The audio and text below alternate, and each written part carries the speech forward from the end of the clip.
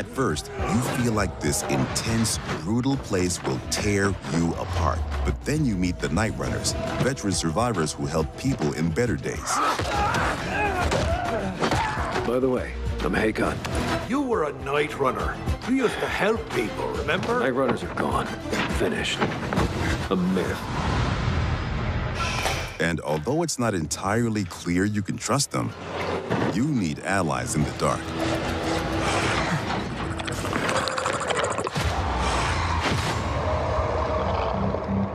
And these are the modern Dark Ages. It's been 15 years since the apocalypse and the world has changed. The old civilization has fallen, but a new one has been built on its ashes.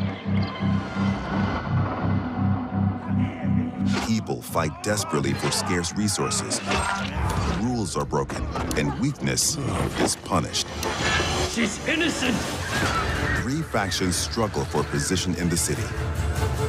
Survivors pride themselves on being able to adapt to any circumstances and cobble together safe zones almost everywhere.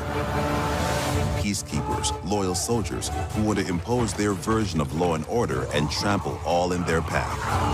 Renegades, ex-prisoners serving their ruthless colonel, seeking to become sole rulers of the city. Where is Wolves? Make him talk. Use these factions to reach your goal. Help or harm them to reshape the city to your liking. Just remember, each faction contains complex characters. Nosy Parker, ain't ya? Got some kind of bad habit of yours? So, will you follow cold calculation or your heart? The Bazaar needs good people. Help us and you'll find a home here. Some in the city offer no chance for an alliance. Bandits, outlaws, and common thugs live only to plunder and kill, plunging the streets into chaos. Yet, nightfall scares all of them equally.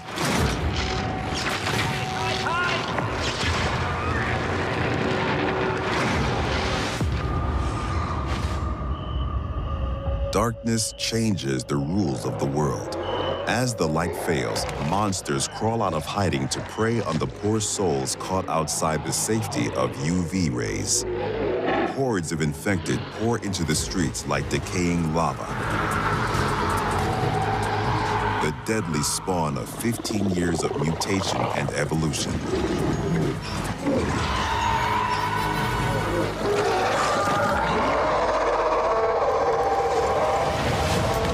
Your only escape? Exploit the city's verticality and flee to the roofs. Though even there, you are never safe from swift and deadly virals.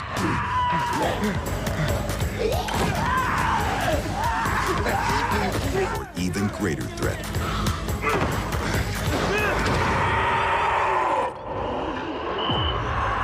Yet night brings opportunity as well.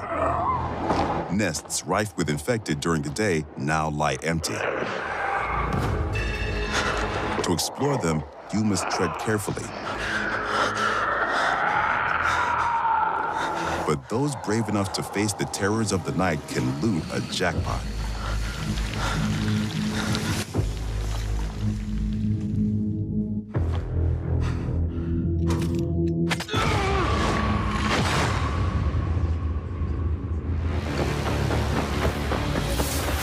Luckily, you have all the tools you need to survive.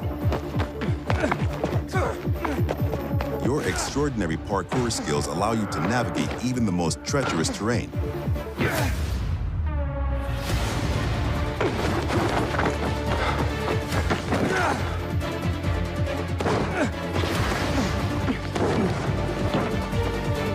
On the roofs, you can count on your parkour acrobatics to save your life.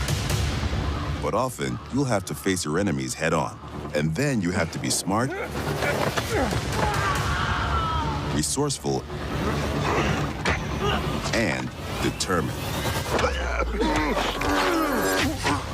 We've worked hard on the essence of our combat, making sure swinging a big, meaty weapon is fun, satisfying, and well executed. But even the most brutal fights can be tactical as well. You have multiple ways to hone your skills toward the gameplay style that suits you best. It's up to you if you focus mostly on mobility and parkour, or aggressive, blunt force combat, or a crafty approach where the tools you've created get the job done. Every ability you learn can be a game changer and possibly a new favorite move. Things move fast and quick in Dying Light 2. Each moment matters. Each move could mean triumph or defeat. Don't close your eyes. Choose your actions and friends carefully. Everything you do in the city can reshape the gameplay environment, change the course of the narrative, and decide the fate of the city's residents. But most importantly, you decide your own fate as well. You're about to turn. Make sure to stay human.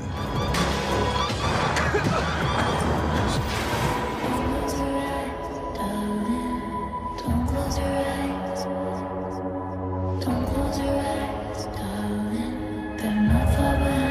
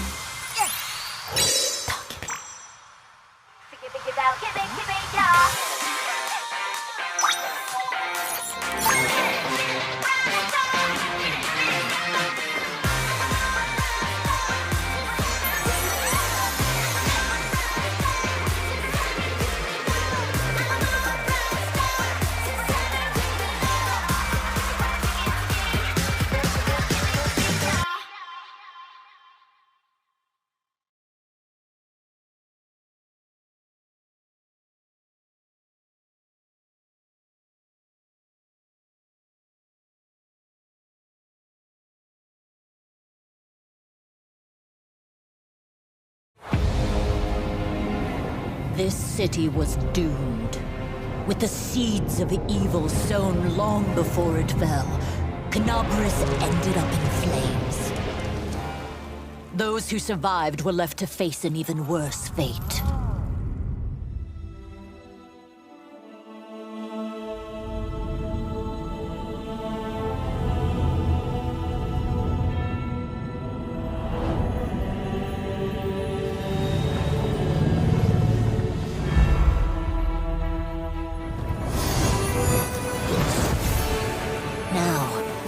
A glimmer of hope. A gift of tremendous power has been given to one of us.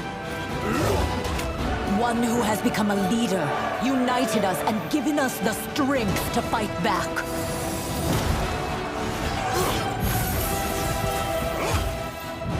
Nothing will keep us from victory now. The question is, what will become of us when we finally win?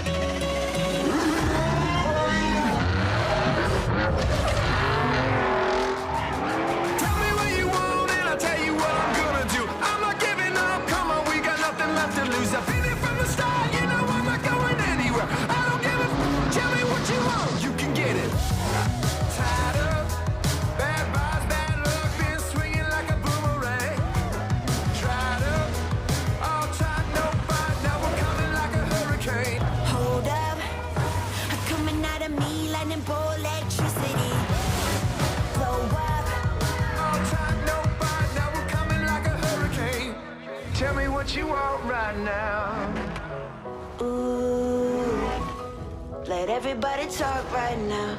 Tell me what you want right now. You could get it. Yeah. Well, you can get it. Yeah. Yeah, you can get it. Tell me what you want and I'll tell you what I'm gonna do. I'm not giving up. Come on, we got nothing left to lose. I've been here from the start. You know I'm not going anywhere. I don't give a. Tell me what you want. You can get it. Yeah. Well, you can get it. Yeah. Yeah, you can get it.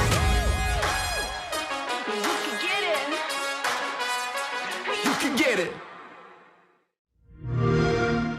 Play it day one with Xbox Game Pass.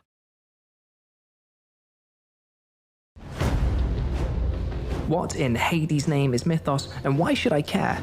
Great question. Let me regale you.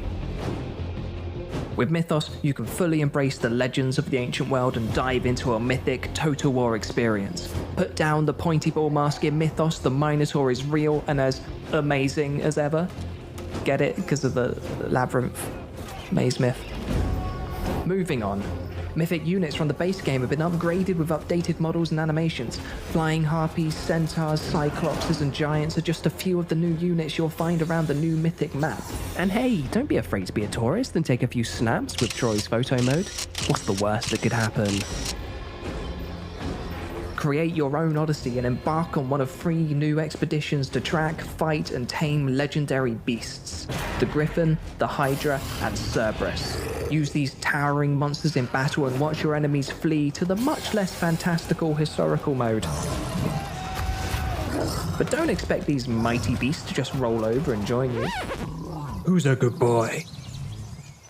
The gods love to watch us mere mortals go about our petty lives. Spy them chilling in the sky. Saying Zeus is my sky papa might sound strange, but in Mythos it's entirely possible. Heroes can call upon the likes of Ares to increase morale and melee attack, Artemis to increase movement speed, and Aphrodite to literally stop men in their tracks. As the gods are a fickle bunch, make sure you stay on top of your offerings. A temple or two won't hurt either. You don't want unexplained events happening to you. So what is Mythos? It's heroes playing fast and loose with the power of the gods, hurling lightning bolts and causing tidal waves. It's actual monsters joining the fight, giving you a wealth of unit variety and playstyles. It's mythic beasts tearing their way through the front lines, instilling terror and turning the tides of battle. It's a spectacle for the eyes, campaign and battle maps revitalized with the mystic wonders of the ancient world. But a word of advice. You may want to stay away from the beach.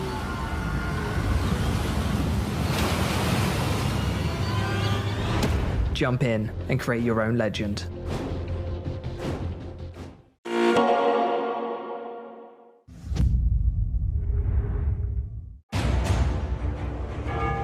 History is all around us.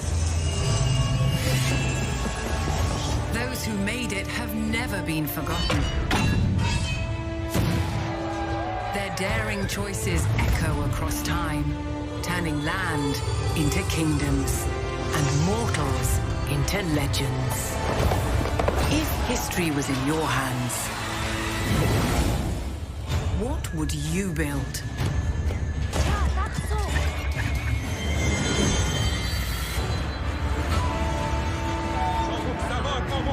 How would you fight? Where would you go? What will you be remembered for?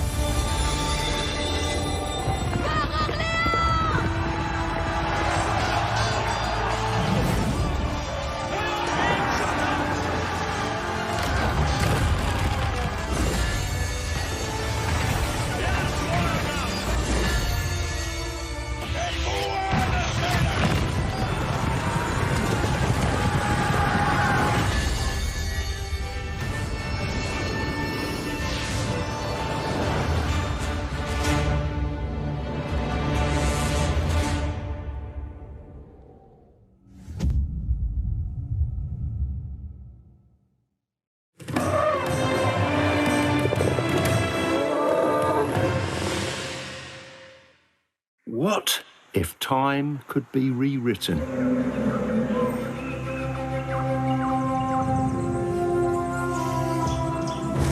What if we could bring back the wondrous creatures extinction left behind?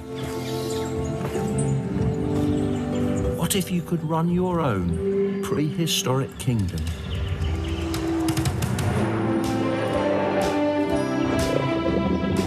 Through the power of genetic technology, biological marvels from a bygone era roam the Earth once more, providing an opportunity to protect, preserve and nurture the ancient past. But it's not just the animals that are looked after.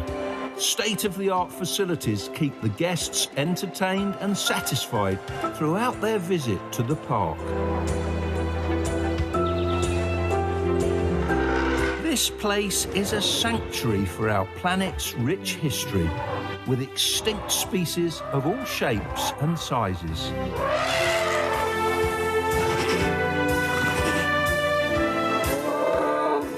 And of course, you can also find some of the cute ones. It reminds me of mine back home.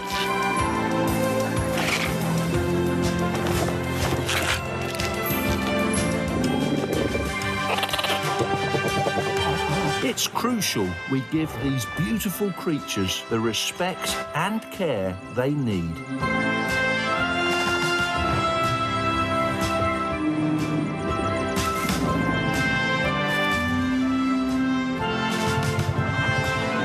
Or else we might be the ones facing extinction.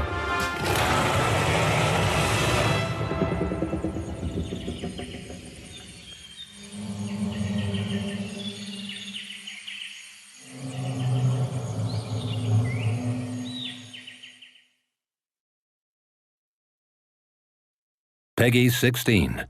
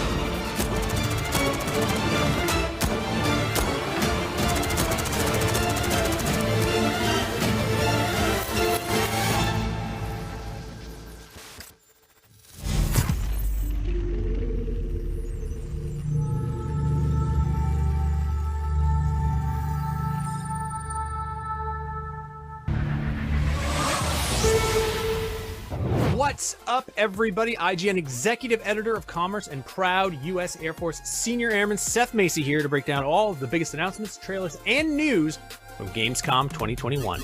Did you miss something? I got you covered. This is IGN's coverage of the coverage, presented by USAA Insurance. USAA makes it easy to do business with personalized solutions for any insurance needs. USAA, providing exceptional service for when the unexpected occurs. But now, let's get to the news. Jeff Keighley's opening night live hit us with a dump truck of video game news. But the news started in the pre-show. We got announcements for King of Fighters, 3v3v3 game 9 to 5, that's a lot of numbers, I know, and of course, the pulse-pounding Bus Simulator 21. We finally got confirmation that yes, the new Saints Row is indeed a reboot, and it looks awesome. The Saints have packed their bags and starting from the bottom as a scrappy up-and-coming gang looking to leave their mark on the world. Yeah, I could go on and on about how the announcement trailer featured a ton of Easter eggs and details, but thankfully, kind folks over at IGN got a chance to sit down with the developers of the game for a comprehensive rewind theater, so don't miss out. Get the away from my friends. We got a look at a Halo Infinite multiplayer cinematic that sets the theme for Season 1 of the game when it launches. And of course, we got an announcement for the game's release date. Yes, finally, December 8th, 2021. So keep those calendars clear, Spartans.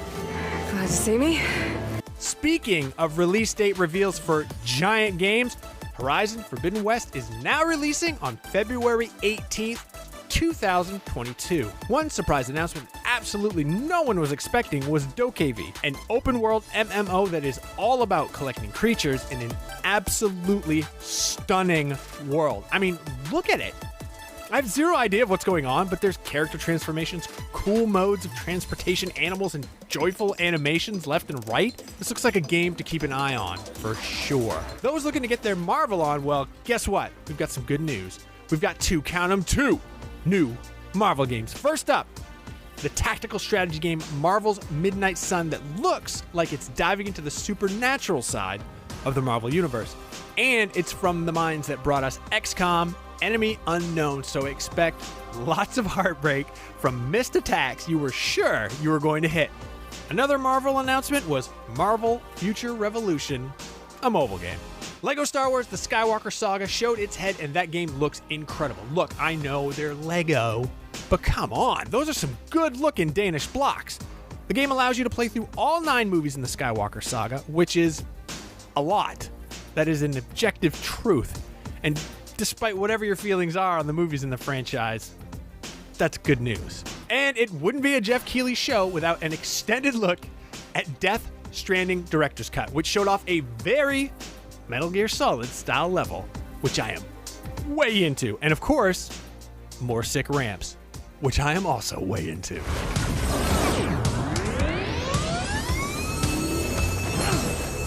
And that does it for today's coverage of the coverage. What did you think of all the announcements? Let us know in the comments below. And remember, get the right coverage with USAA Insurance. Membership, eligibility, and product restrictions apply and are subject to change. Property and casualty insurance provided by United Services Automobile Association and its affiliate property and casualty insurance companies is available only to persons eligible for P&C group membership. Each company has sole financial responsibility for its own products.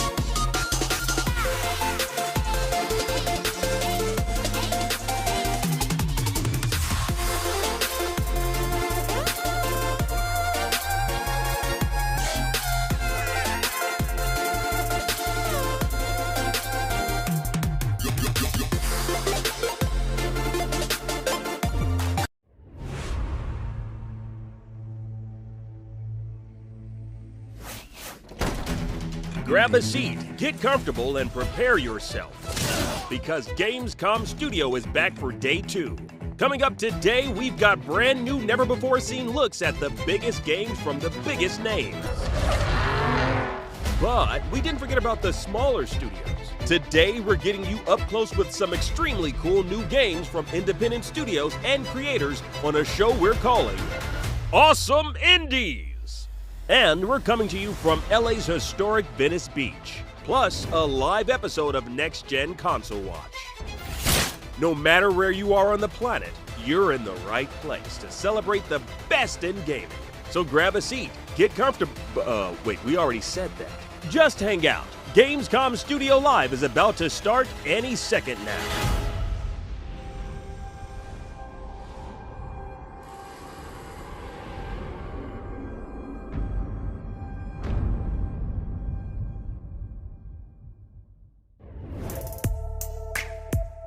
What's up, everybody? Welcome to Gamescom Studio, live on IGN. I'm Damon Hatfield, one of the friendly faces you'll be seeing throughout the day, but I'm not alone. I am also joined by Michael Swaim and Kim Horcher.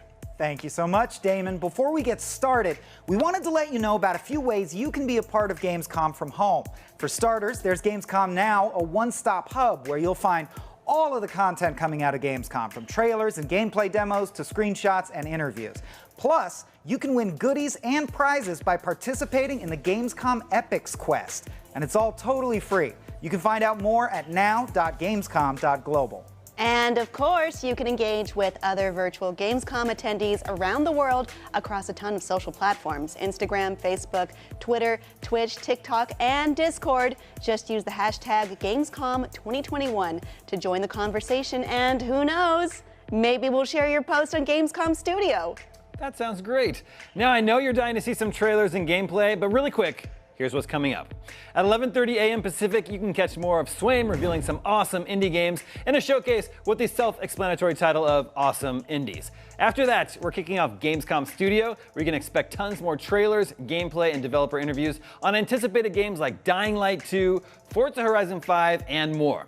And later on, we've got a brand new Next Gen Console Watch, where we'll break down all the biggest news around the PlayStation 5 and Xbox Series X and S.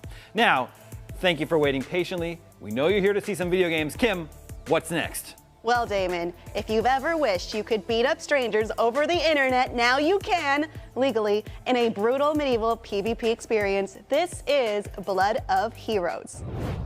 What bringeth thee here, mortal?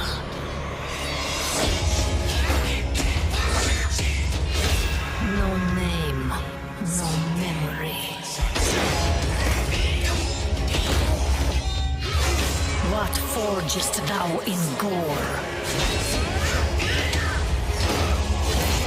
Thou feedest fire with pain, blood, and the death.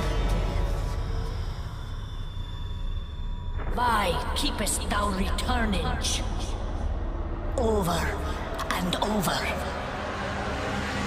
What bringeth thee here?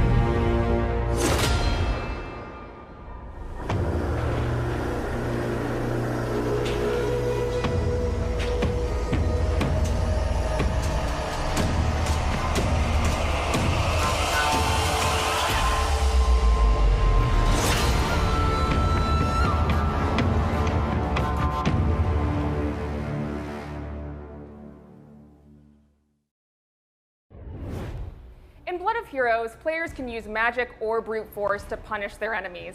Even the slightest mistake in this arena's brawler can end in certain death. I mean, come on, the game's name is Blood of Heroes. That kind of sums it up, right? Well, we actually have quite a few more questions. So joining us today are game director Dmitry Voronov and the game's community lead Ulad Leeson. Welcome, guys. Thanks so much for joining us. Hello, and thank you for having us. Yeah. Happy to be here. Yeah, so for the uninitiated, kind of just give us a quick rundown of what exactly Blood of Heroes is. Blood of Heroes was born from an idea of making a PvP fighting game with melee battles. At the time, there were next to no games of this kind available on the market. What I mean is we had either great but old multiplayer games, for example, Rooney or legendary Blade of Darkness, or game modes at primarily single-player games, for example, Dark Souls.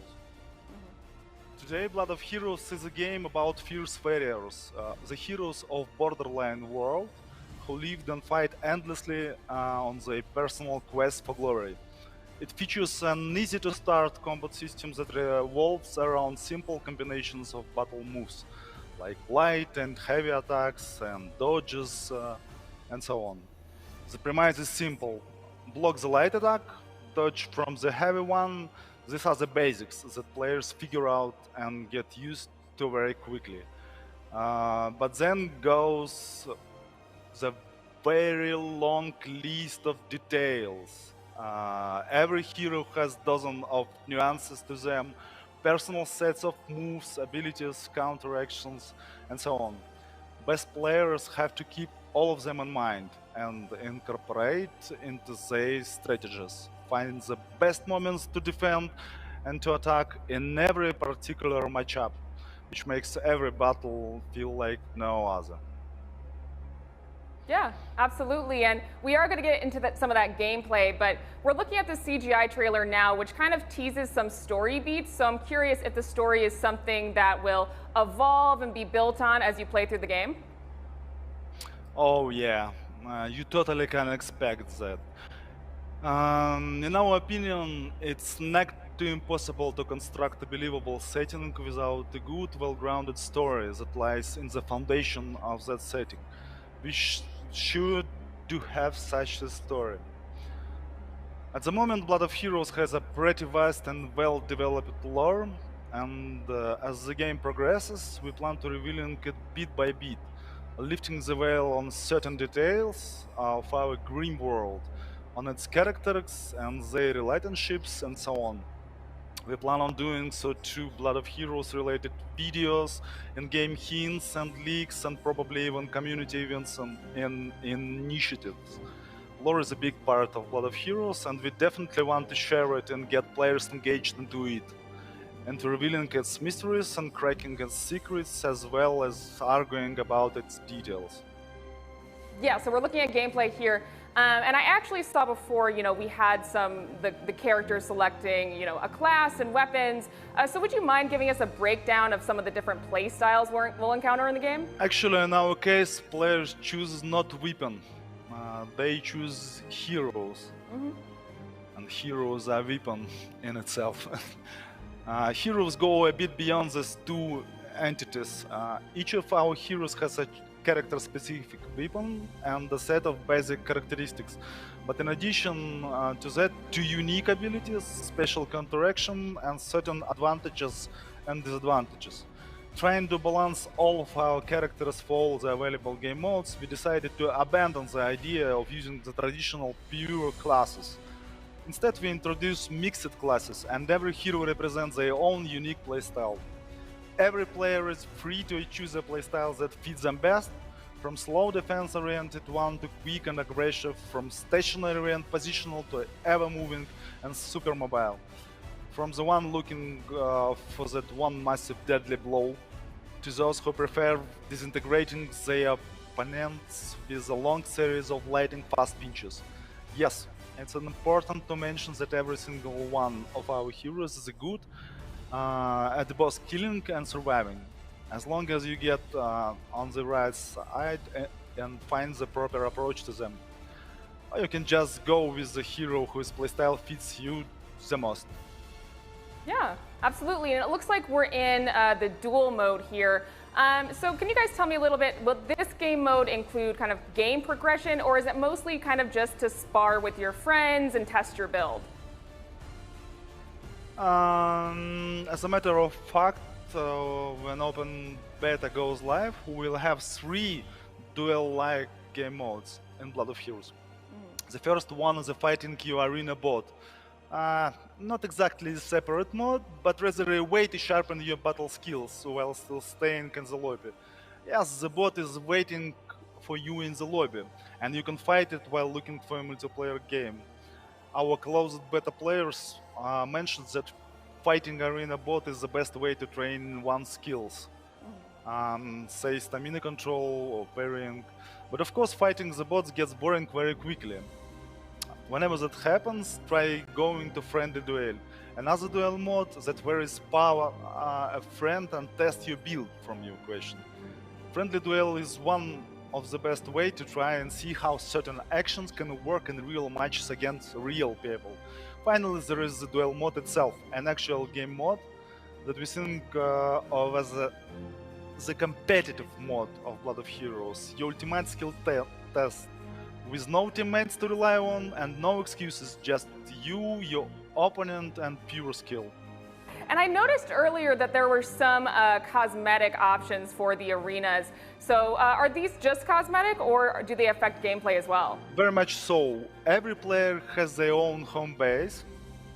We call it personal arena that they can decorate in accordance with their test and show off to their opponents and duels. That's one of our favorite Blood of Heroes features. So some of this decoration are purely cosmetic, but even they can greatly affect the overall feel of the game. Take weather, for instance. Our closed beta players mentioned that fighting under the soft light of crimson sunset is very different from fighting under the grim lighting of nighttime gloom. However, some decorations are meant to directly affect the gameplay.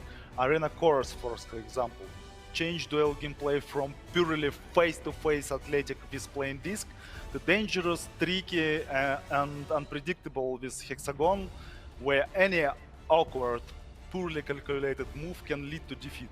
Yeah, I wanted to ask about that. So what kind of strategies do you see players employing when it comes to fighting in these like kind of tighter corridors as opposed to more open spaces in the arena?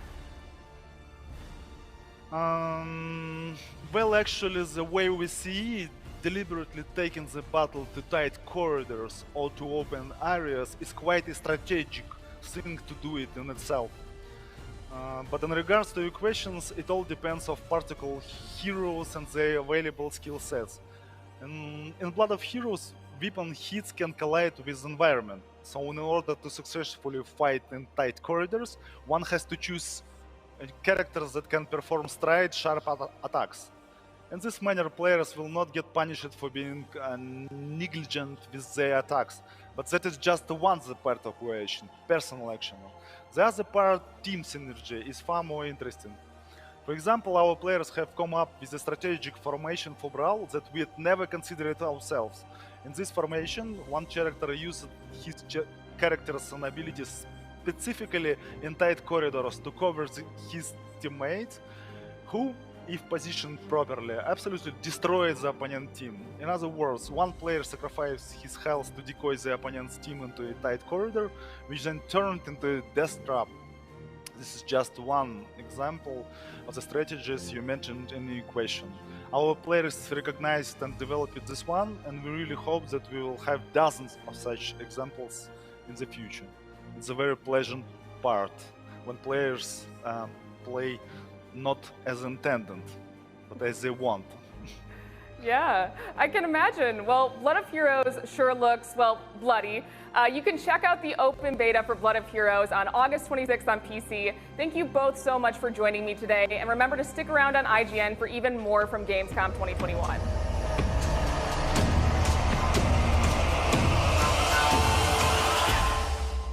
That was Blood of Heroes. And if you're still undecided about it, after all that, why not play it for yourself? There's an open beta happening on PC right now. Find out more at bloodofheroes.online. And if you'd like a moment to do that, you're in luck, because Gamescom Studio needs to take a short break. Stick around.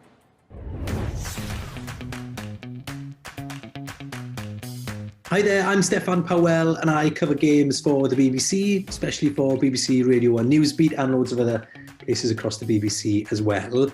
And my favourite Gamescom moment has to be when I got a chance to sit down and interview the heavyweight world boxing champion, Anthony Joshua. There's nowhere else in the world really that you're going to get the most decorated boxing champion sitting down with you for half an hour to talk about his love of video games.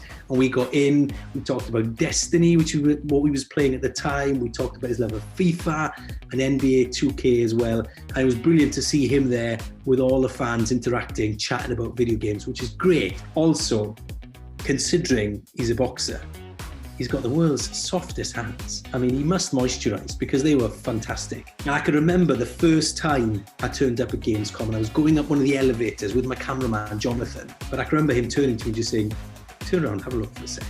And I turned behind me. And only then did I just realize the magnitude of how significant Gamescom was, how busy it was, how many people were there. Because underneath us, as we got to the top of the escalator, and if you've been to Gamescom, you know exactly what I'm talking about. There was just this ocean of gamers, everybody excited to be getting their hands on new games, meeting their mates, seeing new stuff, and that for me was pretty special as well. Gamescom's definitely got a place in my heart and I can't wait to go back one day. The Asus ROG Zephyrus laptop won the Taiwan Excellence Award thanks to its innovative display, cutting-edge cooling system, and powerful gaming panels, perfect for pro-level esports or content creation. Let's take a closer look. Taiwan, your partner in excellence.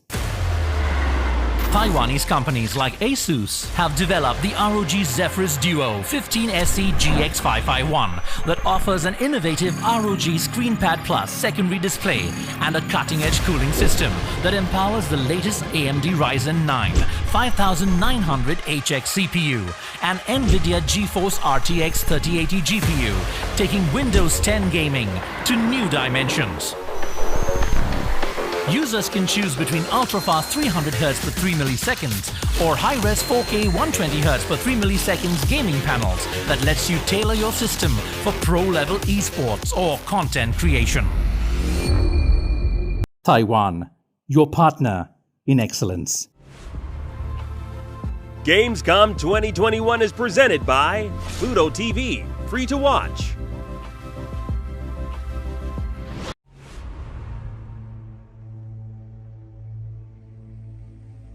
Everybody loves watching a speedrun of their favorite game, but what if you got a chance to peek into the mind of the developers behind those games as they watch their hard work get completely destroyed right in front of them? What is happening right now? That's exactly what happens on every episode of Devs React to Speedruns. We invite you to ride along with the developers as they watch, react, and enjoy some of the craziest gameplay by the most skilled speedrunners on the planet. Tune in every Saturday for a brand new episode.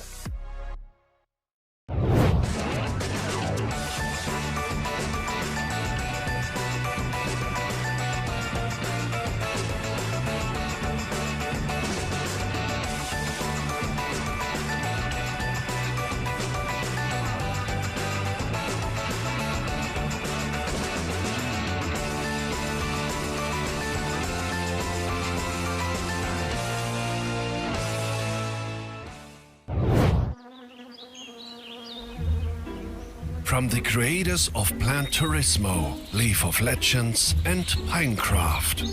Released in 2020, Expansion Pack 2021, launch soon. Gamescom Forest. Not a game, but a game-changing project. Thousands of trees were donated by the best community in the world because we need oxygen even more than a good Wi-Fi signal. Save a bee, plant a tree. Let's grow. The Gamescom Forest. From breaking news and exclusives, never-before-seen looks at movies and games, to reviews, Let's Plays and live streams, IGN brings you all the coverage you need, no matter where you are. Whether you're on IGN.com, the IGN app, YouTube, Facebook, or Snapchat, we've always got you covered.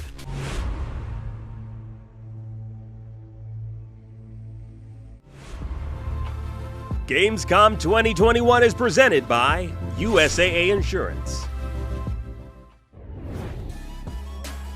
And we're back. Now, as much as I love to imagine that all of you have tuned in for our naturally charming on-camera banter, we know what's up. You're here to see cool new video games. But on the off chance you are here to see us, you can always say something nice on social media using the hashtag Gamescom 2021, or more likely, you can say something about one of these awesome action games. Let's check out some trailers.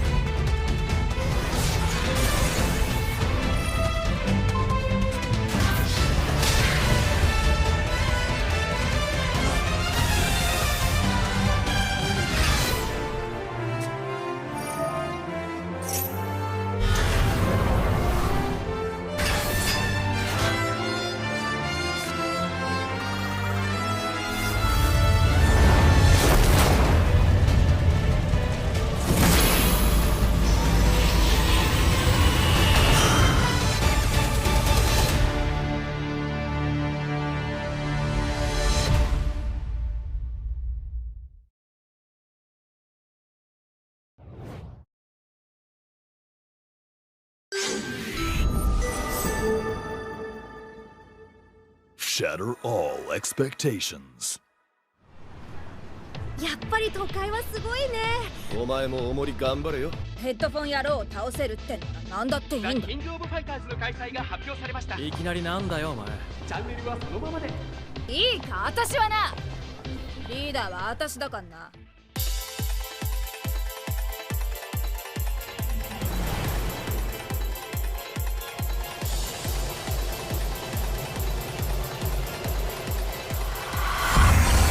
KOF 15!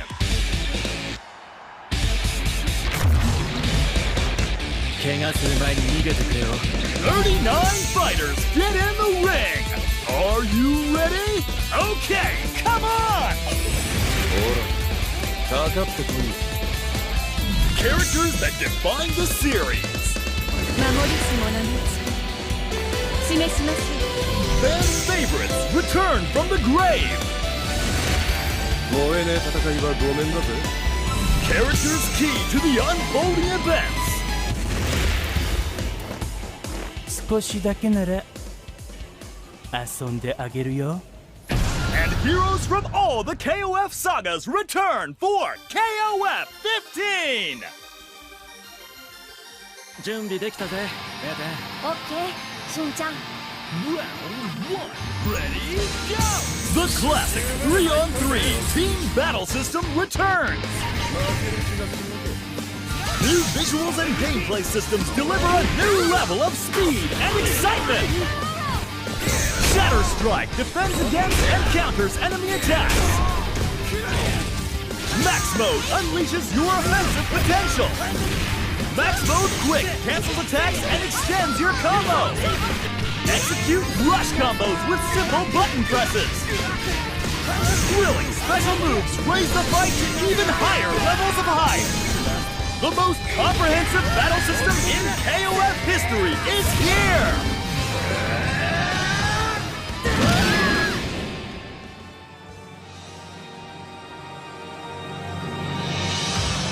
Unravel the mysteries of the ongoing KOF saga in story mode.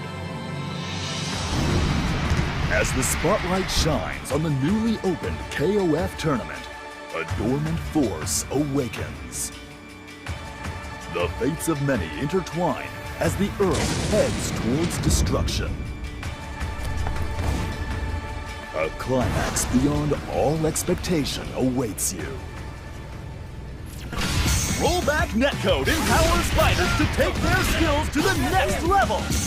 Choose how you want to play with a variety of battle modes. In Draft Versus mode, the battle starts from character selection. Practice your moves in training mode, available online as well. Or put your combo skills to the test in trial mode. The Gallery mode features character artwork and sound clips, as well as a special animated short by world-renowned director Masami Obari.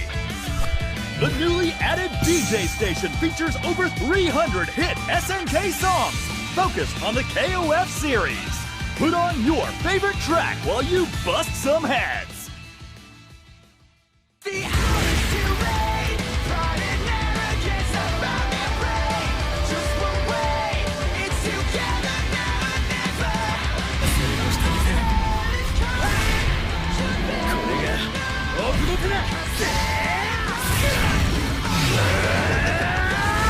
The King of Fighters 15!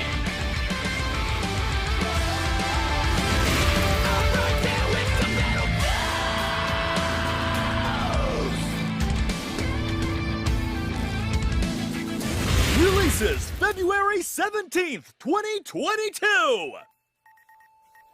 The Deluxe Edition comes with a DLC pass that contains 6 future DLC characters. Early purchases include the DLC costume, Karo, Mark of the Wolves Terry. Additionally, digital-only purchases include the DLC costume, Classic Leona.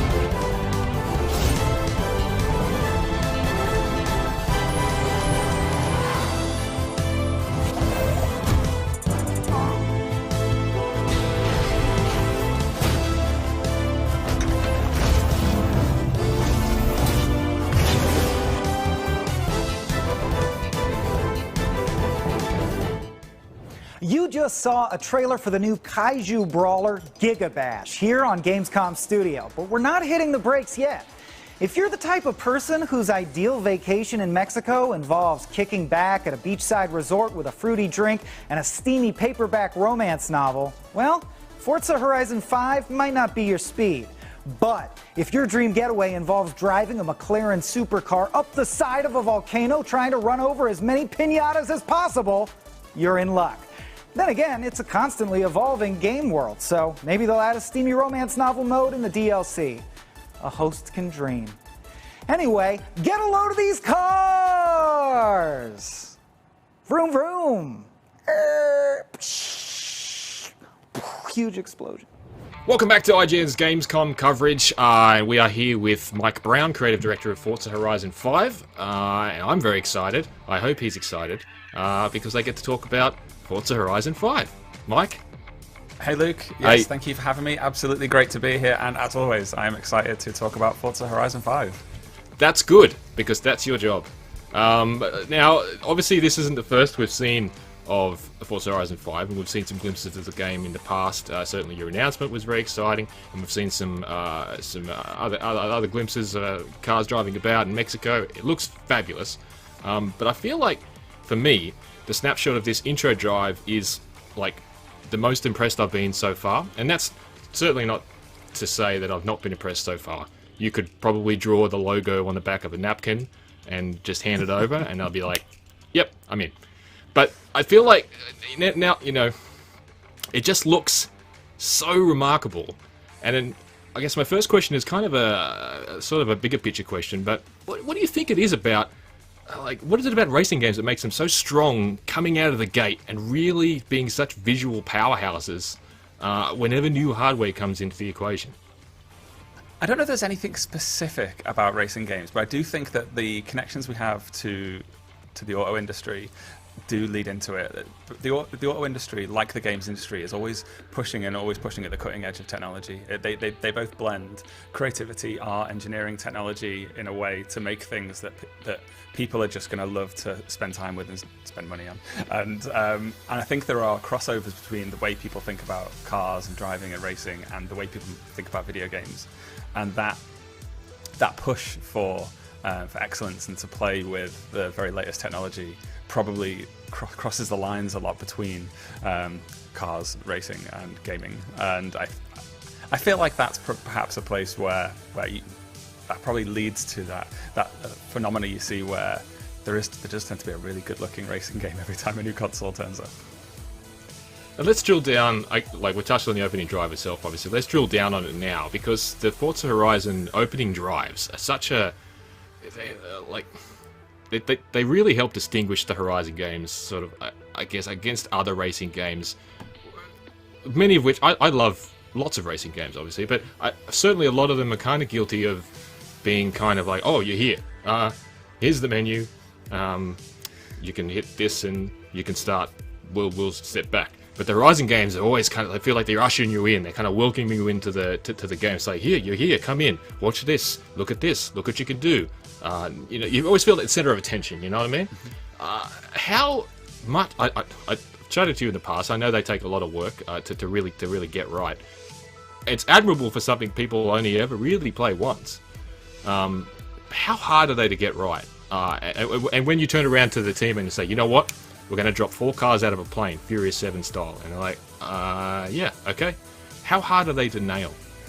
It is a really phenomenal challenge, and dropping cars out of planes, straight away people will say, oh, but, our world looks really good, but it looks really good from the camera just behind the car. It's not really meant to be viewed from a plane's perspective. And it's just like, well, I think it'd be really exciting though. So, so let's see how we can achieve that. And the process of it is, as you touched on, we always have a really powerful opening to the game, and we break ourselves into a little bit of a jail there, because each new game we have to say, well, probably the best bit of gameplay we ever made was the Forza Horizon 4 opening drive, and now we need to make something that makes it, or rather beats it in every single way. And that is a bar that we have to keep pushing higher with every single new game, and so it does force us to both creatively and from a tech perspective think big and try and think of the things we can do to just really wow people. The reason we go so big on the initial drive, I think, is it just sets up the stall. It's all the things that you do and see in the initial drive are things that you can do and see later in the game as well. Perhaps not in such an orchestrated way, but all of those things exist in the game and are experiences that you can and will have if you keep playing.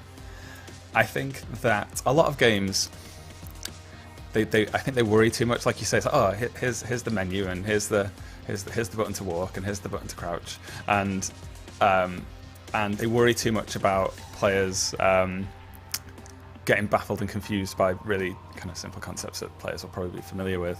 Where I think if you just start the car already rolling, players will know that they've got to press left to turn left, press right to turn right, and we obviously build those roads such that it's fairly easy to get around, and we make sure we pick cars that are reasonably easy to handle, and maybe even do some little handling tweaks for those drives in particular if there are any rough edges that we need to smooth out. But I do feel that there's a respect for players in that we just go, right, let's just start with the really exciting stuff. Let's not start with a dry or slow tutorial, but rather let's start at literally 100 miles an hour. For instance, I'm a huge fan of Horizon 3, and it'll always be a sentimental favourite. But I guess the difference between, say, the opening drive there and the opening drive here is that whereas that one kind of blended the cars from one to another, they were kind of overtaking one another and jumping over one another. It was all kind of in that kind of one spot. You're dropping cars all over the map in a plane, obviously, and it kind of speaks to the size of the map that you want to give people these slices of the map and how varied it is, but you don't want an opening drive that takes 12 minutes. It's like, oh, we're going to have to drop them here, we can't have them drive all the way over here because it's going to take too long. We've got to drop them there in a plane. It says something about the size of the map to me. Is that kind of that feels deliberate? We wanted to have an initial drive that they didn't have to sit down and say those words, but showed you those words. So we start you on the volcano, we give you an incredible vista that makes the world look huge. You're actually only looking over a part of the world there because the volcano is kind of central in the map. So it's as you drive around it, there's a kind of a 360 view. But nevertheless, you get a sense of the huge scale of the world.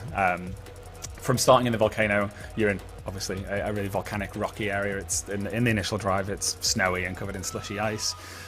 You then, within a couple of minutes, have descended down the volcano and are now in the living desert. We're surrounded by cactuses and sand dunes. I think just in that one example right at the start of the video, we've communicated the kind of scale and diversity. But then the fact that we kind of snap you around the world 3 further times after that and show you a ton of new stuff helps to communicate like those kind of big messages for the game, that it's huge, it's diverse, there's loads to see, there's loads to explore. There's a ton of different cars, there's a ton of different driving experiences. By just cramming all that in, condensed together as much as we can at the start of the game, it really just lets people know what Horizon is about and what kind of differentiates us from other driving games. Nice. Listen, let's talk about you've previously revealed the presence of the Mercedes AMG Project One. It appeared in the announcement, and now we've discovered it's on the cover of the game, which is exciting. And it's always kind of a fun thing. What's going to be on the cover of the game, and it's always one of these tip of the spear kind of deals. Like it's the Centenario, that's like it's the 100th birthday of Ferruccio Lamborghini, or it's the Senna, which the McLaren Senna. Like what a car!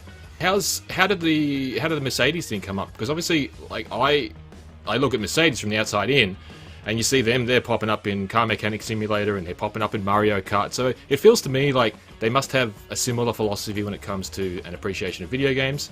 But yeah, it talked to me a little bit about how the Project One thing came up and how that's appeared in the game. So just for clarity, the Project One we showed at E3 is technically the concept car, whereas it's the AMG One that is on the cover. There are they're very, very similar. AMG probably won't thank me for saying they're similar cars. They're completely different cars. One was a concept car, and one is the real final car. But to answer your question.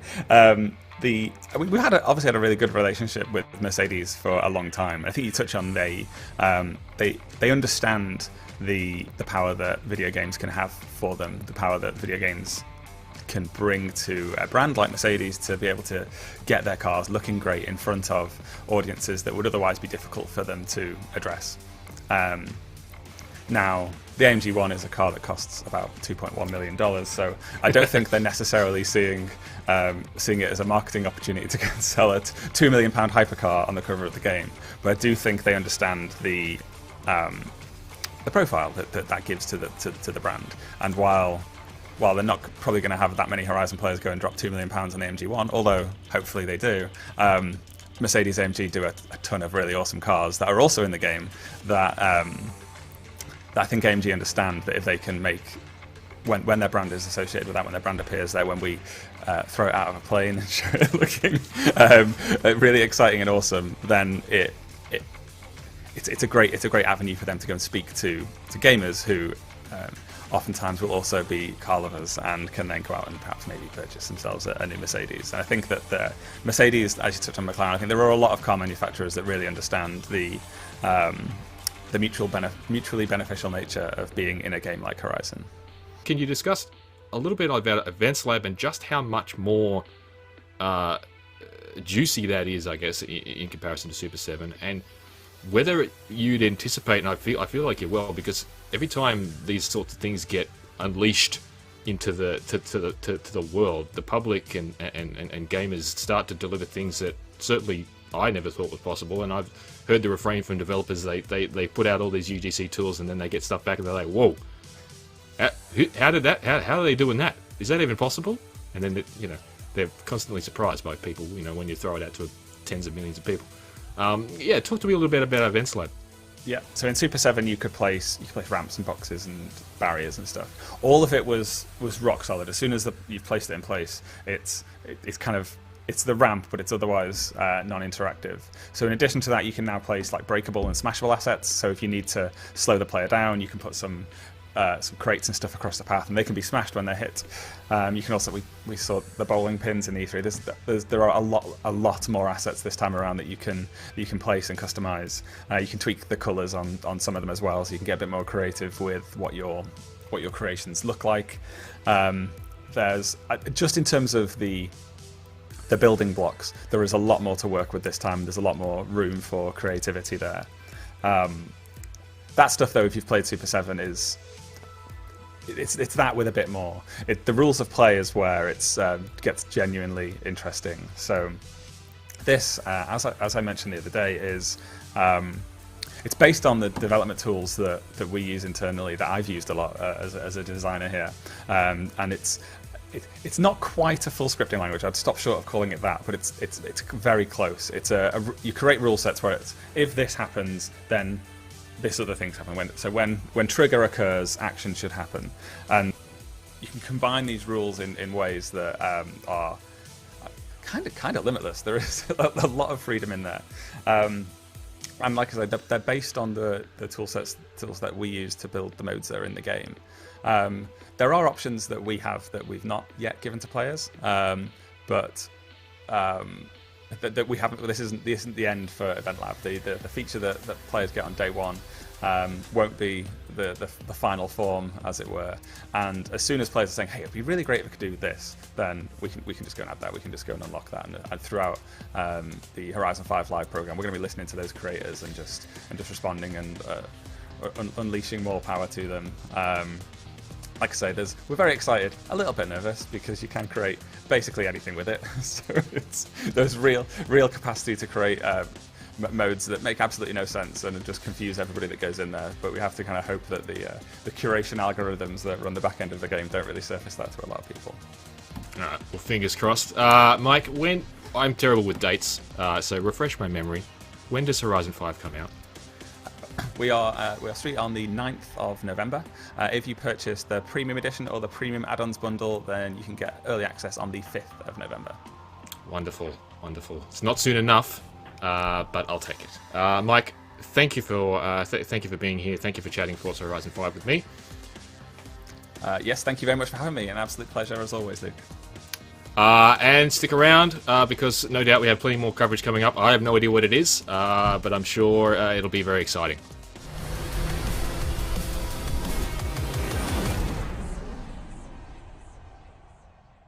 That was Forza Horizon 5 right here on Gamescom Studio. Man, those cars sure are pretty, and they move quick. Speaking of which, we need you to sit pretty for another quick break. We'll be back faster than you can say Lamborghini, Maserati, Bugatti. Stick around. Gamescom 2021 is presented by Pluto TV, free to watch.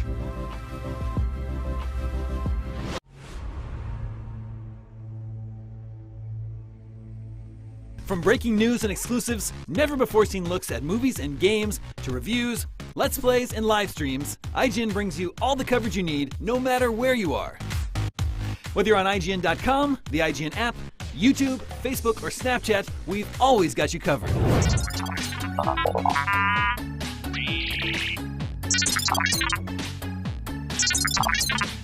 In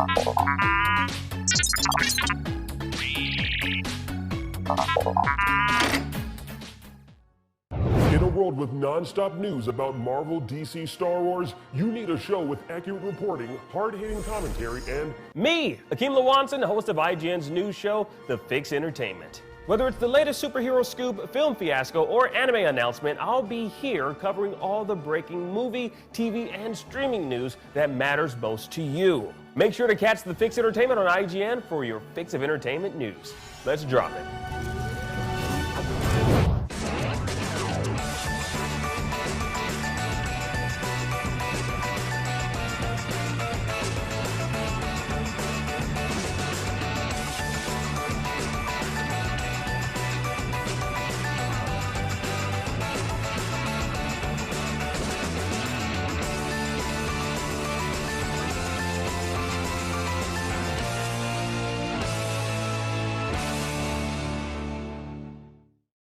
What's up everyone, Sydney here to bring you a little update about the future of IGN on YouTube. We've been listening to your feedback and it seems like some of you are more into games while others are more interested in movies and TV. So we got to thinking about it and decided, why not both? Our main channel will still bring you all the biggest news, reviews, previews, and trailers to keep you up to speed on the most important highlights. But if you only want games content 24/7, head over to IGN Games.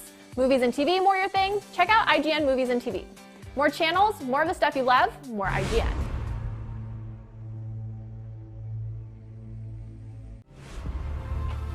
Gamescom 2021 is presented by USAA Insurance. It's been another big year for gaming, and Gamescom is proud to present the Gamescom Awards for 2021. Here are the nominees for Best Indie Game. Dofromantic from Tucana Interactive. Inua from Art France. Lost in Random from Electronic Arts. And the winner for Best Indie Game is Lost in Random from Electronic Arts. This exceedingly unique indie takes place in the Kingdom of Random, where the roll of a cursed black dice decides the fate of children when they reach age 12. As Even, you'll embark on an epic quest to rescue your beloved sister Odd. Gameplay takes place in a game board-shaped arena, challenging players to escape from random by repeatedly rolling their new friend Dicey in the hopes of reaching the final square on the board. It's incredibly inventive, and it's this year's winner. To accept the award, here's more from the team behind Lost in Random.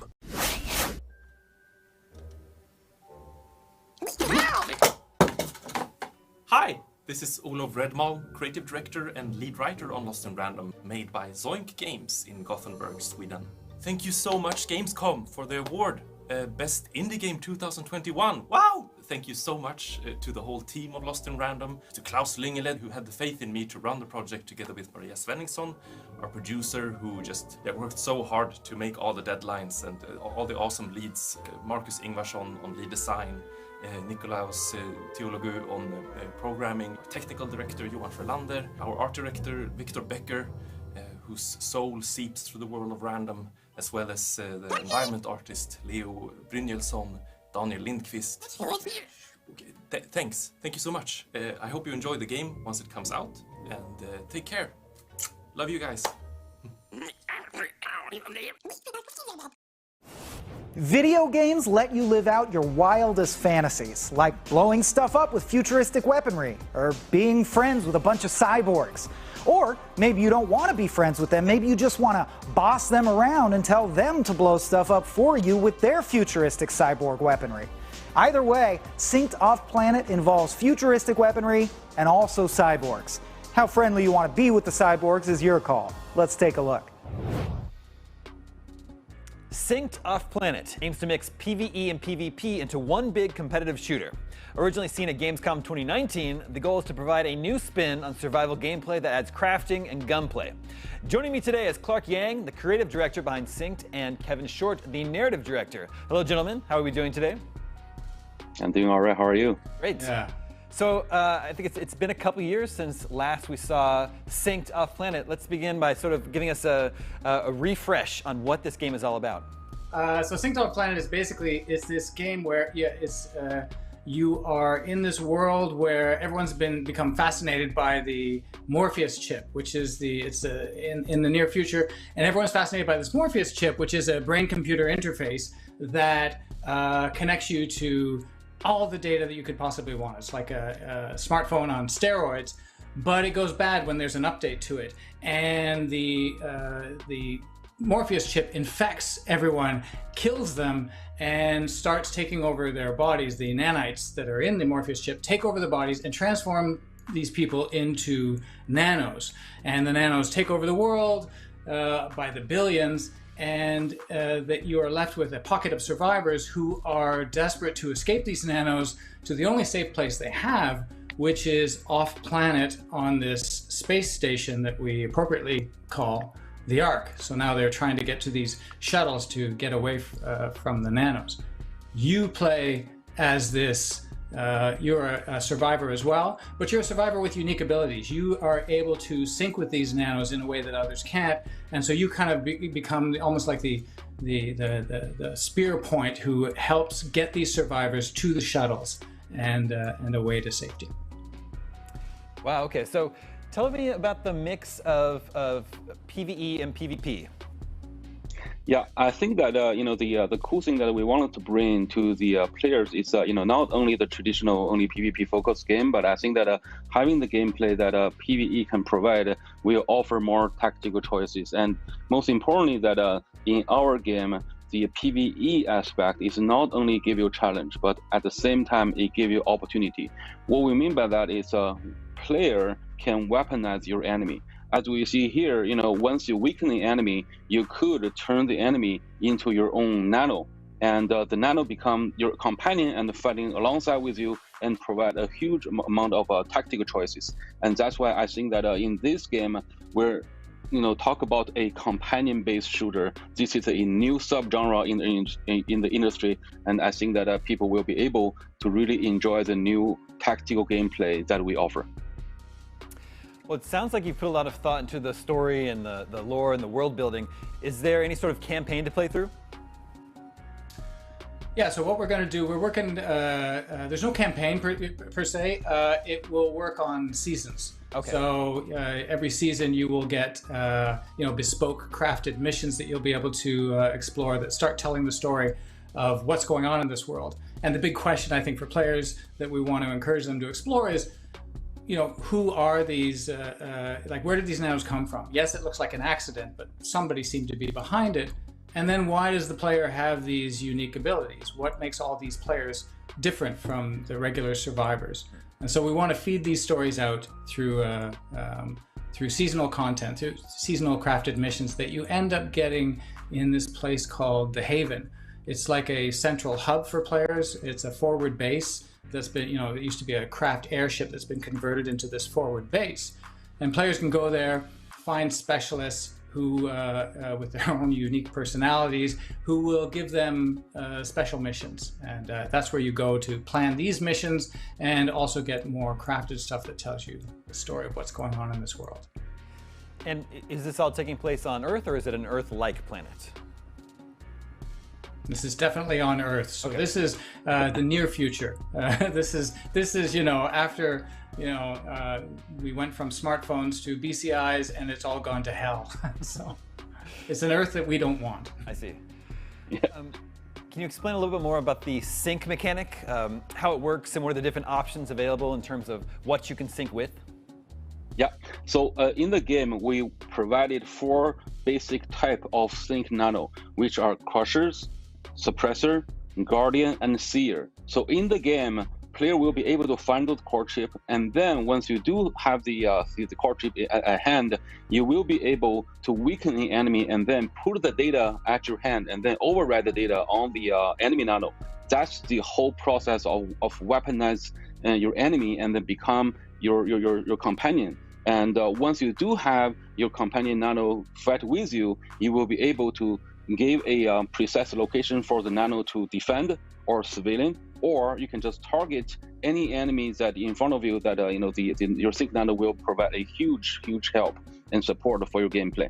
So imagine that every time you play this game, you have to think about which type of nano really fit your style, and as well as your teammates' nano, right? And for example, if you have a guardian that can provide a shield in front of you, then the suppressor could be a really good add-on from your teammate point of view. Then the suppressor will be able to pin people down, and then you can have the final shot. So again, Synced was originally seen at Gamescom 2019. What was the biggest point of feedback from that Gamescom 2019 reveal, and what changes have you been working on since then? Yeah, it's a very good question. I think that 2 years ago when we revealed this title, everyone is very excited about this idea of synced, especially that you control the enemy and then fight alongside with you. This is the highlight for the show.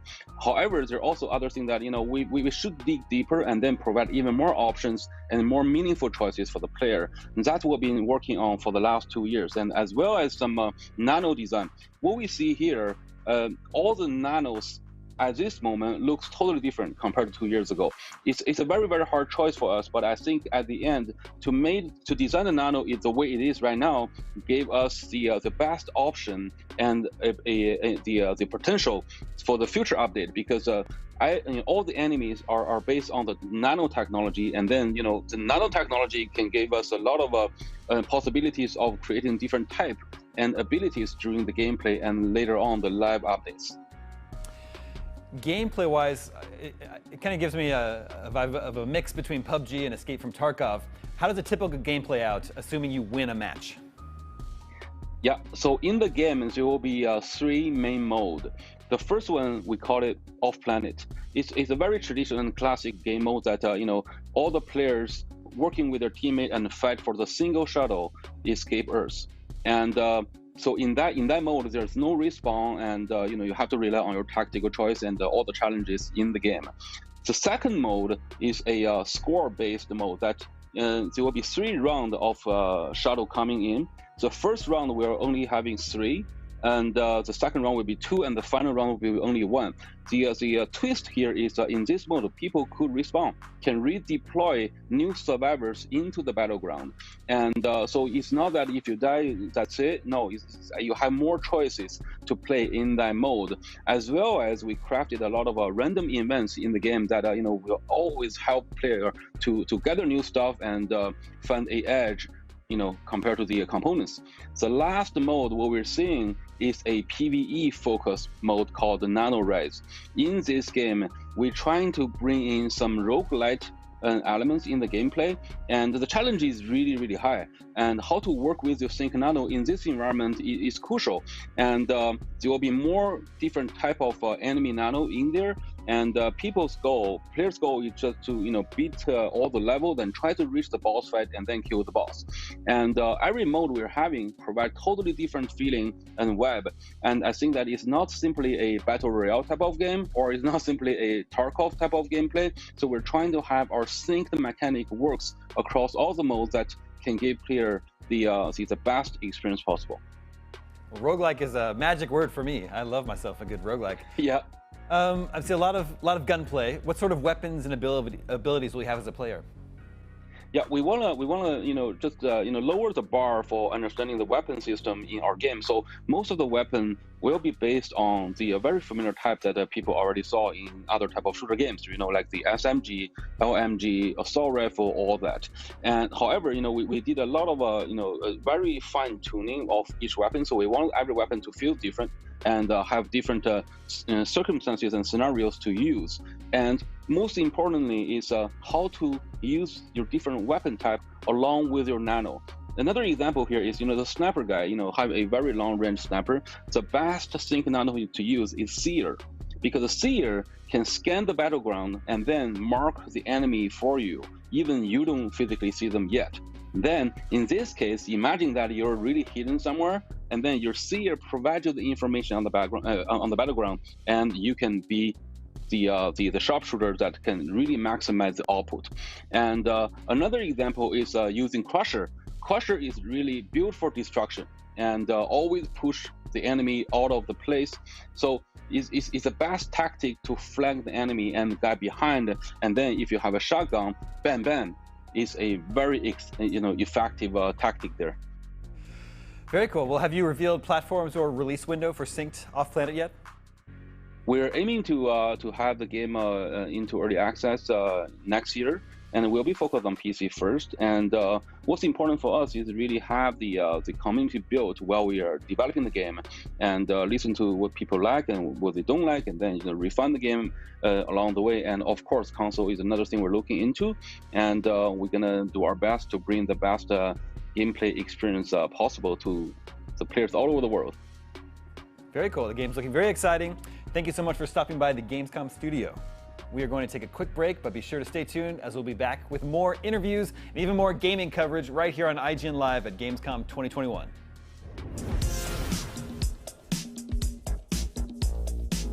My name's Rory Powers, and I work at RKG, but I used to work at IGN as a video producer. Now, my favorite Gamescom memory has to be from 2015.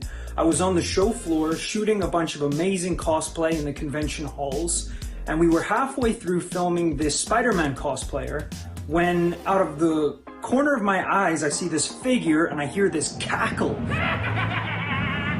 So I pan the camera over and there is someone cosplaying as the Green Goblin.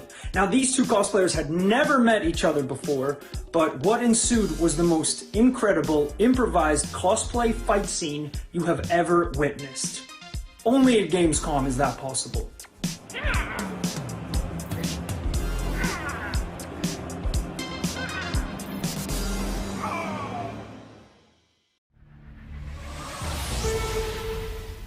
Founded in 2018, Game Bonfire is the leading Chinese gaming outlet dedicated to bringing up-to-the-minute news to Chinese gamers all around the world. Let's find out how.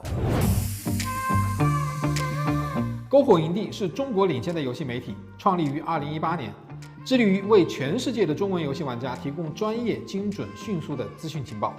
篝火营地立足于中国，与多家国际一流游戏媒体同行达成正式内容合作关系。 源源不断地将最新鲜的游戏资讯第一时间带给全球中文游戏玩家。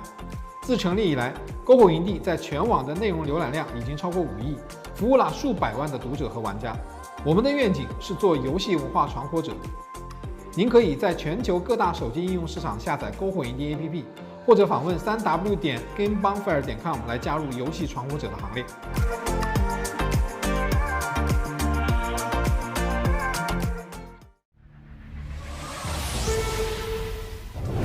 The first trailer for Marvel's Midnight Suns, the new tactical RPG from Firaxis, the studio who brought us XCOM Enemy Unknown, just dropped, and based off of the game's title and the trailer, Marvel's Midnight Suns is set in the darker side of the Marvel Universe, looking to put you face-to-face against demonic forces of the underworld as you team up and live among the Midnight Suns, Earth's last line of defense. Presented by Marvel's Midnight Suns. Joining me today is creative director at Firaxis, Jake Solomon, who will hopefully get me up to speed on when and where in the vast Marvel universe this takes place, what's at stake, and most importantly, who is involved. Jake, set the stage for us. What is happening in this game? Does Midnight Suns exist in the same universe as any other part of Marvel? Just give me the whole spiel. What's going on? The Marvel universe is amazing, obviously. It's been a dream to work there, but the challenge is, as you can imagine, and as you kind of alluded to, finding your own corner of that universe. And so for us, we drifted to the darker side of Marvel, the supernatural side of Marvel. So the stakes in this game are all about the supernatural, and this features one of my favorite comic book runs, which comes from the very early 90s, The Rise of the Midnight Suns, which is set in that sort of very dark supernatural part of the Marvel universe. So that's kind of exciting for us, is that we're going to be telling a story that people haven't heard for a very long time, with characters that are probably new to a lot of players. So you've got the better part of a century worth of Marvel lore to pull from. What titles and runs did you look to most for inspiration? Obviously, we feature both like really, really popular characters that a lot of players are going to know. So, you've got your characters like Iron Man and Captain America and Captain Marvel and Wolverine. But we also really wanted to feature characters that, for us, we wanted to introduce players to them. And so You know, one of the very first comic book events that I ever read was called Inferno. This was the late 80s. Again, another like classic supernatural story in the Marvel Universe. And that featured this character named Magic. And she's this awesome, powerful new mutant who grew up in this hell dimension called Limbo. And so that features very heavily. Also, I think that The Runaways is one of the best books in Marvel history. So we have Nico from The Runaways as well. And so that's, again, another character that some players may not know. And that's what we're excited about. As well as Robbie Reyes, Ghost Rider. And I can't believe I'm saying this. Do people not know who Blade is? Is that possible? I mean, am I that old? But I don't know. Is Blade like a deep cut at this point? Everybody knows Blade. He's the, he's the guy who said the thing about ice skating uphill. He's right. A classic.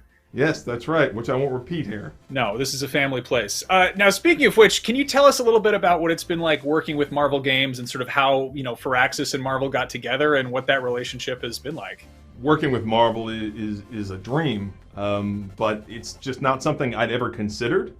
And what happened was that Marvel actually reached out to us because a number of their games team were fans of XCOM. The very first call I had with the Marvel Games team, one of their executive vice presidents of Marvel was on the call, and he had very specific feedback for me about the finale of the XCOM mission, and then a bunch of other people chimed in, and they had all this their different experiences they wanted to share, and so that was really exciting for me because that meant they knew what kind of games that we make.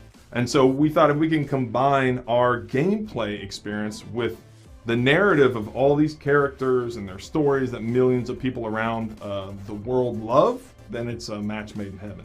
Midnight Suns has the first customizable original character in the form of Hunter. Can you tell us a little bit about who we are playing as and how they fit into the Marvel Universe? It was key for us to tell a new story. We wanted to go to a place that we think a lot of players haven't seen before in the Marvel Universe. And a big part of that for us was not telling a story about any particular character. You're not Iron Man in this game, you're not Blade, you can control those characters. But instead, we wanted you to put yourself into the game, and we did that by creating the Hunter, which is an all-new superhero that we designed with Marvel, which is completely customizable in terms of how they look, in terms of how they play, which lets the player feel like they're in the story and lets them feel like they're experiencing this kind of firsthand.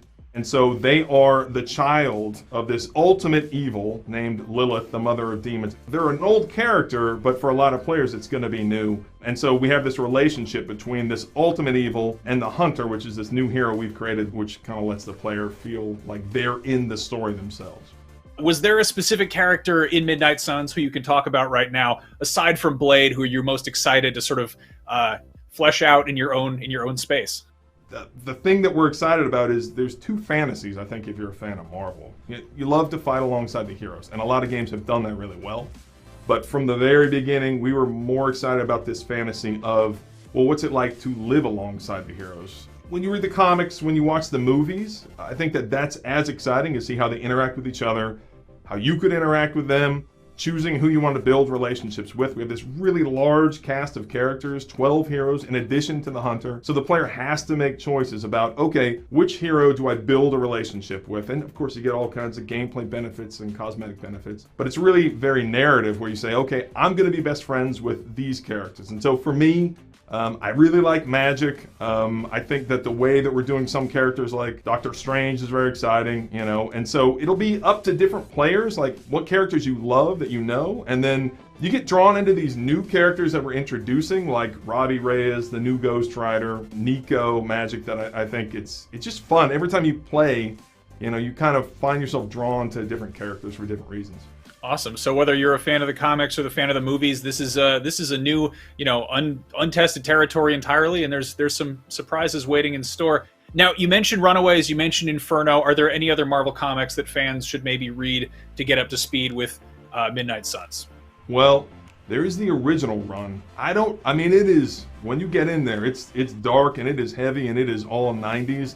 The original run, 1991, which Max, you were a child for. I'm not even sure you were born then. There was lots of flowing hair, there were lots of motorcycles. So I would recommend, if you really want to learn about this, then read that original Spirits of Vengeance run in Ghost Rider and the Rise of the Midnight Suns. I've even got it here.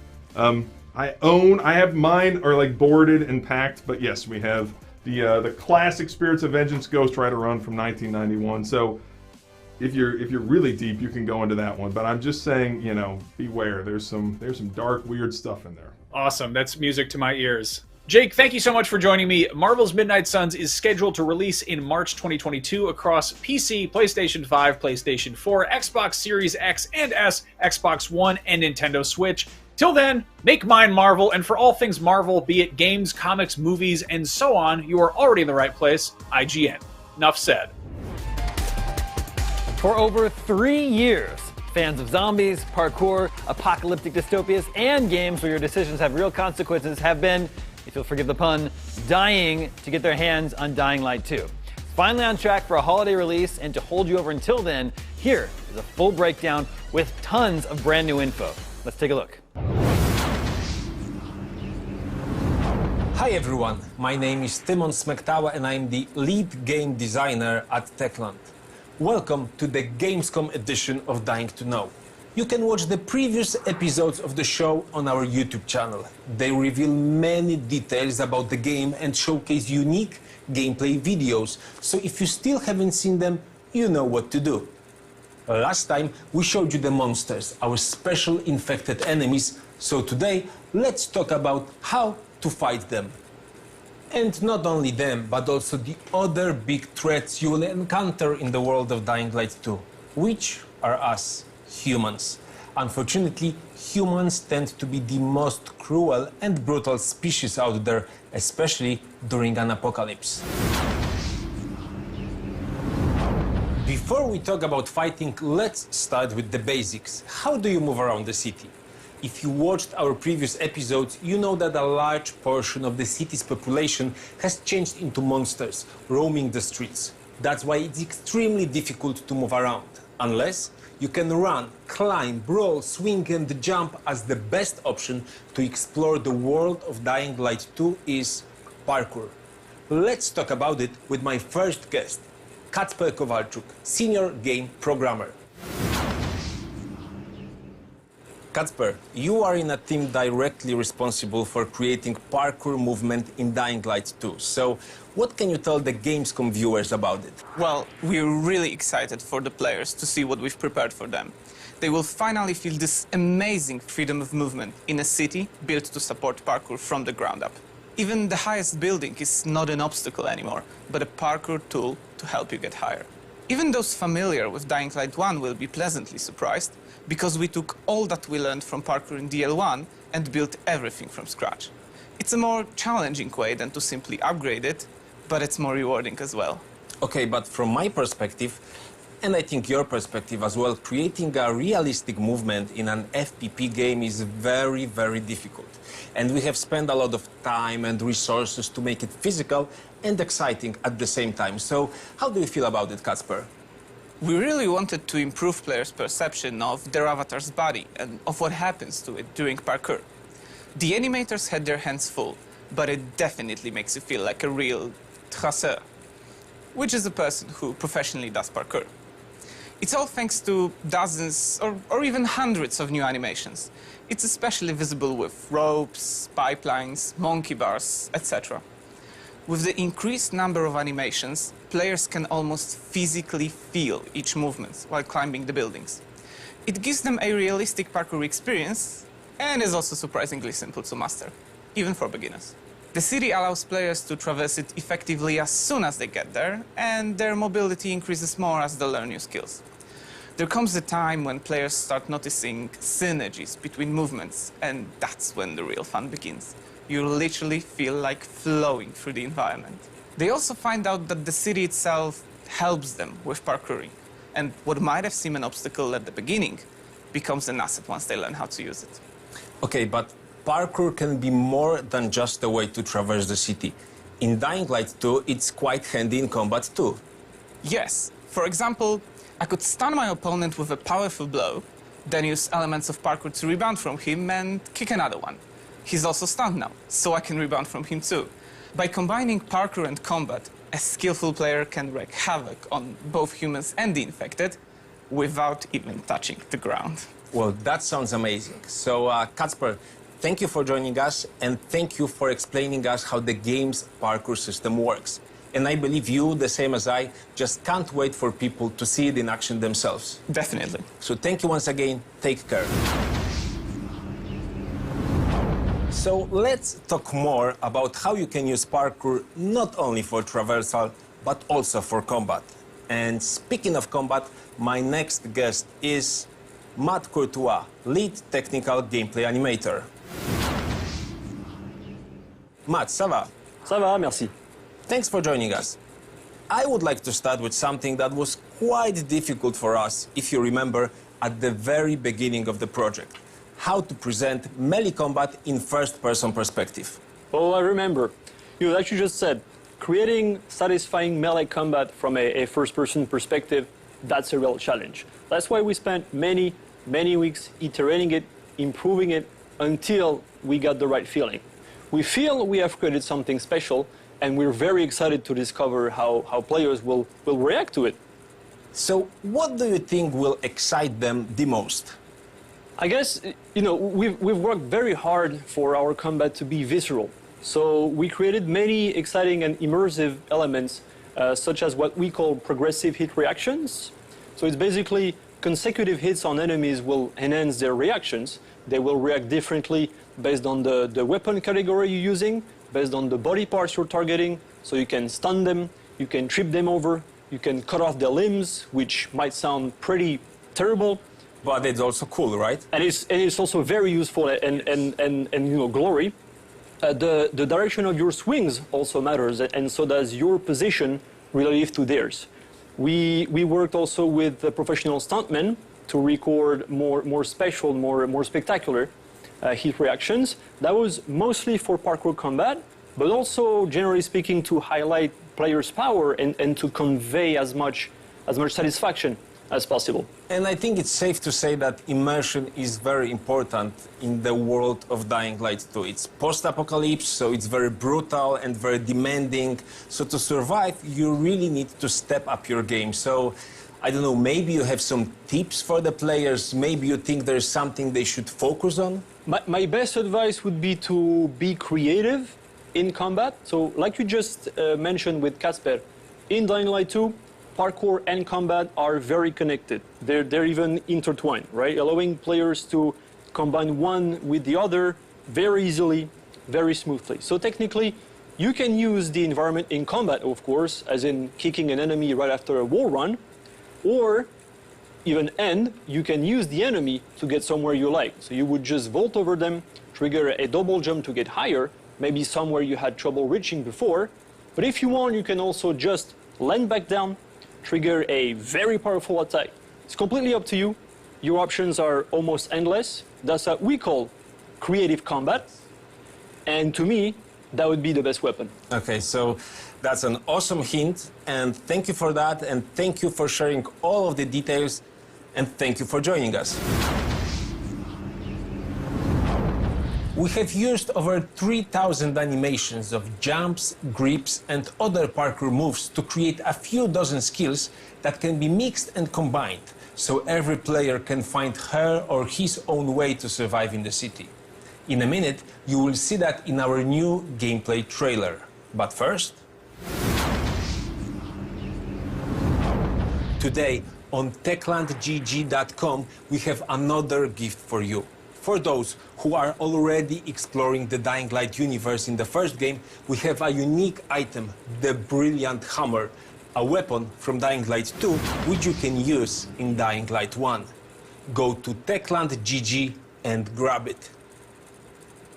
And if you don't feel like fighting right now, you can get some free posters, wallpapers, or even Aiden's special outfit. As you can see, it's worth to visit techlandgg.com, but not at this very moment, because now it's time to watch our new gameplay trailer. Here it is. Sometimes I wonder what this city looked like before all this. Probably like many others. People had their ambitions, plans, lives. Now it's all gone. The virus started it, but it was the people who made the world the way it is. This city, Villador. They tell me they had a vision. They had hope. And soon, one vision broke into many different ones.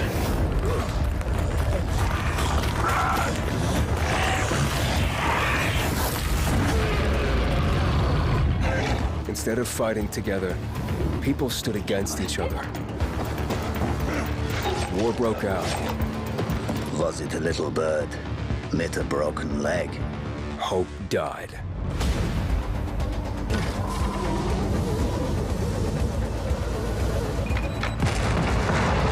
Now the city is falling. Each time we strike down an enemy, we absorb their strength. But I can't let that happen. At least, not yet. I need the secrets the city holds. Oh, fuck. Hey! Still some rats here. I have to pick a side. The Bazaar needs good people. You're doing great so far. I have to make a difference. Let's check and see.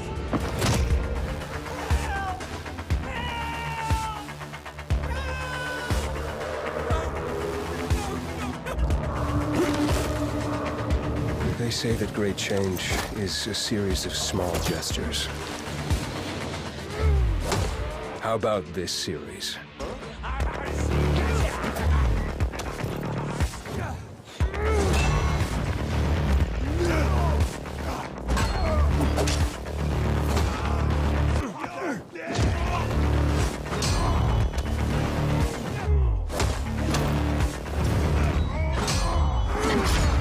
Is all hope really gone? We'll see about that. The trailer presented quite a few new tools of destruction that you will soon get to use in Dying Light 2. So now, let's talk with the people that are actually making them. Marek Musiał, lead 3D weapon artist. Hi. And Szymon Strauss, the producer of the weapons team. Hello. The first question, maybe to Marek, is, Marek, can you explain how we as a team have approached the process of creating weapons of Dying Light 2? Yes, we wanted the weapons to be credible. It's been a long time since the apocalypse and everything of value has already been looted. There aren't any stores to buy a new weapon, so you need to build your equipment from what you find. That's why we had to design dozens of unique weapons practically from scratch. And actually, that was our design pillar, the modern Dark Ages. Absolutely. Modern Dark Ages is this concept of fallen civilization that moved back people nearly to the Middle Ages. So there are no laws, no rules, no technologies. That's why our weapons, we try to create them in a most deadly and violent way. And working with that concept, where did you get the inspirations from? Well, citizens of Vizor, they could only use stuff they found in the world. So we thought we should do exactly the same. We scavenge. So mostly we've been looking for our inspiration in stores selling agricultural, construction, military tools. But also at places like junkyards. Actually, that's true. So right now we've got nearly 200 of them in-game. And even though some of them may look very simple, we've got also quite the opposite, like, I don't know, semi-automatic crossbow. I will love this one. And our weapons are very diverse visually. Each one has a unique design and history. Just by looking at the weapon, you can tell where the maker found the parts. At a military base, a museum, a repair garage. Exactly. It's exactly like that in the game. When you pick the weapon, you instantly realize if it was cobbled together in a street or maybe made by factions where they have access to welding and steel cutting equipment. Yeah, and don't forget about the mods. Because in Dying Light 2 Stay Human world, if you want to beat your opponent with highly effective weapon, first of all, you need to find a basic version of that weapon and then slowly build it up. That's what we call modding. We've got many types of mods, like defensive ones, let's say improving quality of your handle, or offensive ones, like improving the tip or the blade itself. So I don't think that right now we would have time to talk in details about that. But in December, you'll all be able to add an effect to your favorite weapons, such as fire, freeze, electricity. Shimon, let's stop here. Let's leave something for the players to discover. So let's end here. And guys, thank you for joining me. Before I talk with my last guests, I would like to invite you to participate in our UGC contest. Especially you, Gamescom viewers, we are waiting for your submissions. And if you are thinking about competing in the cosplay category, you will want to hear this one. Let me present to you the grand jury that will be choosing the best cosplays of the Dying Light 2 characters. Welcome, Irina Meyer, Lightning Cosplay, Narga and Aoki, and Enginite. And of course, fingers crossed for you, our community. Let the best cosplay win. Check our website for more details. My last guests will explain how the city itself affects combat and movement. Michał Dudziak, game designer. Hello. And Adam Michałowski, senior game programmer. Hi, Timon. Gentlemen, there's this saying that when you really want to achieve something, the whole world aligns to help you. And basically, that's what is happening in Dying Light to Stay Human. Exactly. Based on the player choices, the world is literally changing and helping you to achieve your goals in combat or exploration. For example, the gameplay will be totally different depending on which factions you support, the survivors or the peacekeepers. Okay, but can you give us more detail? The differences between the factions define how each group can help us.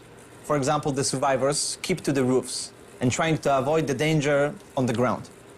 For building, they use mostly light materials like wood or scraps, and they can provide you a various amount of parkour helpers, such as amortizers, trampoline, or ziplines. This can change the way how we parkour through the city. On the other hand, we have peacekeepers, the post-military guys who literally keep their feet on the ground. And for building, they use totally different materials, heavy objects, metal, or even explosives. And this can give you a new combat opportunities like car bombs, heavy traps, or even a new type of a ranged weapon. Yeah, and what's important is that we don't need to remain loyal to just one faction. The city is divided into several zones, and in each of them, the players can decide with whom they want to side. So while progressing through the storyline, you're able to shape the world to fit your vision and needs. Okay, but we know already that humans are active during the day and monsters come out during the night. But let's reveal more. What are the other differences?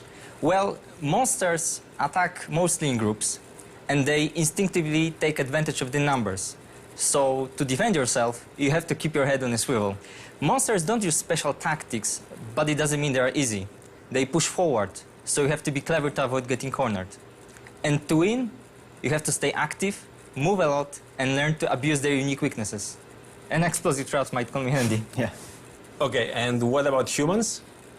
They use increasingly more complex behaviors. As the game progresses, defeating human enemies and monsters will become more and more challenging. But unlike monsters, people cooperate. So while fighting them, we need to closely observe not only individuals, but also the whole group.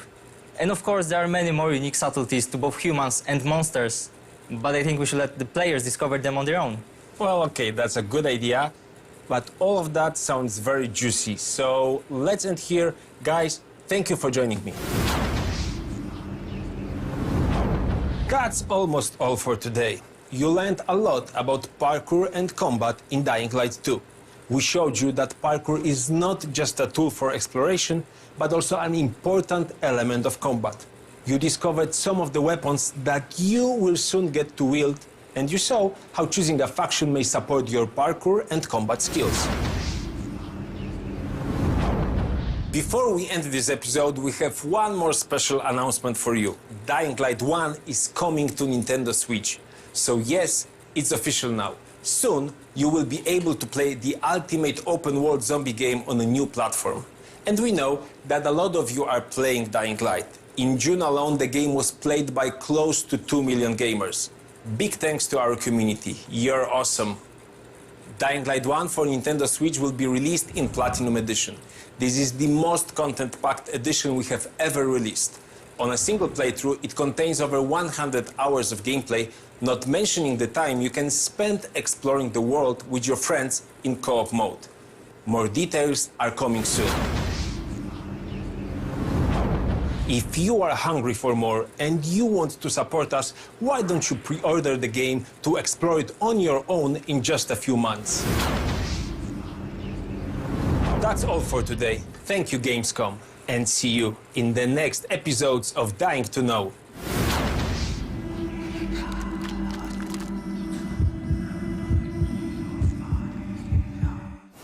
We need to take a super short break, but you definitely don't want to go anywhere because coming up next is Awesome Indies, a celebration of some of the coolest, weirdest, and most ambitious new games from independent developers. Stick around.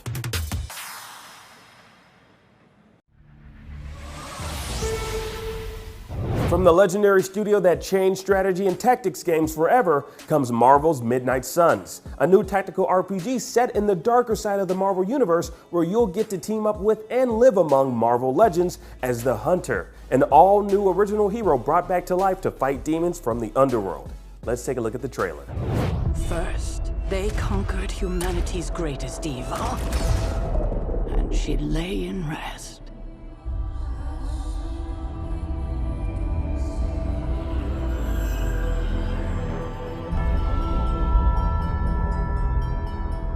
Then they vanquished threats from beyond our stars, and she lay in rest.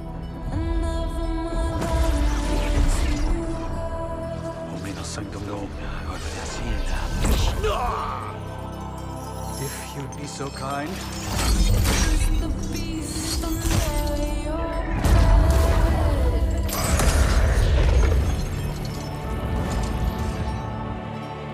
Omno sanctum legita. Omno sanctum Dei.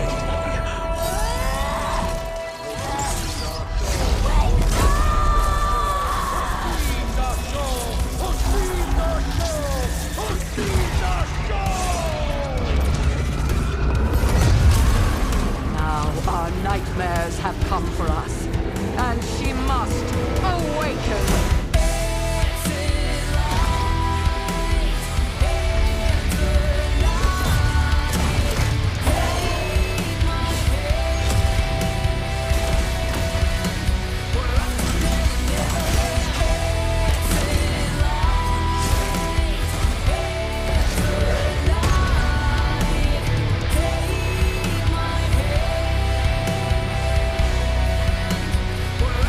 Mother.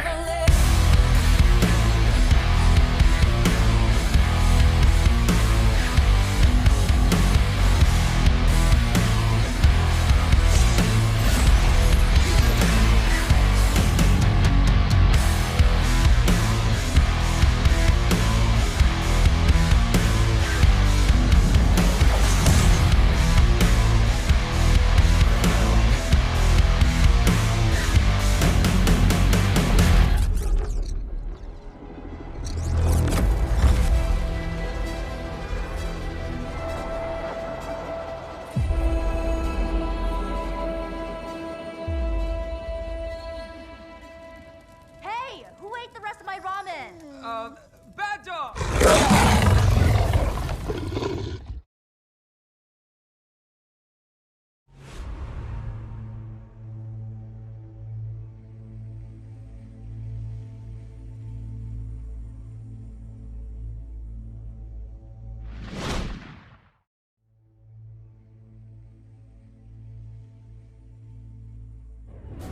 Independent studios are like the research and development wing of video games, the true frontier of interactive media. With smaller budgets and big hearts, indie pioneers are able to take risks the AAA developers just can't justify. And every once in a while, they land on an idea that changes the industry. Who knows, maybe one of the independent games we've got on deck today could be the next Among Us, Minecraft, or I don't even know what. That's what's so exciting! So stay tuned for exclusive reveal trailers, gameplay breakdowns, and all the indie we can muster at an epic Venice Beach day with your host, Michael Swaim. The Gamescom Awesome Indie Showcase starts right now.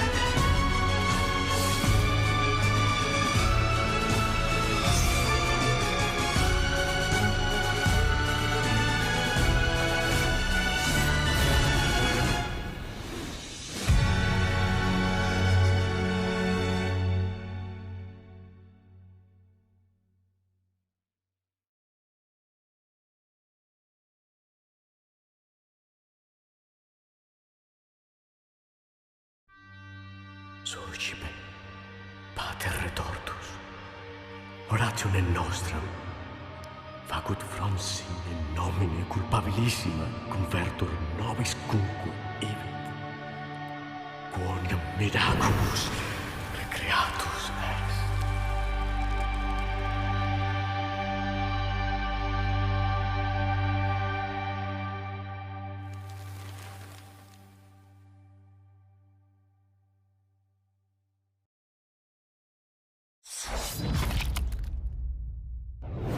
Hi there, Michael Swaim here on behalf of IGN and Gamescom's Awesome Indies Showcase. I'm standing here on historic Venice Beach, California with my new buddy, Kieran, who just saw the same world premiere trailer you did. So Kieran, in 30 seconds or less, what do you think Blasphemous Wounds of Eventide is all about? Not exactly sure, pretty ambiguous from the trailer, but definitely some cool mythological narratives, cool animation style. Super excited for the demons that this woman defeats. I don't know, we're fired up, yeah. How do you think the game ends, if you had to take a wild guess? I feel like that badass woman beats that demon up, something like that. It kills the monster. You know what? Close enough. Let's get out of here. Welcome to our beach day and welcome to Awesome Indies. We decided on Venice Beach because it's known for attracting different vibes from all over the world. And that's exactly what indie gaming is all about. Remember, you can dive even deeper into many of our featured games at the Indie Arena booth. Check that out over at now.gamescom.global. Now, let's get wet. Yes, as surely as the waves crash into the shore, Gamescom has returned yet again for 2021 with tons of exciting reveals, announcements, developer interviews, and trailers aplenty. To catch up on anything you missed, make sure to head to now.gamescom.global, where you can even join the community in an epic, real prizes-winning quest to keep gaming from being plunged back into the dark ages over at now.gamescom.global/epics with an X. To stay abreast of everything coming up, check out a full Gamescom schedule over at IGN. Now, speaking of oceans, our next indie game is a serene sailing title and the follow-up to 2018's hit, Far Lone Sails. Let's check it out!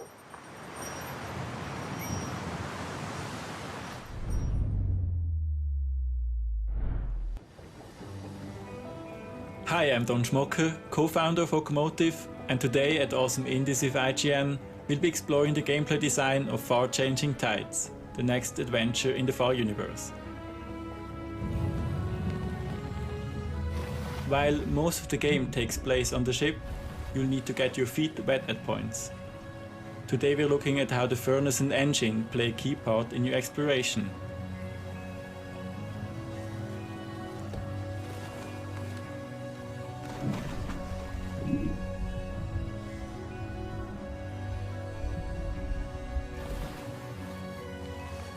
Gameplay is built around learning new skills and abilities of the vessel, but the player will first get introduced to them in a puzzle area, something our fans will instantly recognize. We designed these puzzles to become gradually more complex over time, with new features and steps to completion as you unlock later and bigger upgrades.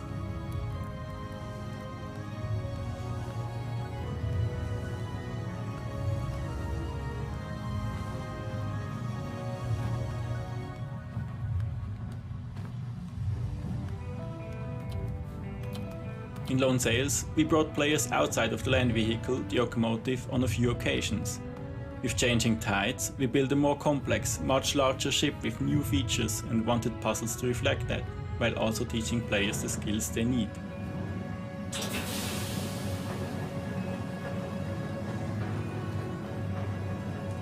When designing our puzzles, we always ask, what do we want the players to experience, and what do they have to learn? How can they have a strong connection and dependency to the ship abilities?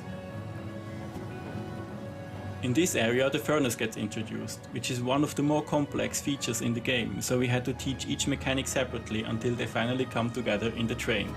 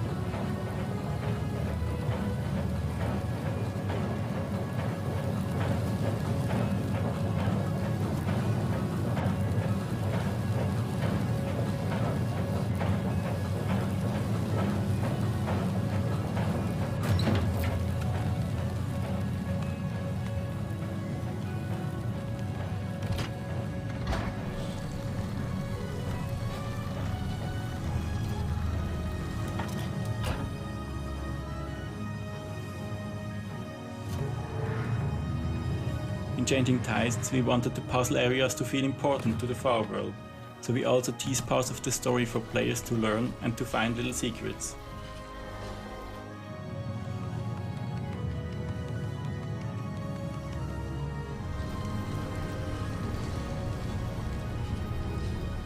This is just a small piece of a much larger experience, a whole new part of the Far universe. We'll be revealing more exciting new things later today, so keep an eye out and we'll see you at launch in early 2022.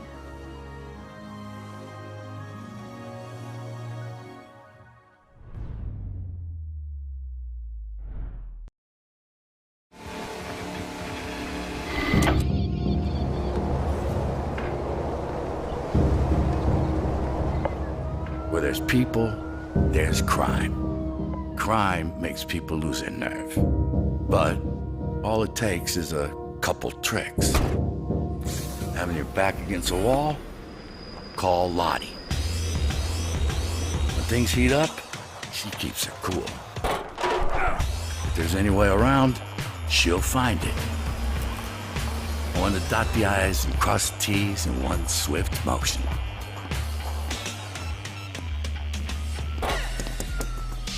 What results? She's your girl.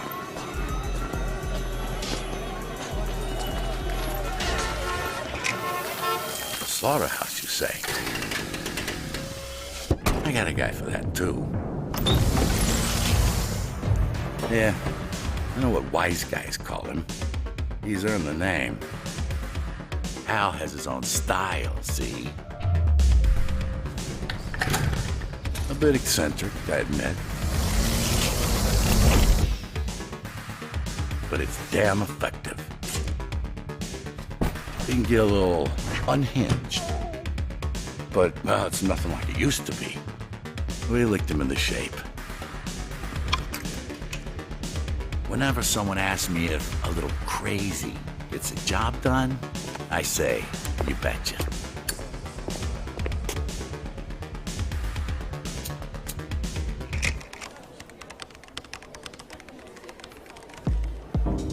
Aaron, the computer jock. The odd one out in our lineup. It don't make any sense, right? Wrong. The thing is, when people look at her, they see just a kid, someone unimportant, blending in with the crowd, screaming for attention, but worthy of none. They don't see the threat. Lives erased with just a couple of clicks. She's what comes next. A cleaner of a different breed. She operates high-tech stuff I can barely She operates high-tech stuff I can barely comprehend. All in all, maybe she is a viper. That's what I do. I clean up murder scenes. Whatever the mess you make, I've seen it before. Crime makes people lose their nerve. Unnerved people do stupid things. Stupid things get them in trouble. That's where I come in. There are a few rules to make it in this line of work. Move without sound. Clean without emotion. Disappear without a trace. Pace yourself. The dance-off begins. Out of sight, out of mind. It's really that simple. I'm Bob Leaner. I solve problems.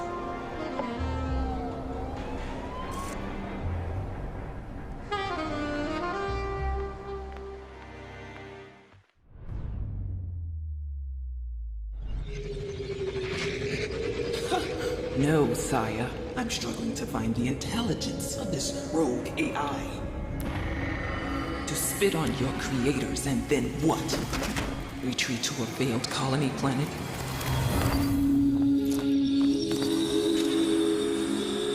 Machine sighted, sire. Preparing to engage. Truth lies beneath the show's surface. Vashti's dreams to scale your lenses. Your yoke is broken. Embrace this earth and corsa. They bore into the heart of Sheol. They drink its blood to power their machines. Feel its cries in your marrow. Retrieve the hand. Leave none alive. Spill blood for the god below.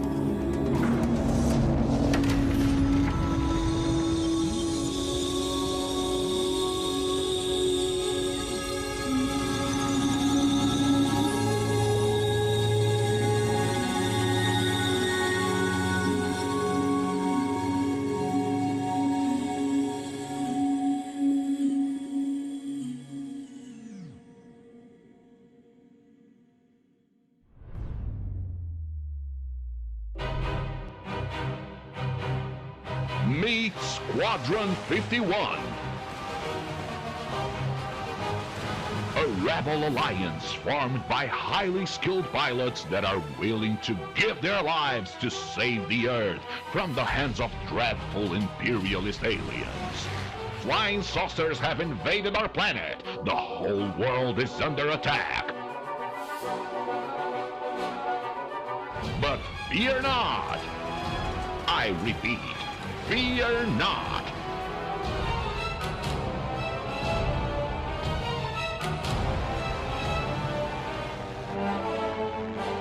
Please make way for Squadron 51.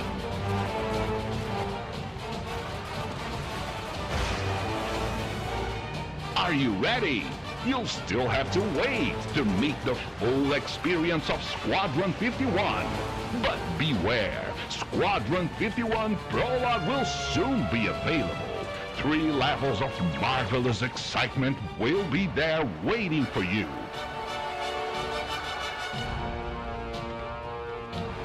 Será uma longa noite, senhores. Enlist now and be a part of Squadron 51. Without you, our planet is unfortunately doomed.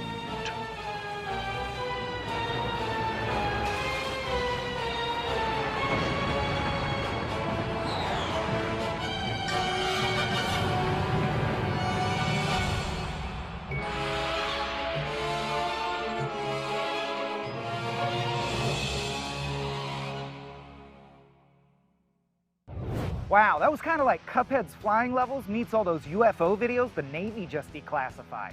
Love it. Although, if you ask me, all this UFO UAP stuff is complete nonsense. Probably just a deflating weather balloon. Anyhow, our next game is one I'm especially excited for. It's got swordplay, cyberpunk, and side-scrolling. The 3 S's of games that I get especially excited for. Let's see what Loopmancer has in store.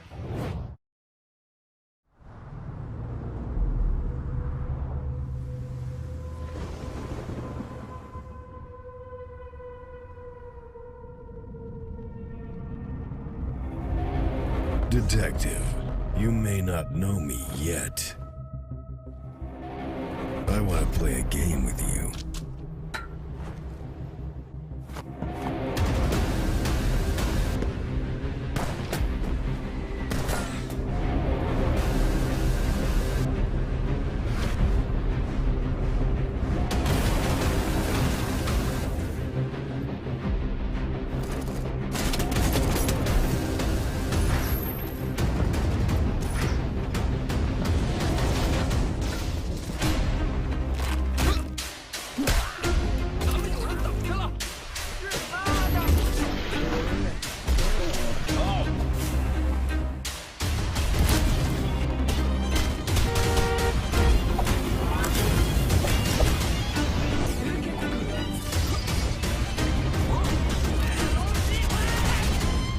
Do you think death is the ultimate relief? Your life and death are just part of my plan.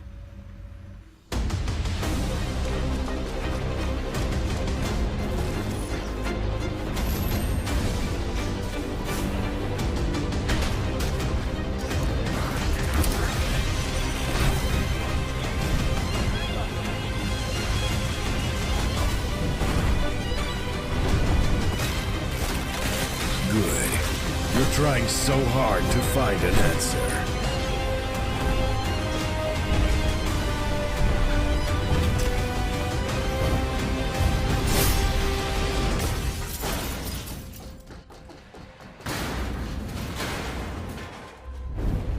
Now, you see me.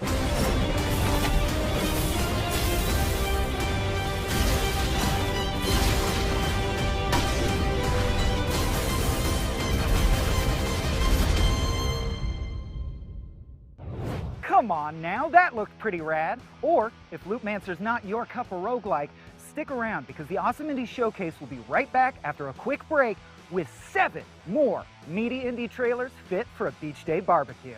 Oh! Whoa! That's all right. Oh, no worries. I got it. Our bad. We should move. Let's move off the court. Gamescom 2021 is presented by USAA Insurance.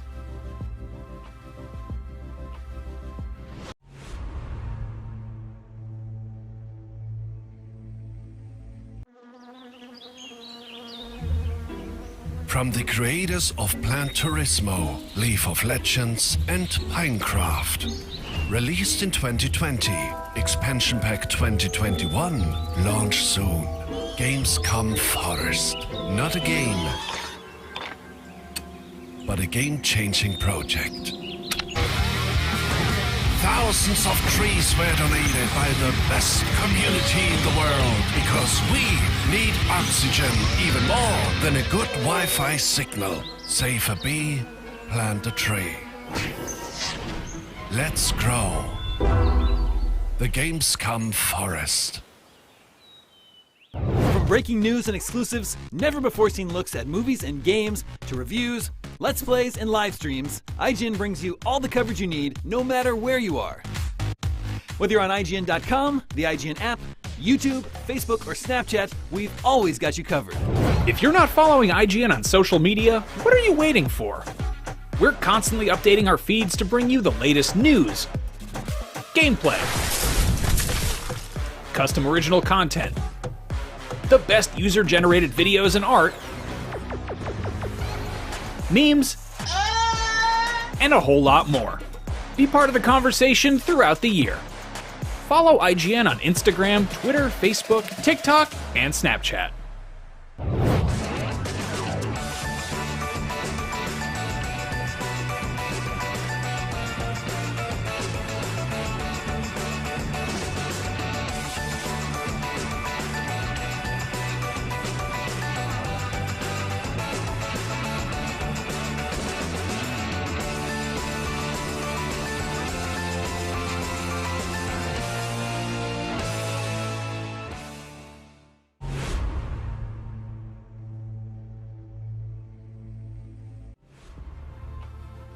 Gamescom 2021 is presented by Pluto TV, free to watch.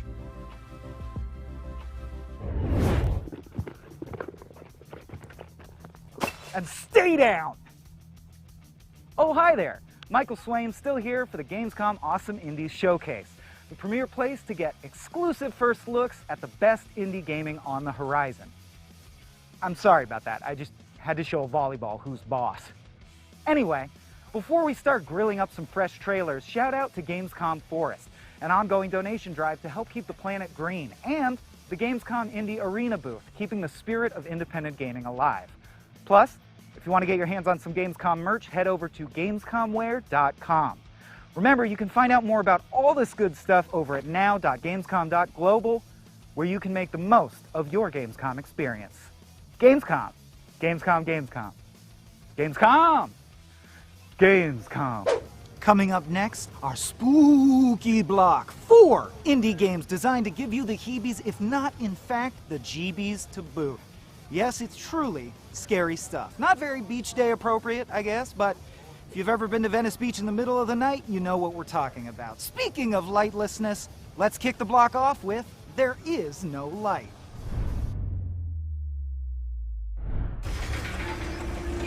I always wanted to be your loyal servant. But I was blinded by faith. I believed that you would protect me. But you took everything from me. So take my faith back.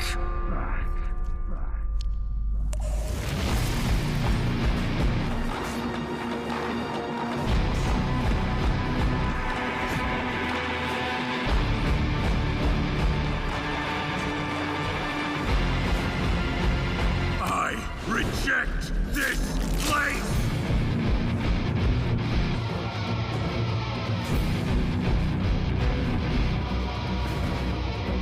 I reject your God!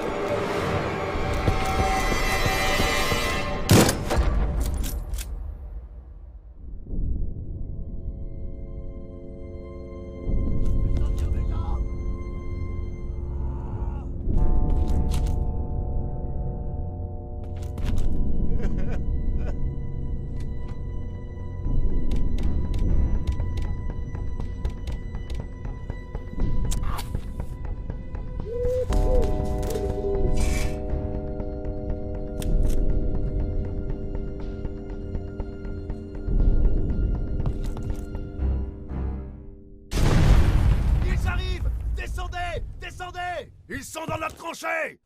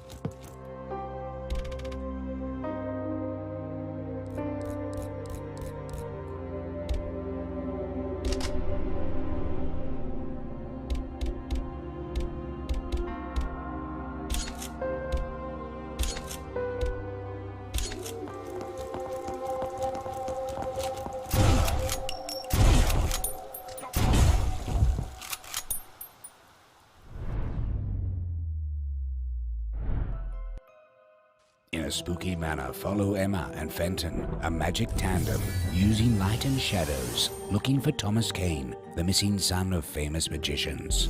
In tandem, you will switch between Emma and Fenton in 2 dimensions.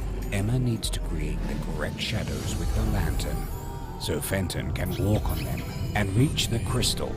Shadows can be created in many ways, as each chapter offers fun new ways to solve puzzles. And of course, Emma and Fenton working together is the only way to progress. Many challenges and dangers await our 2 friends, and their progress will be complicated by strange enemies. They will also be faced with puzzles requiring speed and dexterity. At the end of each chapter, they will use everything they have learned to contend with a massive, horrifying creature. Emma and Fenton will have to travel through 5 bizarre areas of the mansion to find out more about Thomas's disappearance. Will you find Thomas Kane and solve the mystery?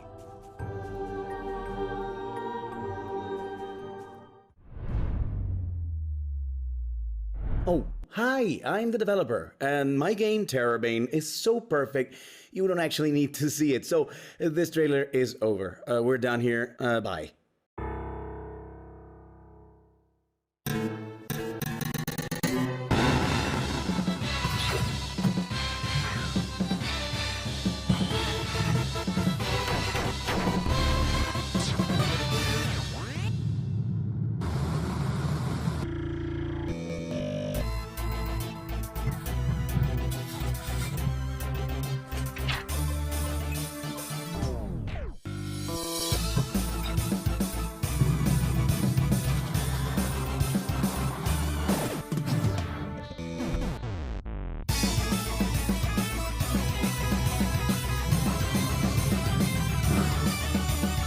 Okay, there's still a few bugs in here, but why don't you take a different path?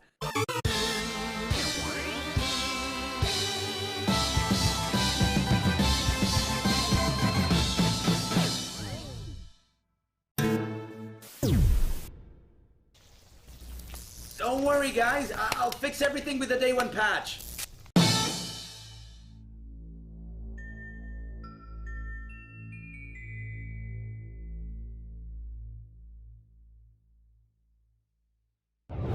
I mean, the last one wasn't spooky so much as it just had terror in the title. Although I guess it can be pretty heinous, like if your game crashes. You know what? You're all right, Terrorbane. Next up, I hope you took your rabies shot, because it's time for some vicious-ass animal action. It's our zoological block. Take it away, you misshapen freaks of nature.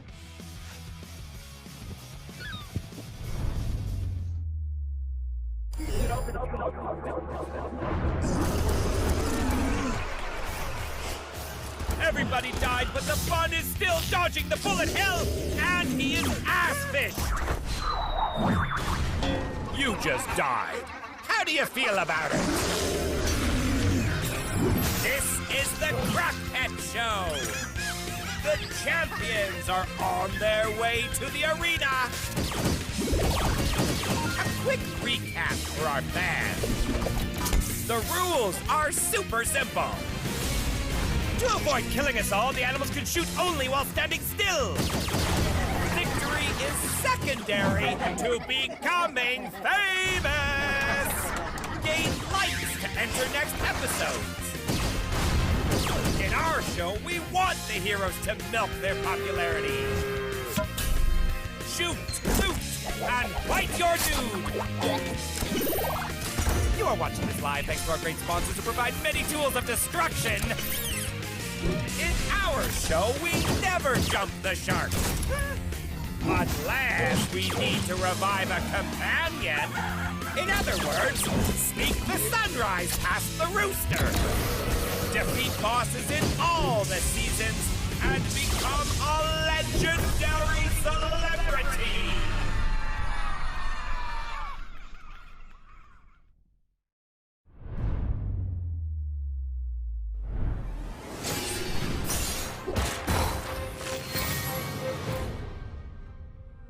The trees.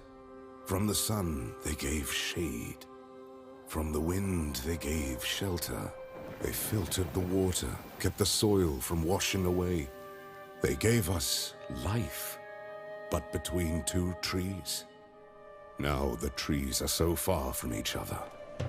I am Vavzez, teller of the 13th caravan of the Macabre, the only one still living. As it was for the 12 before us, our mission was to plant a new tree, to serve as a city for climatic refugees. We joined the many who failed in their task. May our experience serve you well, for it is now you, the 14th caravan, who are tasked with continuing the work of the Macabre. Escort your botanists to the ends of the world. Create a new haven that the caravan that follows you may go even further, and continue our quest for knowledge that will one day allow the 15th, the 16th, the 100th to repair the ancient folly that made this world hostile to life.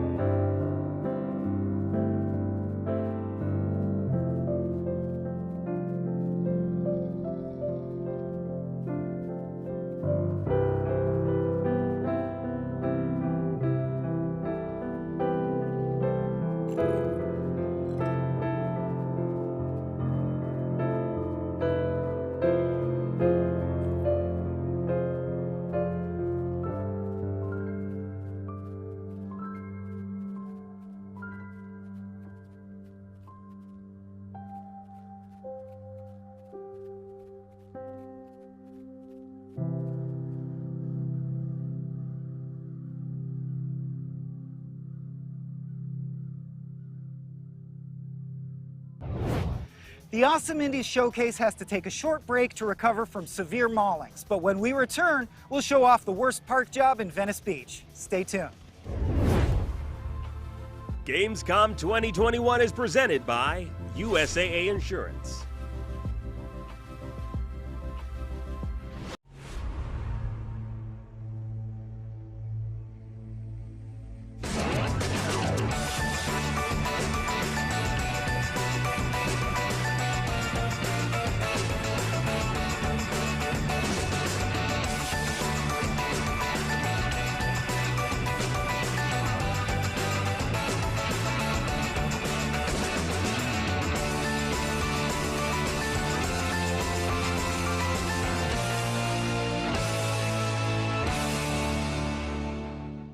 Breaking news and exclusives, never-before-seen looks at movies and games, to reviews, Let's Plays, and live streams, IGN brings you all the coverage you need, no matter where you are.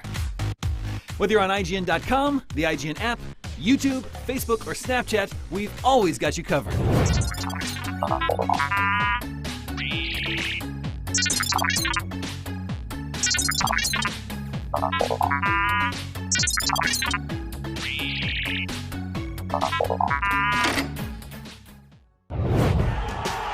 Competition brings out the best in all of us. Well, mostly. Oh, that's a controller break. That's unfortunate. Welcome to IGN Compete, where we bring you the stories behind the esports headlines. Reigning world champions! From the triumphs Daryl takes the game to the hardships It's not heavy. to the miracle moments that will go down in history. I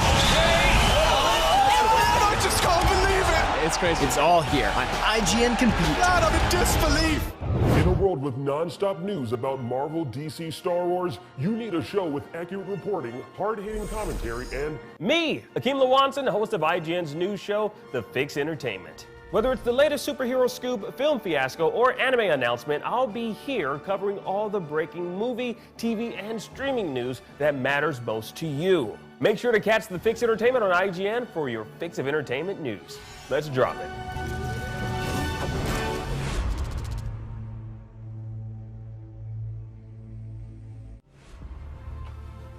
Gamescom 2021 is presented by Pluto TV, free to watch.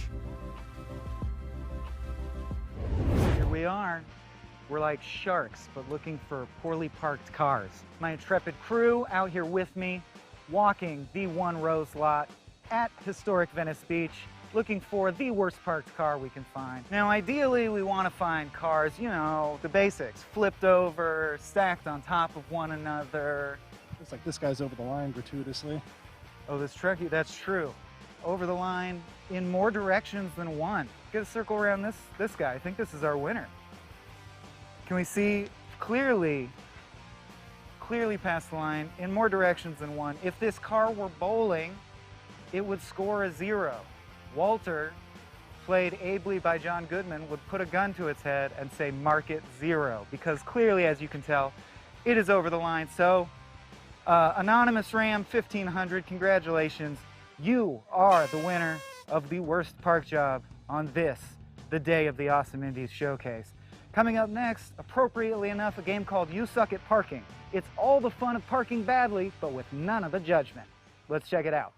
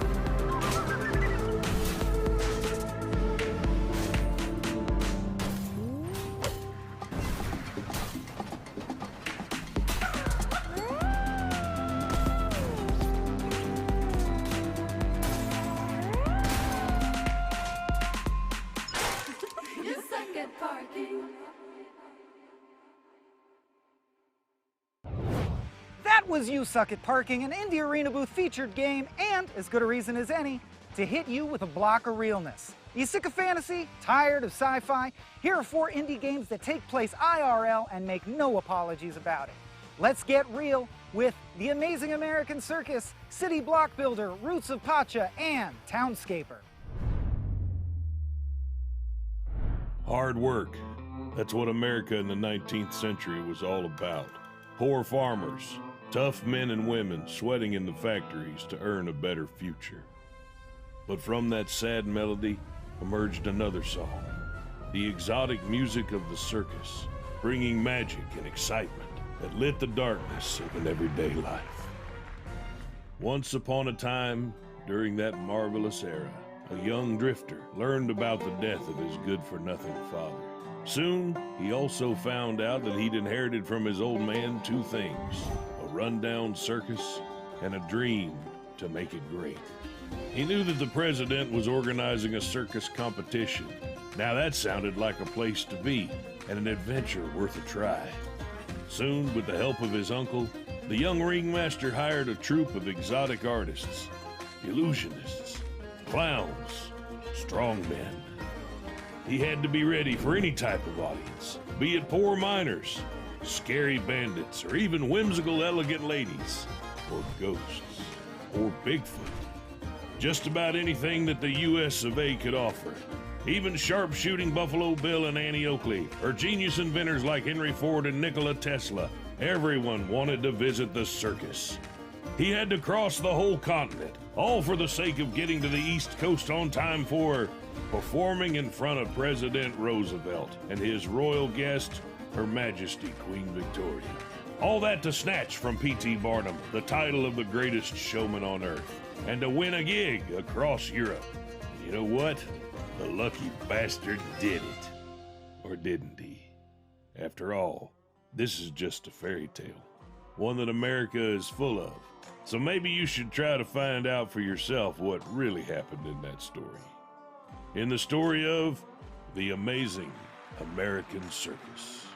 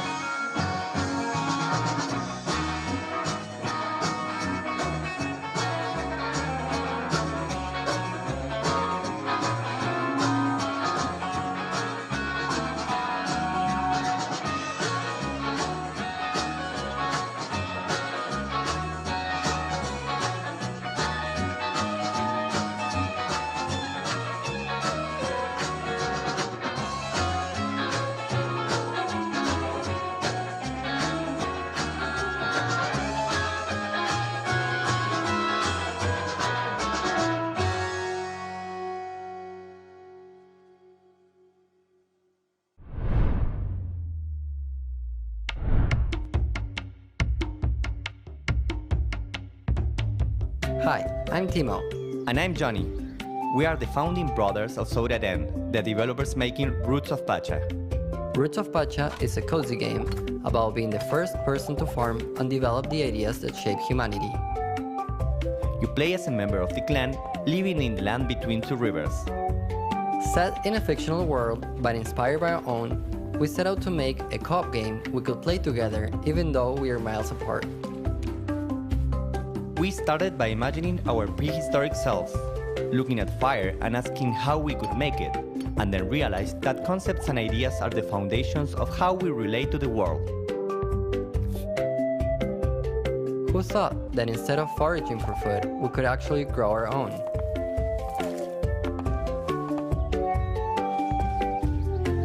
How did we go from just hunting animals to sharing our homes with them? Every new material we found sparked ideas that turned into better tools. We found ourselves with a surplus of food, so we created new ways to process and store it for the colder seasons. Our villages grew because we worked together, and as we cooperated, we began to reach heights that never seemed possible before. Our lives became enriched with music and the stories we passed down through generations. And we reached a point where we could create, not just for survival, but to live to our fullest. Roots of Pacha asks what it means to be an early human, and how our choices brought us to where we are today.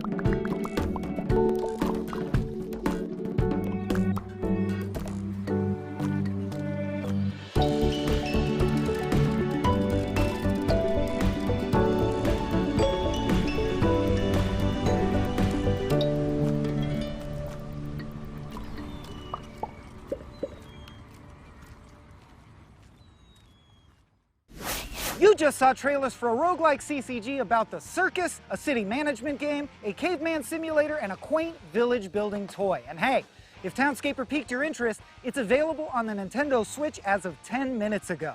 Nice. Coming up, in case your taste is a bit more fantastical, we've got a whole mess of wacky sci-fi robot games right after the break, so stick around. It's gonna be robot-tacular. Gamescom 2021 is presented by USAA Insurance.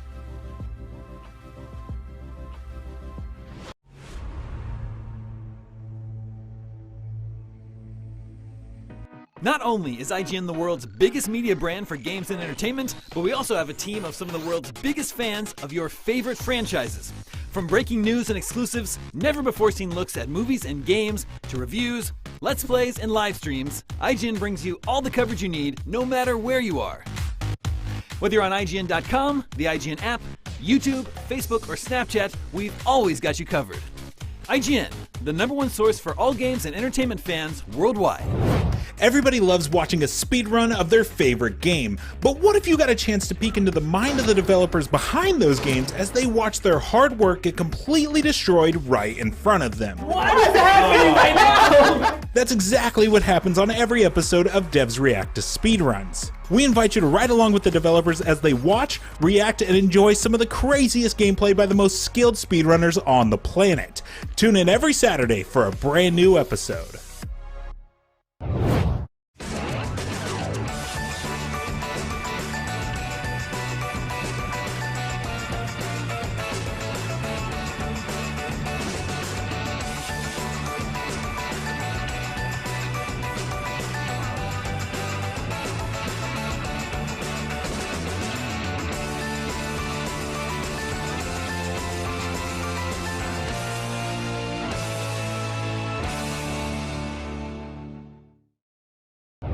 In a world with non-stop news about Marvel, DC, Star Wars, you need a show with accurate reporting, hard-hitting commentary, and me, Akeem Lawanson, host of IGN's news show, The Fix Entertainment. Whether it's the latest superhero scoop, film fiasco, or anime announcement, I'll be here covering all the breaking movie, TV, and streaming news that matters most to you. Make sure to catch The Fix Entertainment on IGN for your fix of entertainment news. Let's drop it.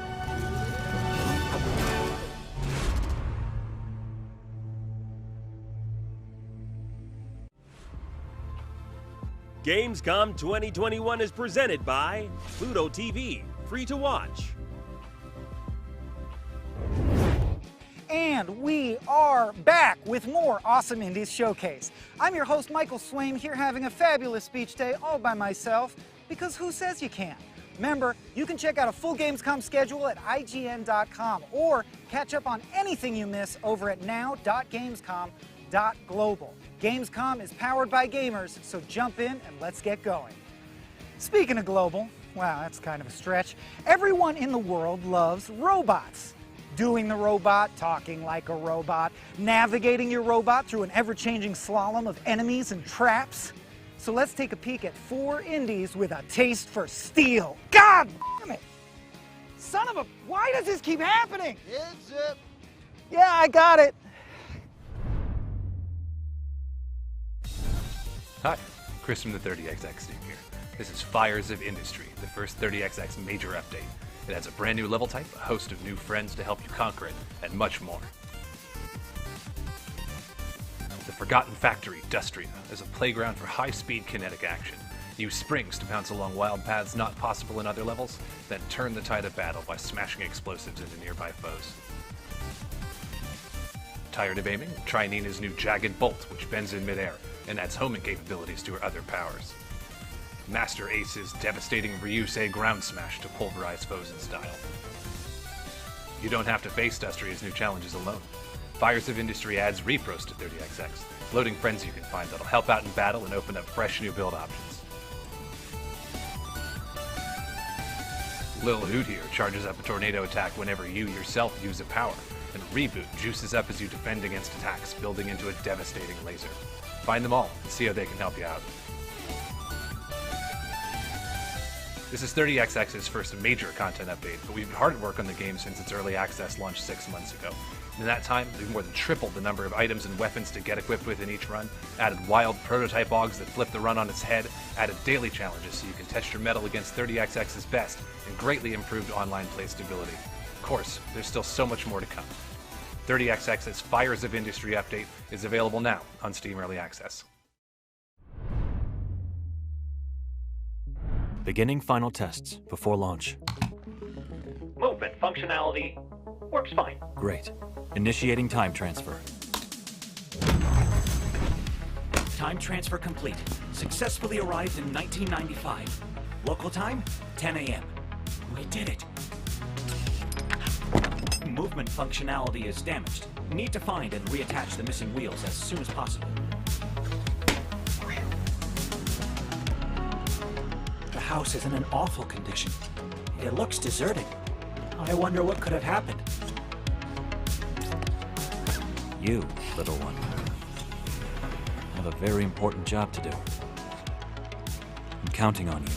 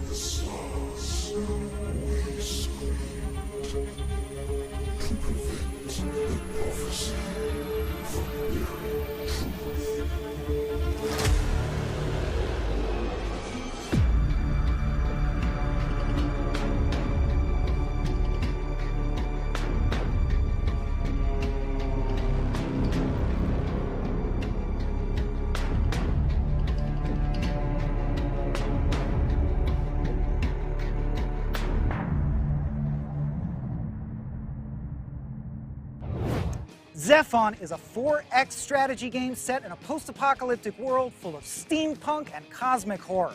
Our next game is not. In fact, it's been under wraps for a while now, so I only know it as Project Ricky. Could it be a Ricky Gervais simulator? A game about mixing the perfect lime Ricky? I don't know. All I know for sure is, oh, basketballs now? That's it, I'm walking. We're moving, it's a company move, people. That means you grab your shit and you walk with me.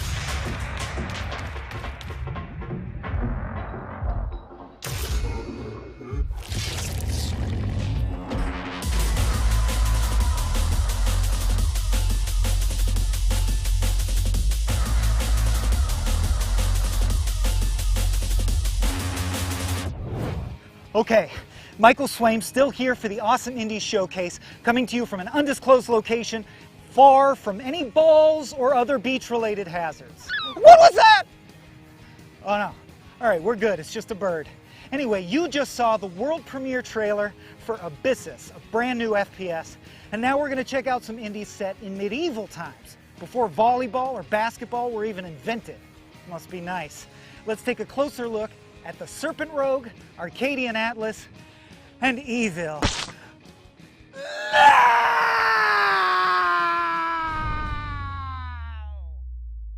Peggy 7.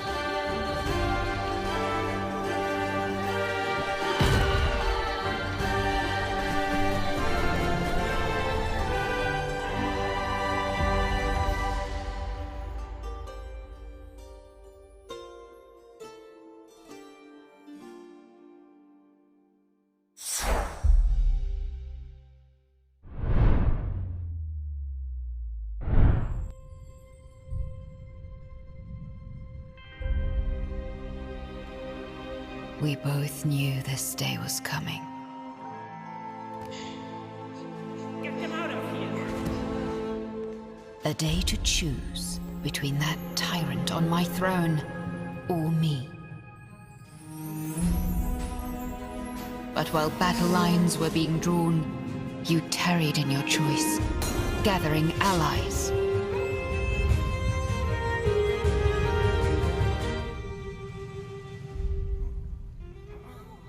So it seems I must make the choice for you.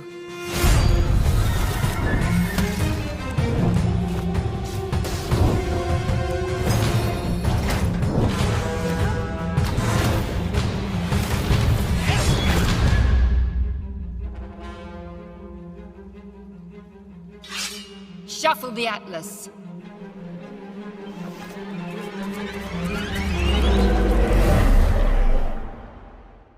I'll give you war.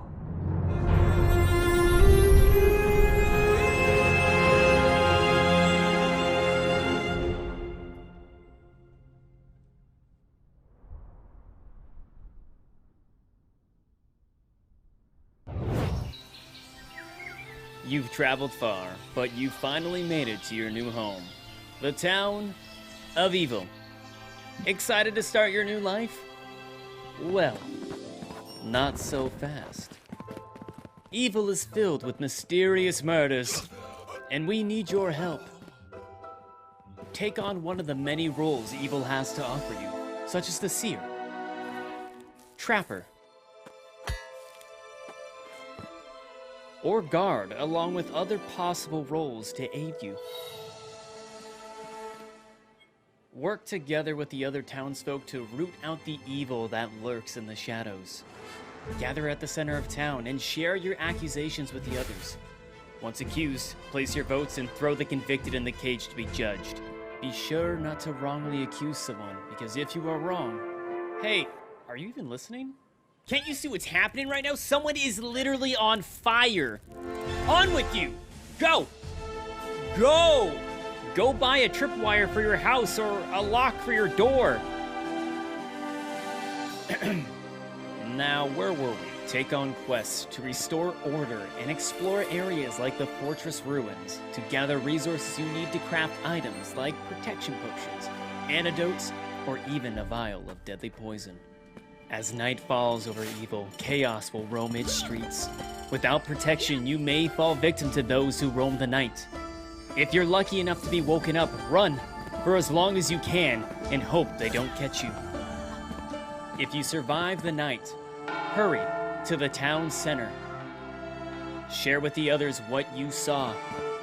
With careful thinking and a little luck, you'll be able to discover and rid of the murderers who plague the town of evil. But death is not the end in evil.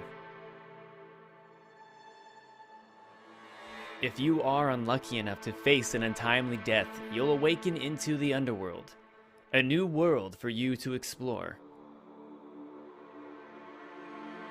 Being dead and evil does not mean you are left to watch the living continue on with their days. Your new world is filled with new adventures and spirits that need your help. Revisit the world of the living and help out these lost souls while your fellow villagers fight for their lives.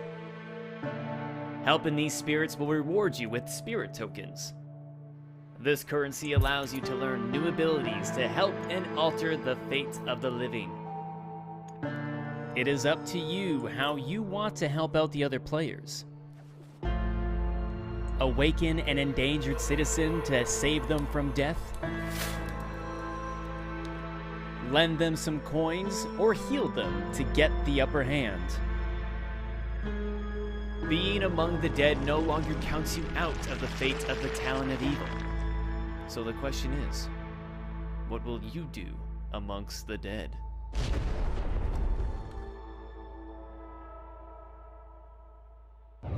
Coming up next on Awesome Indies, 10 more big trailers for our grand finale, plus even more Gamescom coverage on Gamescom Studio after that. Hope you'll join us. Heads up!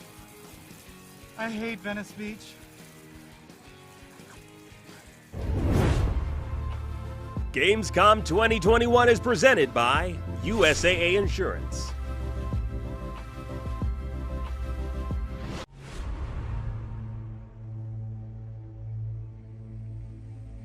Not only is IGN the world's biggest media brand for games and entertainment, but we also have a team of some of the world's biggest fans of your favorite franchises.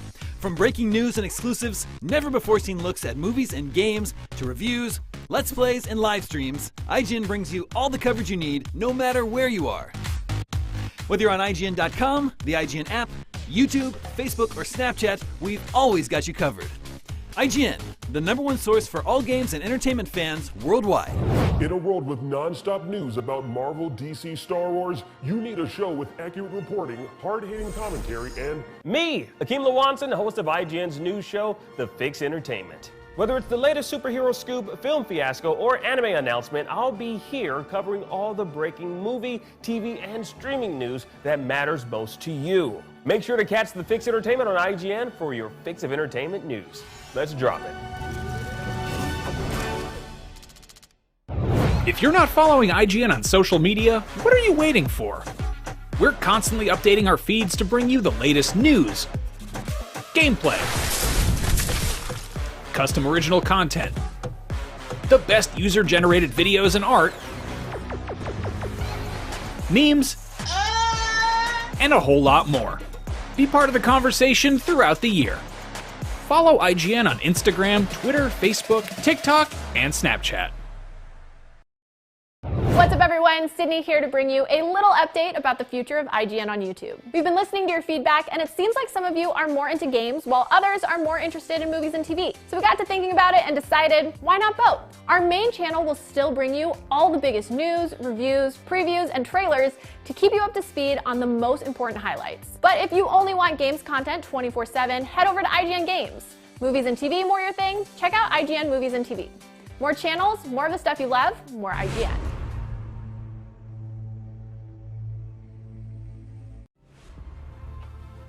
Gamescom 2021 is presented by Pluto TV, free to watch.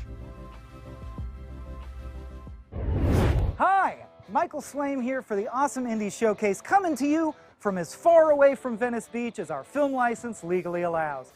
This is our showcase of all things indie, and we've still got 10 amazing trailers to share with you before we get out of here.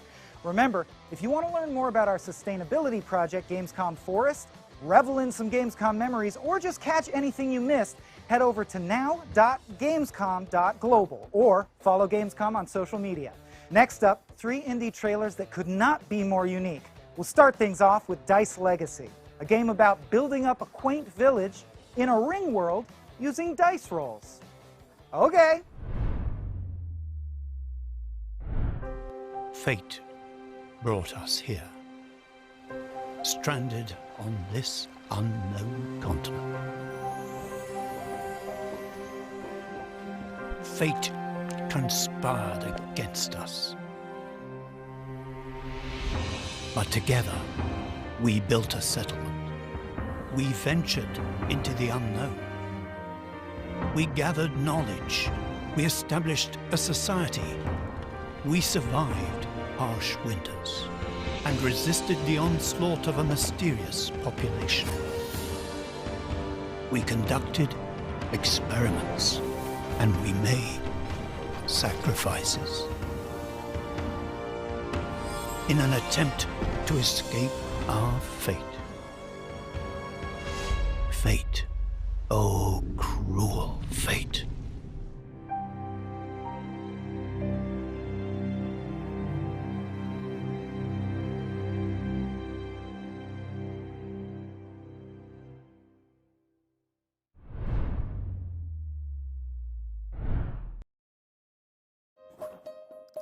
Welcome to the first day of your exciting career at United Corporations. You'll collaborate synergistically in a team of 3 to meet company objectives. Teamwork and strategy are key. Teamwork. Utilize bleeding-edge drone technology to assist co-workers and identify competitors. Drones.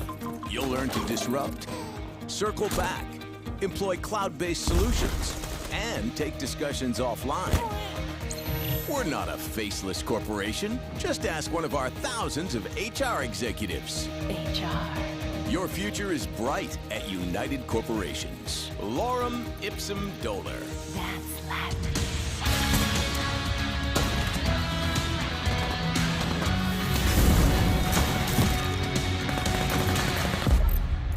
Nine to 5, a new shooter with 3 teams of 3. Download now on Steam.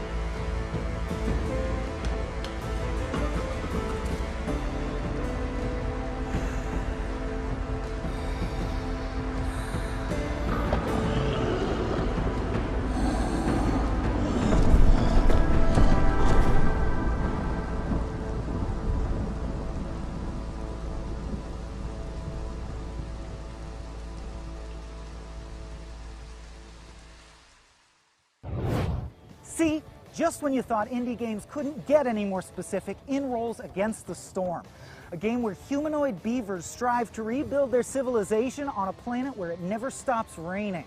Ha! What do they think of next? I am agog. In fact, I think I need 3 more indie trailers to snap me out of it. Here comes a fresh take on Rampage, plus 2 more for good measure.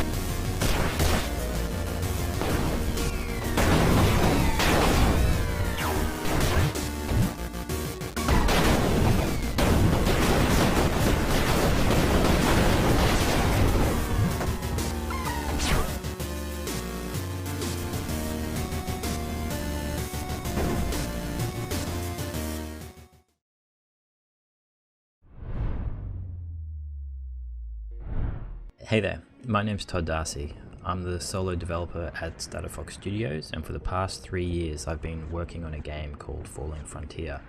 It's a sci-fi strategy game that just mixes the close action of naval combat as well as the grand scale of building throughout a star system.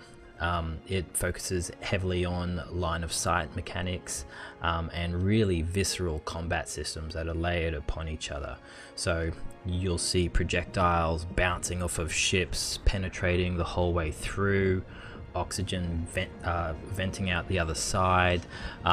You'll see crew trying to get out, and you'll see these really large explosions, and the ships just get torn apart by physics and they go everywhere. It's fantastic to watch.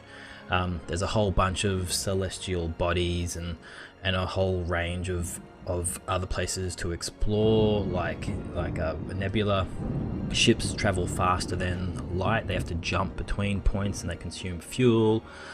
Crew have to eat, so they consume food, and of course ships spend munitions whenever they fire. So there's all of these logistical considerations to actually think about when you're actually playing the game. So it's got a lot of the classic things that you would find in a normal RTS, like base building, but it also borrows different elements from the 4X genre, such as ship design, and you can actually come into this ship editor and you can change the different types of weapons that you put on a ship. These all get unlocked via research, and you can just have these custom configurations to just really suit your actual purposes for your flotillas. Further to that, you've also got ship internals as well. So every ship has a bridge, crew quarters, jump drive, engines, stuff like that, and again, you can unlock different components and apply these to every ship just to have a really unique, customized flotilla. But you can also add special abilities like the ability to lay a minefield, or perhaps attach a ship to maybe the underside of an asteroid so it can lay in wait and perhaps do a bit of an ambush or perhaps do a bit of recon. There's really a whole bunch of different options, and it's just really exciting just to have all of these things jammed into sort of an old school RTS. As well, you've got crew, so you've got both enlisted and also command crew. So command crew are really important. They are physical objects on the actual ships, so they can be killed, injured, and they can also be upgraded too, so they can learn perks and skills that will enhance the ships. And here we've got a ship just jumping into the combat area. As mentioned previously, they are physicalized objects, so they're going to push through different asteroids. Projectiles will bounce off of space stations and ships. Some will penetrate through and cause internal damage. Ships can be disabled or they can be destroyed depending upon what kind of damage they actually take. So you'll see ships just starting to lose control and just sort of list away into the distance. You'll see crew trying to actually just escape, which can be captured if it's an enemy crew, or they can be rescued if they're friendly crew. In the event that you capture crew, then they can be interrogated, and perhaps you can find out some different bits of information about your opponent's ship movements, or perhaps there are actual installations. So we can see this space station that's just been destroyed. You need a classic blue light for a big explosion. It's almost a requirement for a science fiction. And you just see this hulking mass just on fire with smoke and flames going everywhere. So yeah, that just kind of sums up what Falling Frontier is, just this visceral space combat experience. Thank you for taking the time to check this out, and yeah, just look forward to seeing you in game. Thank you so much.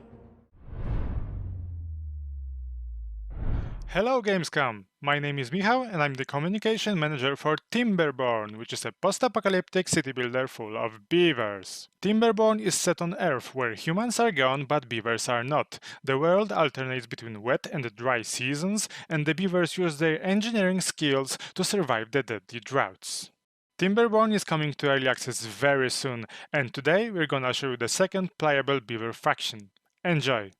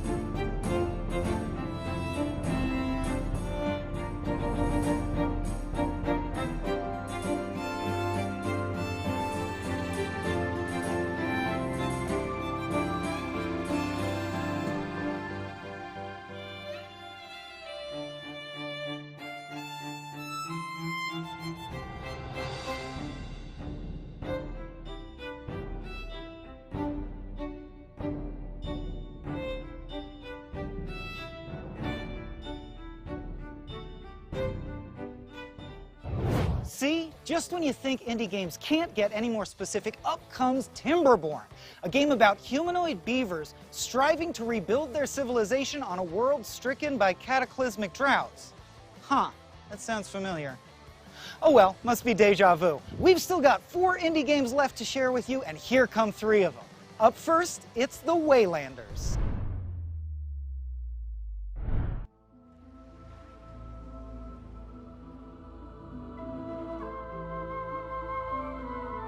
Stepping across 1,000 years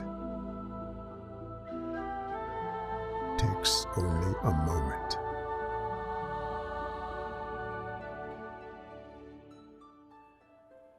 This is a different time.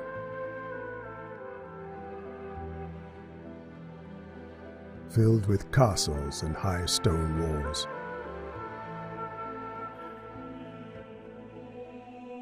With great temples in honor of a god you do not know. And heresy is swiftly punished.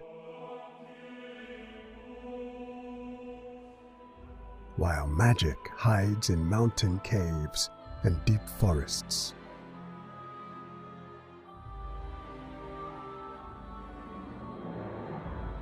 Away from mortal eyes. Where will you go, Torchbearer, to continue your story? Where will you seek your lost companions? Will you find mortals reborn in the villages of Galicia? So full of lively taverns,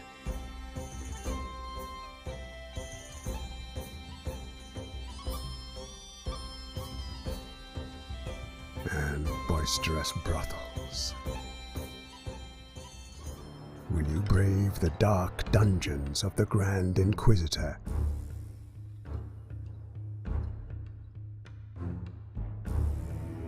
Where imprisoned immortals are caged.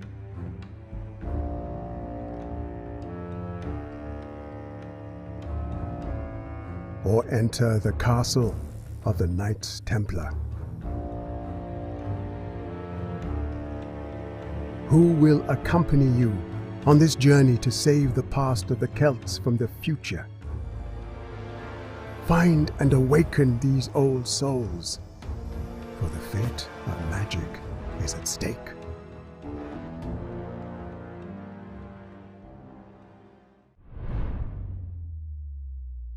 Welcome to Endlight. Thanks, IGN. Endlight. Break through and outlast shifting, twisting chaos.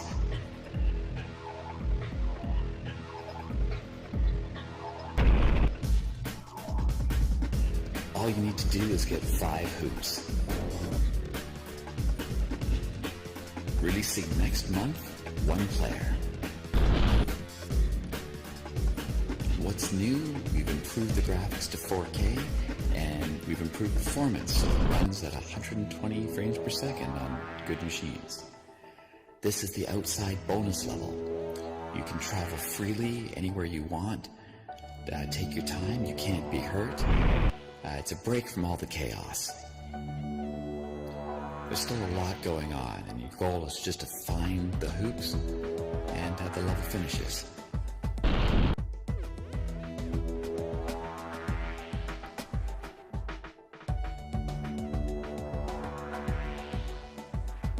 Can get a little bit psychedelic on some of the levels.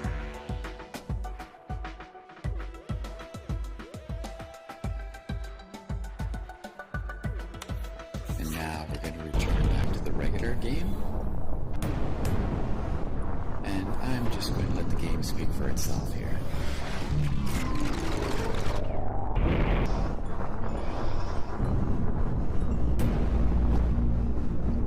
And now we're going to just showcase things that are really dense, just full of geometry.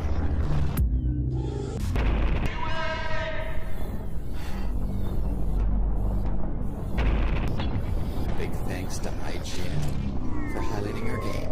Thanks, IGN.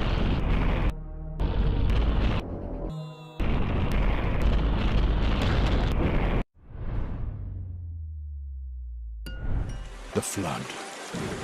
I don't remember when it started. Most of them fled. Others came knocking at my door. We started to rebuild a village, but...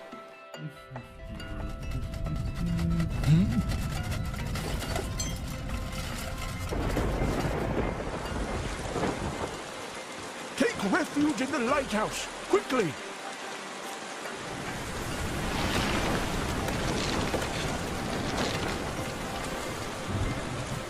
The lulls are always short-lived, and storms turn weeks of effort to dust. We won't let it get us down. Where there's life, there's hope. With each new arrival, we build new buildings, develop new skills, and provide more manpower so that no one goes to bed hungry. We're holding on, and until the next storm.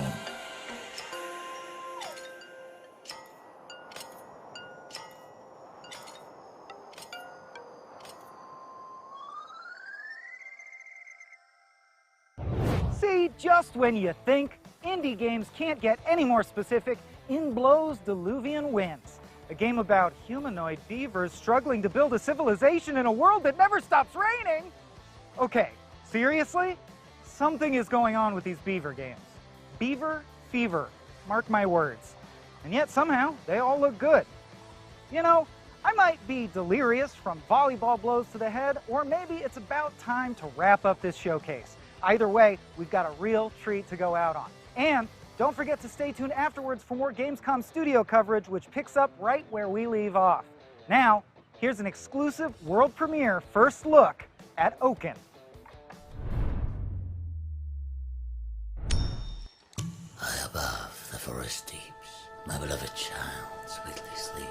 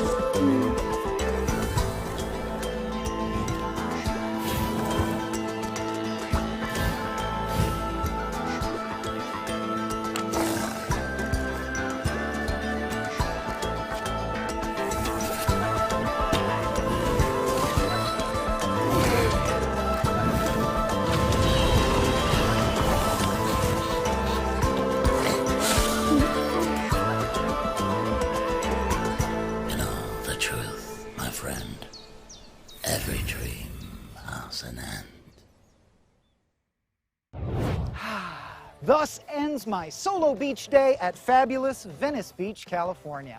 I can't say I made many friends, and in fact I killed one seagull in a blind rage, but we got to share a bunch of cool new indie games with you, so I still feel pretty good about it. Thanks for joining me, folks. My name's Michael Swaim, and this has been Gamescom's Awesome Indies Showcase. Up next, Gamescom rolls on with more Gamescom Studio.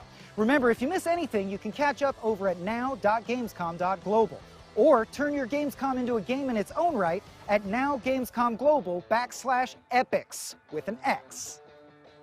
Thank you all so much. Gamescom Studio picks up right after the break. Oh! Ah! Heads up. I'm okay. I think we still got it, right? We got that?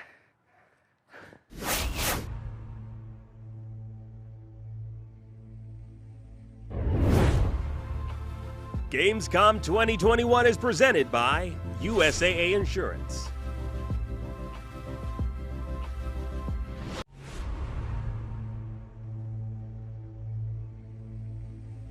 Everybody loves watching a speedrun of their favorite game, but what if you got a chance to peek into the mind of the developers behind those games as they watch their hard work get completely destroyed right in front of them? What is happening right now? That's exactly what happens on every episode of Devs React to Speedruns. We invite you to ride along with the developers as they watch, react, and enjoy some of the craziest gameplay by the most skilled speedrunners on the planet. Tune in every Saturday for a brand new episode.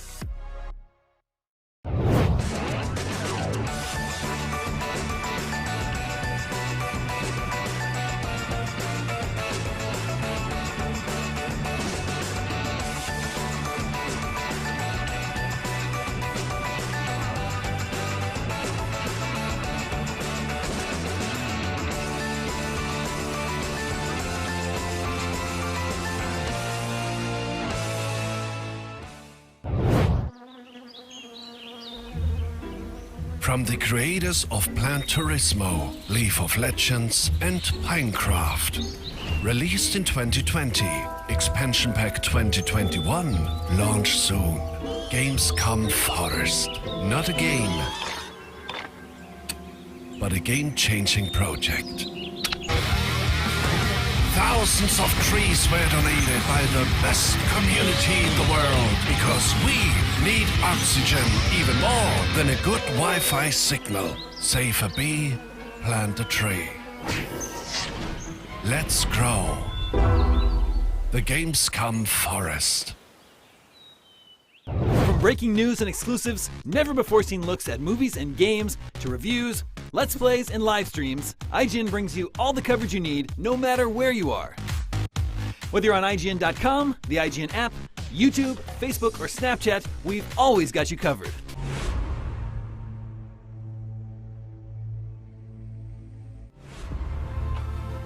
Gamescom 2021 is presented by Pluto TV, free to watch.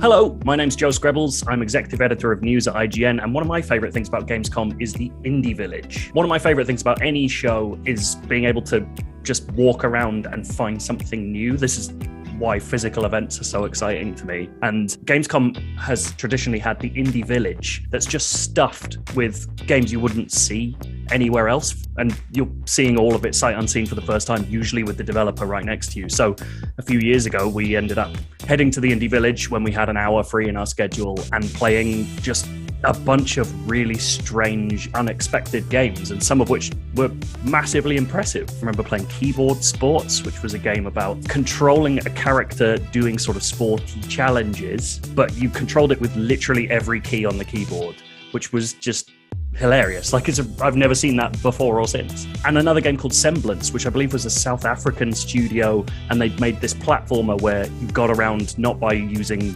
normal platforming skills, but by bouncing the actual environment to fit it into shapes you wanted. And the Indie Village is just this little spot that you can just walk into and see these kinds of things, these experiments and these versions of games that you won't see anywhere else on the show floor. And you might come away with something that you never knew you were going to be this excited about. And I think that's just a super valuable thing.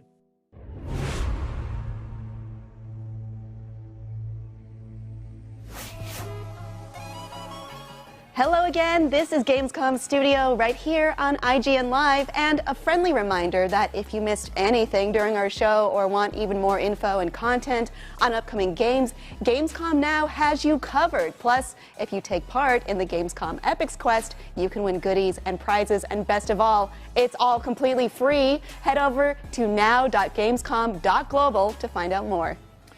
There's still a ton of great stuff coming up, like an exclusive first look at the anime-inspired hack-and-slash Solstice, and a deep dive on Age of Empires 4, plus a very special episode of Next Gen Console Watch. But right now, because you've all been so well behaved, we have another block of trailers. Look, I gotta level with you. We were gonna show them anyway, no matter how well you behaved, so go nuts out there.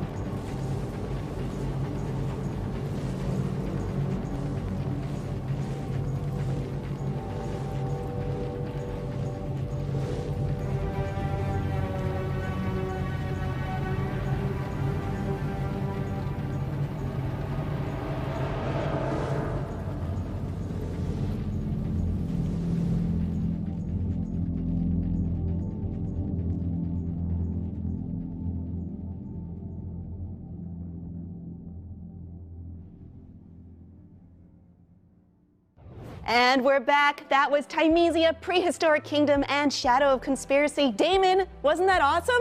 Indeed it was, Kim. Some great reveals there. In fact, we're now very tired from all the high energy excitement around here, so we're gonna take a very short break. We'll be back with another Gamescom award and much more Gamescom Studio right here on IGN after this.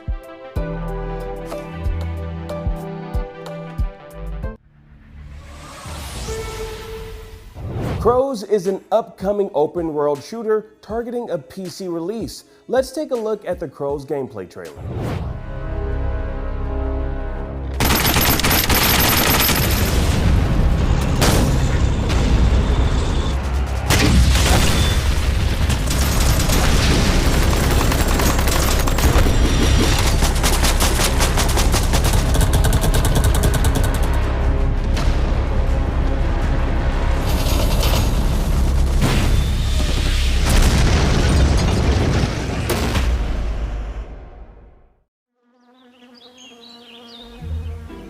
From the creators of Plan Turismo, League of Legends, and Minecraft. Released in 2020, Expansion Pack 2021, launch soon.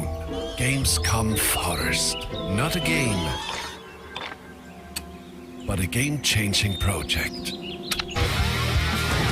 Thousands of trees were donated by the best community in the world because we need oxygen even more than a good Wi-Fi signal. Save a bee, plant a tree. Let's grow. The Gamescom Forest. Welcome back to Gamescom Studio. Gamescom has an initiative this year that may sound unexpected, but in reality, it makes a lot of sense for what the show is about. Here to tell us more about Gamescom Forest is head of Gamescom, Christian Bauer. Welcome, Christian. Why did Gamescom decide to support a reforestation project? Well, Gamescom and gaming is much more to many people than just a hobby. It's a way of life. And as such, we believe that it's important that we also concern ourselves with topics that are relevant to a larger part of the society. Saving the environment and saving the climate is super important to the gamers out there and also to the games companies. Hence, we wanted to make an impact, something that we could do together with the community. And why did you decide on a reforestation project in particular? Gamescom's home is in Germany, as you know. And Germany used to be a country covered in forests. Now, many of those huge forests have been broken up in little chunks with large gaps in between. Our aim is to fill in those gaps, to create larger connected parts of forest, to create a livelier space for the little critters and creatures to thrive in there. The forests worldwide are under stress, as you know. There's wildfires, there is droughts, and we believe that we can do something to help our forests, and that's why we are doing the Gamescom Forest. All right, well, you are in charge of Gamescom at Game, the German Video Games Association.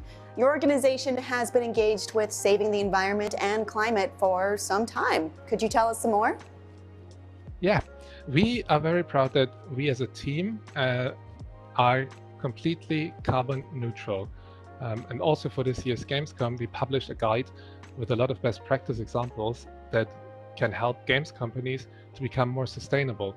We're also supporting the Green Gaming Summit, which is going to take place in October. It is part of the UN Climate Conference COP26, and we are associate members of the Playing for the Planet Alliance, which is an initiative by the United Nations, in which the games industry is taking responsibility and action to preserve the environment. All right, that sounds great. But what can we do personally to follow in those footsteps? Well, everybody can do a lot by doing a little. I, for example, with my family, we decided to calculate our carbon footprint. There's many calculators out there on the internet where you can actually find out how much carbon you produce a year. Then in the next step, we figured out how to reduce our carbon footprint. For example, we decided to buy a new fridge that is more energy efficient. We decided to, sell the car and focus on bicycles because we live in a large city, so that's possible for us. And then there's many other things that everyone can do. Make sure that your console or your PC is properly turned off and not always on standby. Try and buy local, regional, and seasonal groceries when you go out there, and try and find out what works best for you to reduce your carbon footprint. After you've done all of those things, you basically have a carbon balance, and now you can become carbon neutral or even carbon positive if you buy trusted carbon certification. And for me and my family of 5, that adds up to about $350 a year that I spend to try and preserve the planet for my children. But first and foremost, of course, you can donate to the Gamescom forest and help us grow the forests in Bavaria, the land of lederhosens and beer. All right, well, you can find out more about Gamescom Forest at gamescom.global and help make the forest grow. Christian, thank you so much for stopping by. We are going to take a very quick break, but we'll be back soon with tons more Gamescom Studio right after this. Gamescom 2021 is presented by USAA Insurance.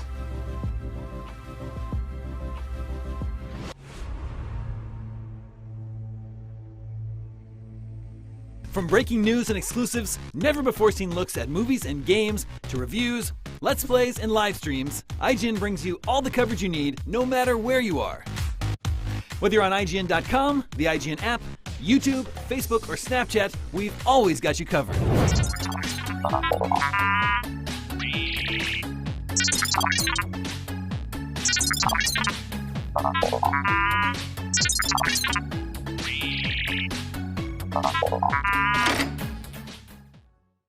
In a world with non-stop news about Marvel, DC, Star Wars, you need a show with accurate reporting, hard-hitting commentary, and me, Akeem Lawanson, host of IGN's news show, The Fix Entertainment. Whether it's the latest superhero scoop, film fiasco, or anime announcement, I'll be here covering all the breaking movie, TV, and streaming news that matters most to you. Make sure to catch The Fix Entertainment on IGN for your fix of entertainment news. Let's drop it.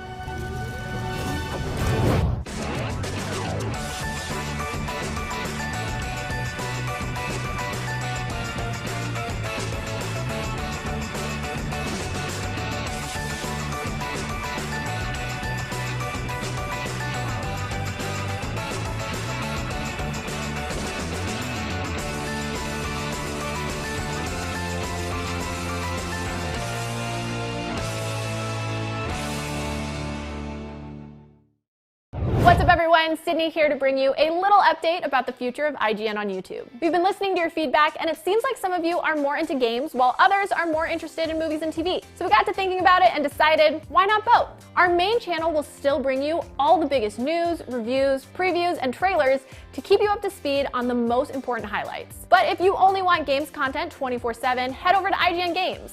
Movies and TV more your thing? Check out IGN Movies and TV. More channels, more of the stuff you love, more IGN.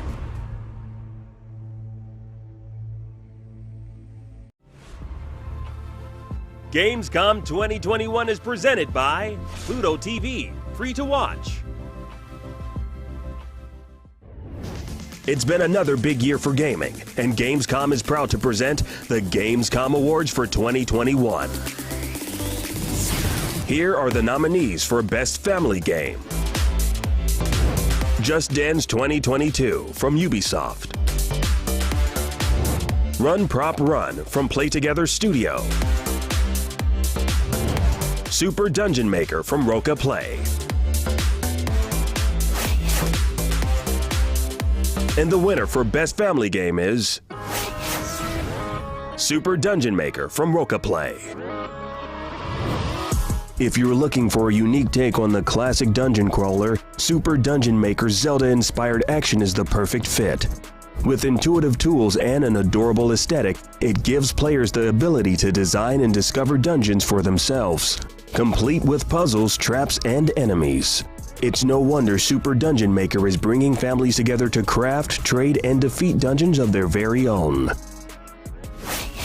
To accept the award, here's more from the team behind Super Dungeon Maker. Hey everyone, I'm Linda. And I'm Julian, and we are the founders of Firechick.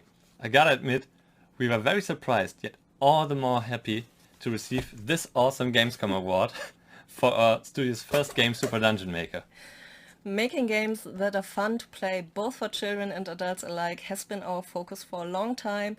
so we feel all the more honored to be chosen as the best family game.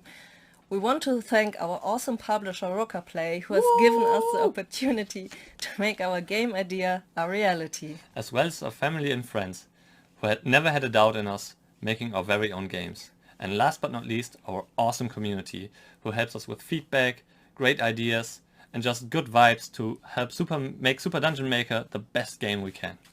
We are very excited to see what dungeons you all come up with and create and share with the world once Super Dungeon Maker is released. Thank you. Welcome back, friends, to Gamescom Studio. Hey, you know what's nuts? There is a whole trilogy of Jumanji movies. Well, technically, there's a whole Jumanji multiverse if you count Zathura, since they're both based on picture books by Chris von Allsburg, where cursed board games terrorize children. Yeah, he also wrote The Polar Express, so this multiverse also includes that movie where computer-animated Tom Hanks terrorizes computer-animated children on a train and also gives them hot cocoa. Well, Damon, the Jumanji multiverse is about to get even bigger and terrorize even more children in the form of a brand new game. Let's take a look.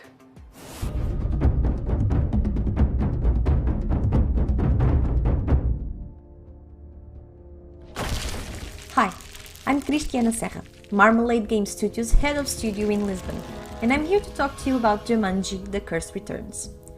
So in making this game, we have created a mashup of a board game plus a co-op adventure, and we're pretty sure you haven't played anything like it before. If you always wished you could play Jumanji for real, this is it. We made sure the gameplay mechanics are easy to pick up, but time restrictions keep up the pace as you match and share items. The emphasis is definitely on working together and having fun. Jumanji itself is a board game. There are 4 players and the goal is to reach the center of the board.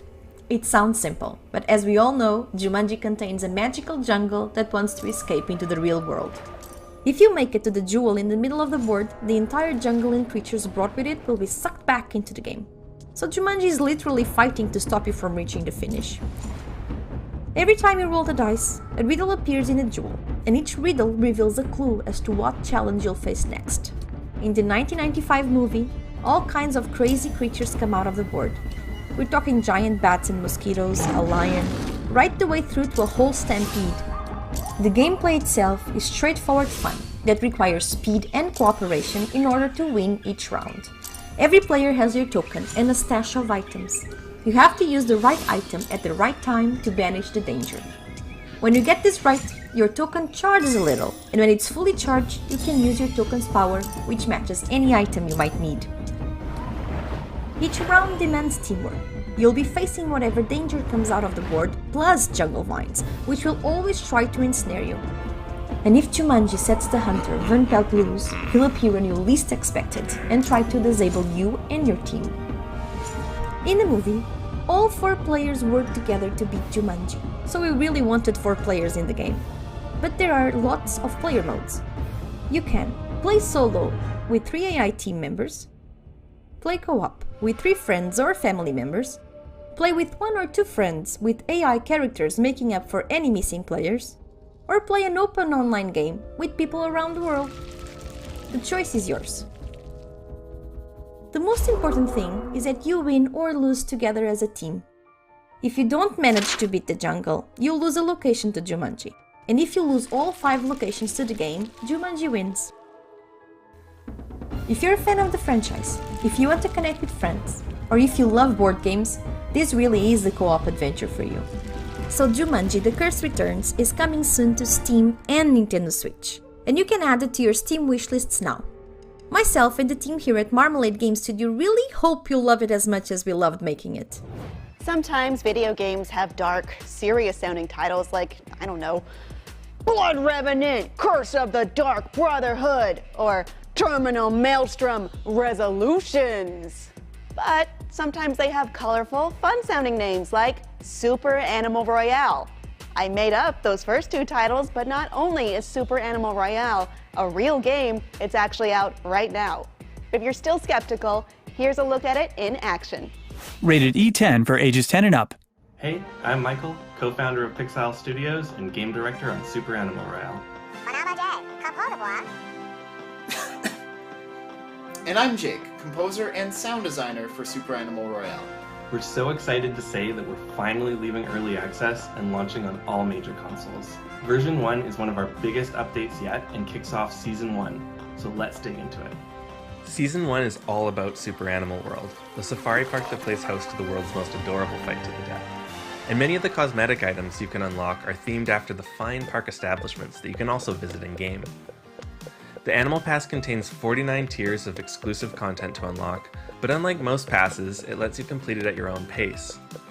This is thanks to a new feature we call the Archive, where rather than expiring at the end of a season, old passes remain available for purchase, or to reactivate if you already own them.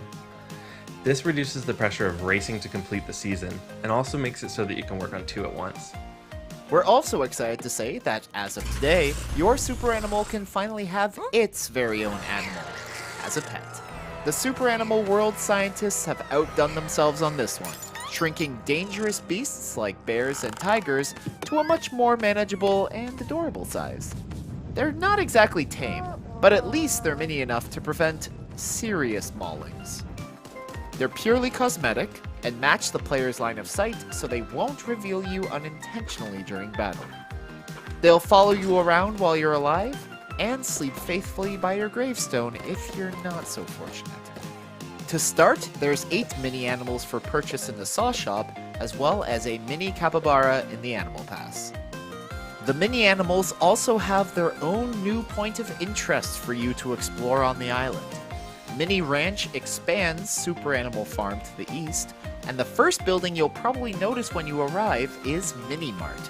This is a special branch of the Saw Shop where Super Animal World Park guests would originally adopt their mini animals. It also features a petting zoo, where you can still see some mini animals and show them some love. We're also proud to say that we finally have our first super amphibian, the Super Frog. There are 5 total breeds of Super Frogs to unlock, bringing the total number of breeds in Super Animal Royale to 358. You can unlock the frog in the research lab, starting at level 30, and I'm not going to say hop into battle, because even though super animals are pretty great at hopping, Super Frogs actually aren't any better at it than anyone else. Season 1 also brings 2 new power-ups and refinements to existing power-ups. Saw Impossible Tape breaks the laws of physics to instantly repair your opponent's body armor when they die, so that you can pick it up good as new. And the Bandolier increases your max carrying capacity for ammo, super tape, grenades, and most importantly, bananas. For all the changes to existing power-ups, be sure to check out the patch notes. But highlights include the Skunk Gas Snorkel and Claw Boots that give you extra traction in shallow water. That's all we have time to cover for now, but there's so much more to see in version 1. I think it's seriously the longest patch notes I've ever written, so check it out. Super Animal Royale is available now to play for free on PC, Mac, and every major console, with cross-platform matchmaking and the ability to sync your save between every platform. There's also tons to look forward to, like cross-platform parties, new game modes, holiday events, but we'll leave that for next time. For now, thanks for having us, and we'll see you in-game.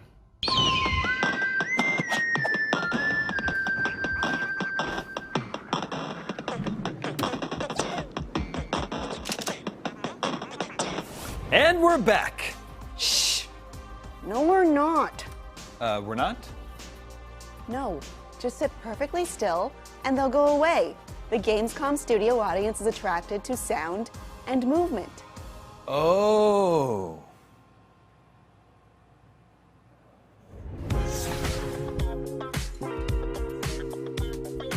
Hi everyone, I'm Sebastian from Munich, former head of IGN Germany, and I'm here to talk about my most favorite Gamescom show floor moment. Well, to be very, very honest, my most favorite moment is meeting the people.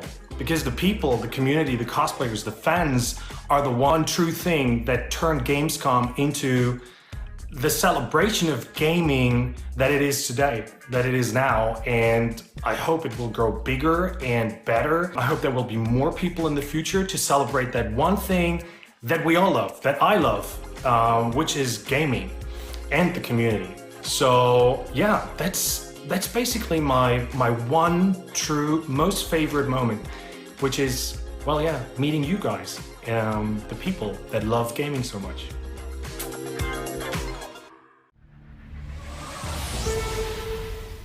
If you're a passionate gamer and a football fan, then this next trailer is for you. Let's take a quick look at what UFL, the new global online football league, is all about.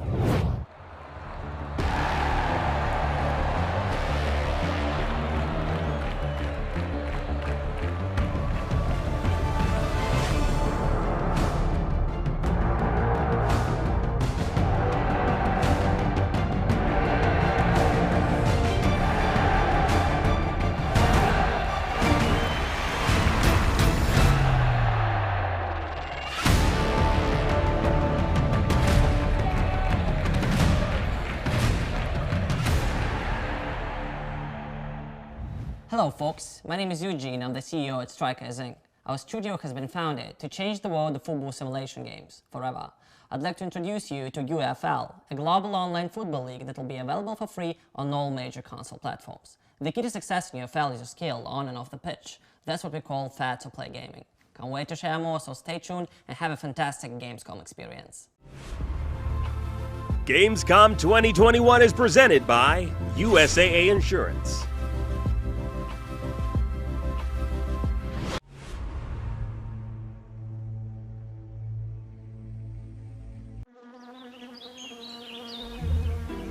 From the creators of Plan Turismo, League of Legends, and Minecraft.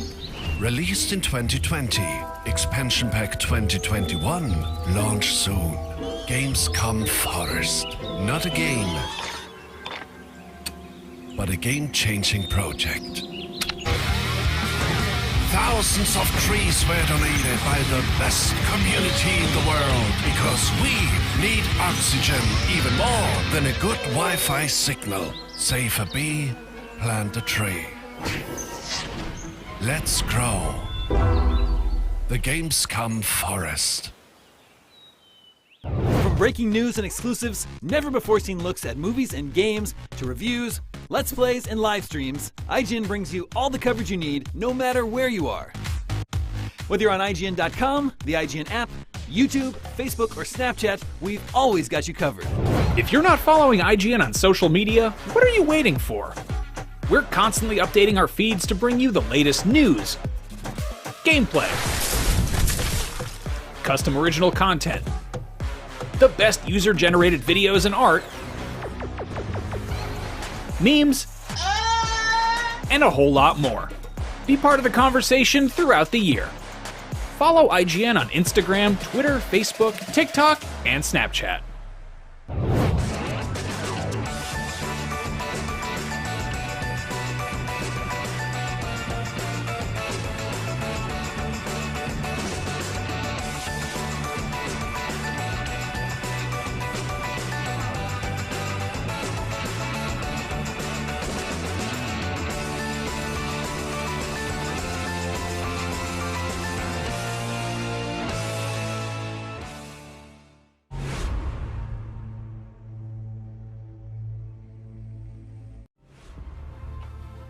Gamescom 2021 is presented by Pluto TV, free to watch.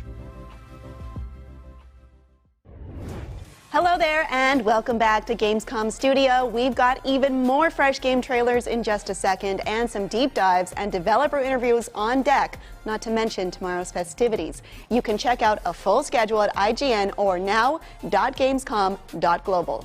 Gamescom Now is also your spot for more info on Gamescom memories, Gamescom Forest, Gamescom Epics, the Indie Arena booth, and so much more. So check it out the next time we go to break, which isn't yet because it's trailer time again.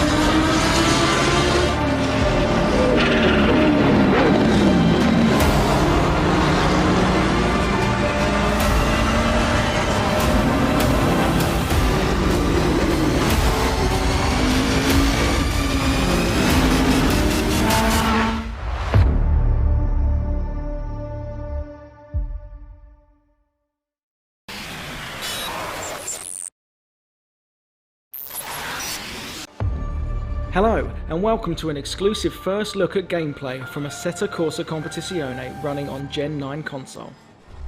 Green light, go, go, go. Car on the left. Clear on the left.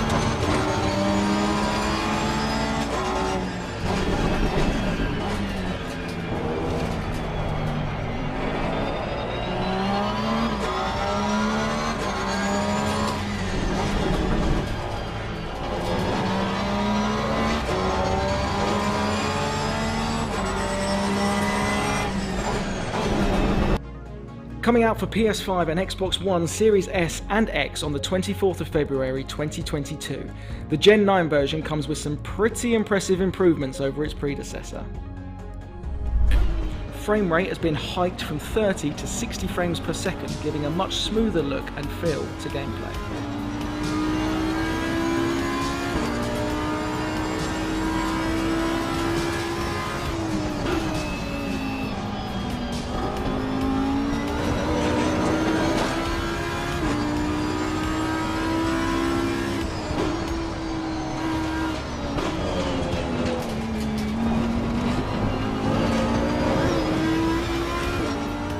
Gen 9 will also feature free private lobbies enabling you and your friends to meet up for an organised race session, as well as updated liveries from the 2021 season. Perhaps the best news of all is that if you already own the PS4 or Xbox One version of the Assetto Corsa Competizione, you will automatically upgrade to the Gen 9 version when it releases in February.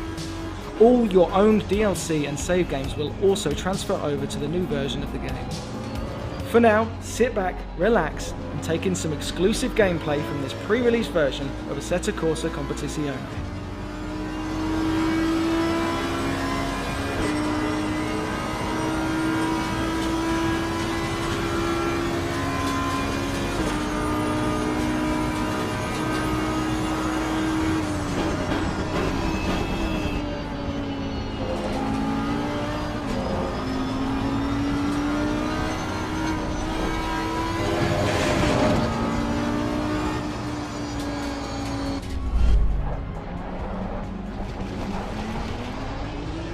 Green light, go, go, go.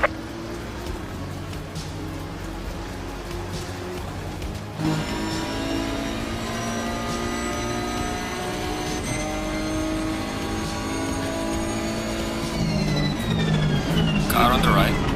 Clear on the right. Car on the right. Clear on the right. Car on the left.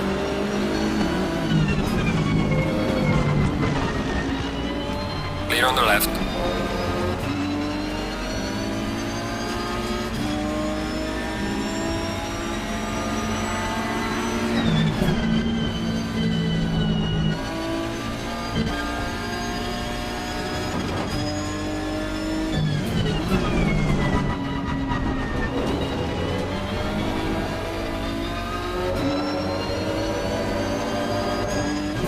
Car on the left. Clear on the left.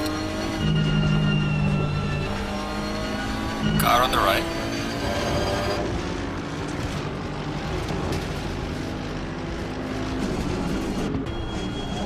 Three wide. Clear on the right. All clear.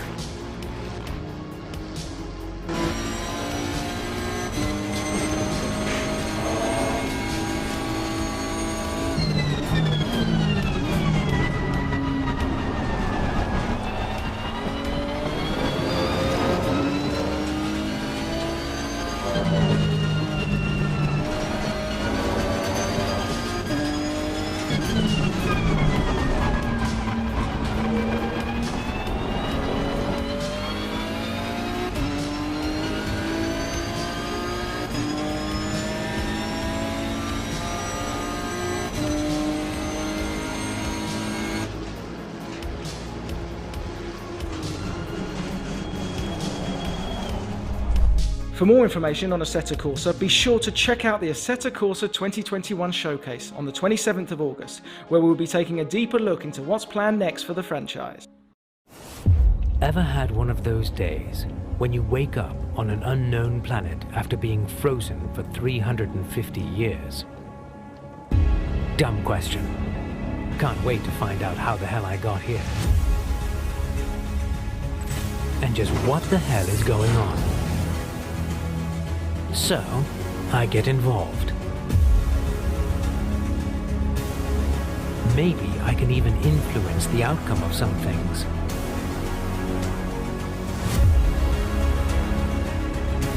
I soon realize my own decisions have a huge impact. And isn't that what it's all about? Being in charge of my own destiny. And the destiny of this entire world.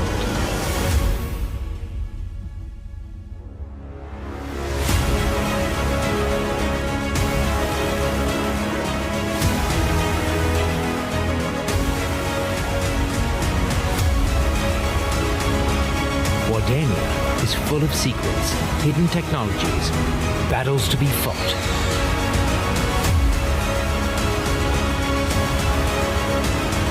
Stories to be told. My stories. I am the last Oricrew.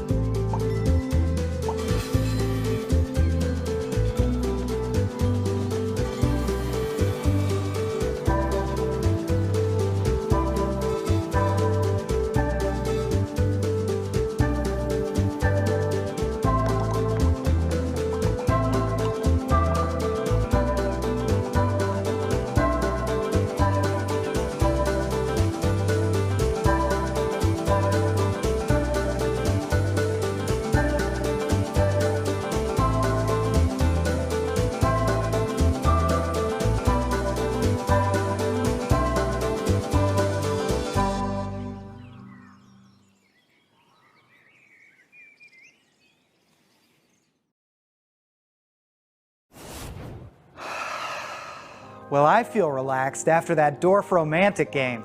You know how you can tell? The eyes. They're the windows to the soul, so they say. So hey, open up your soul windows and get this next game.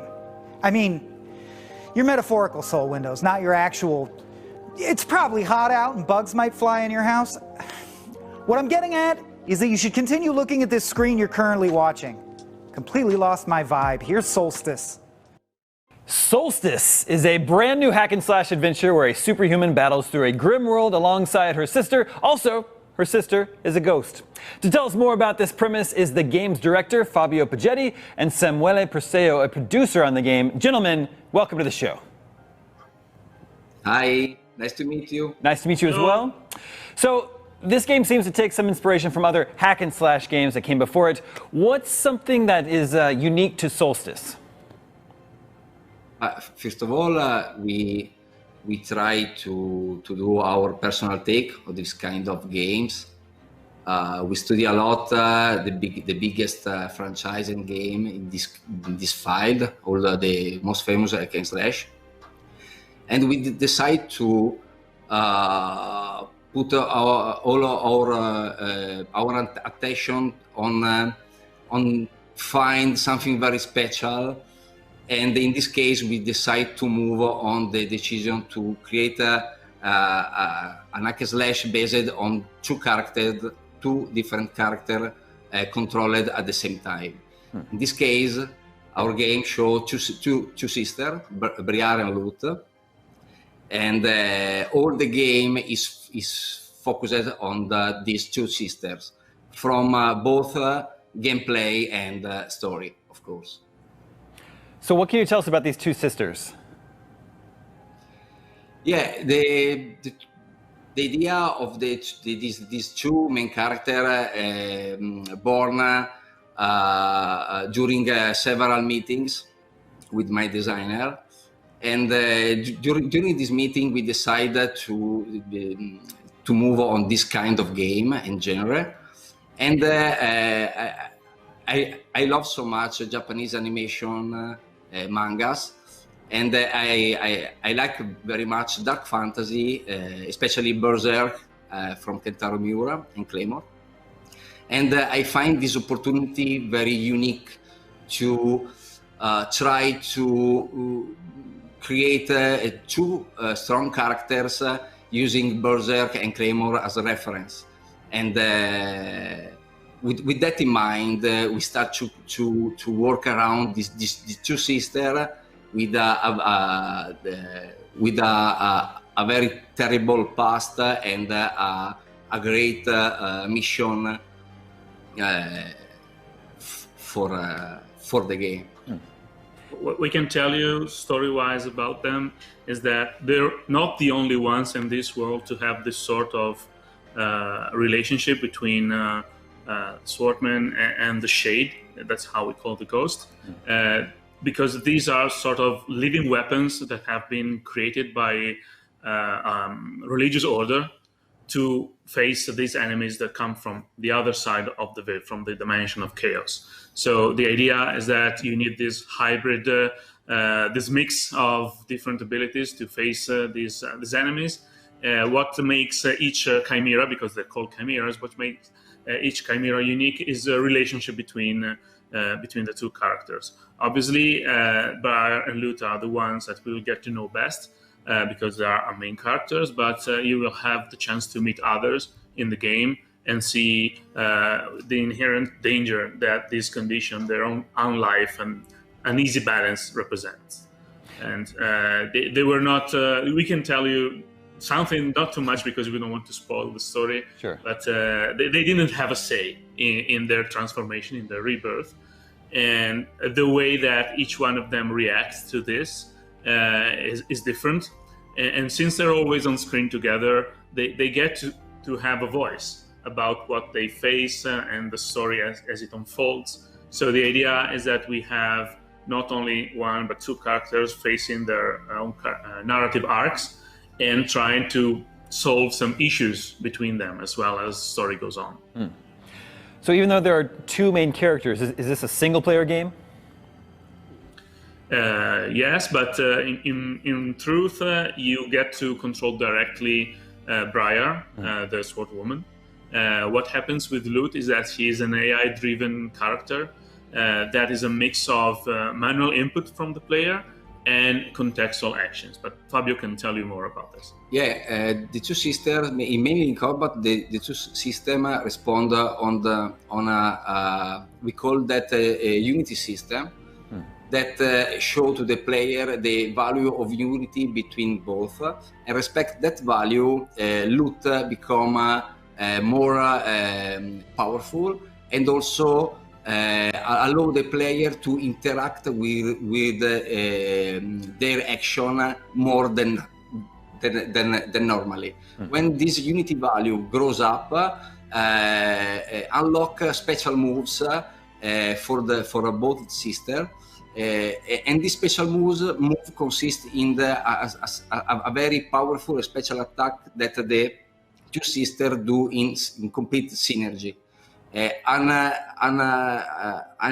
higher level, the two sisters become more and more powerful, but I can say more on that because there is something special in the future respect this kind of unity system.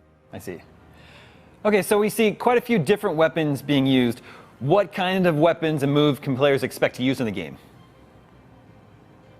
Mainly, the main character uses a signature weapon. Is this big sword you see in the trailer and in the gameplay. We work on that sword keeping in mind famous sword from the game and also manga, like the sword from Final Fantasy VII, the Berserk sword. But also I really like, for example, the sword coming from for example, Monster Hunter and Bloodborne. And in fact, our signature weapon can be transformed from a big sword into a big mace. Of course, in this kind of game, the player can unlock and use a different secondary weapon. In this case, in our gameplay video, we have at the moment the big iron gauntlet and the wimp. Wimp is used especially when you have a lot of enemy around you, because it's a long-range weapon, but he don't do the same damage as the gauntlet. For example, gauntlet is used on single target, and especially versus the enemy that have an armor. So with the gauntlet, you can break armor on the enemy.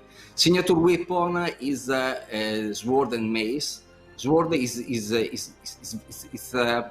it's not quick like the wimp or other secondary weapon you can unlock during the game.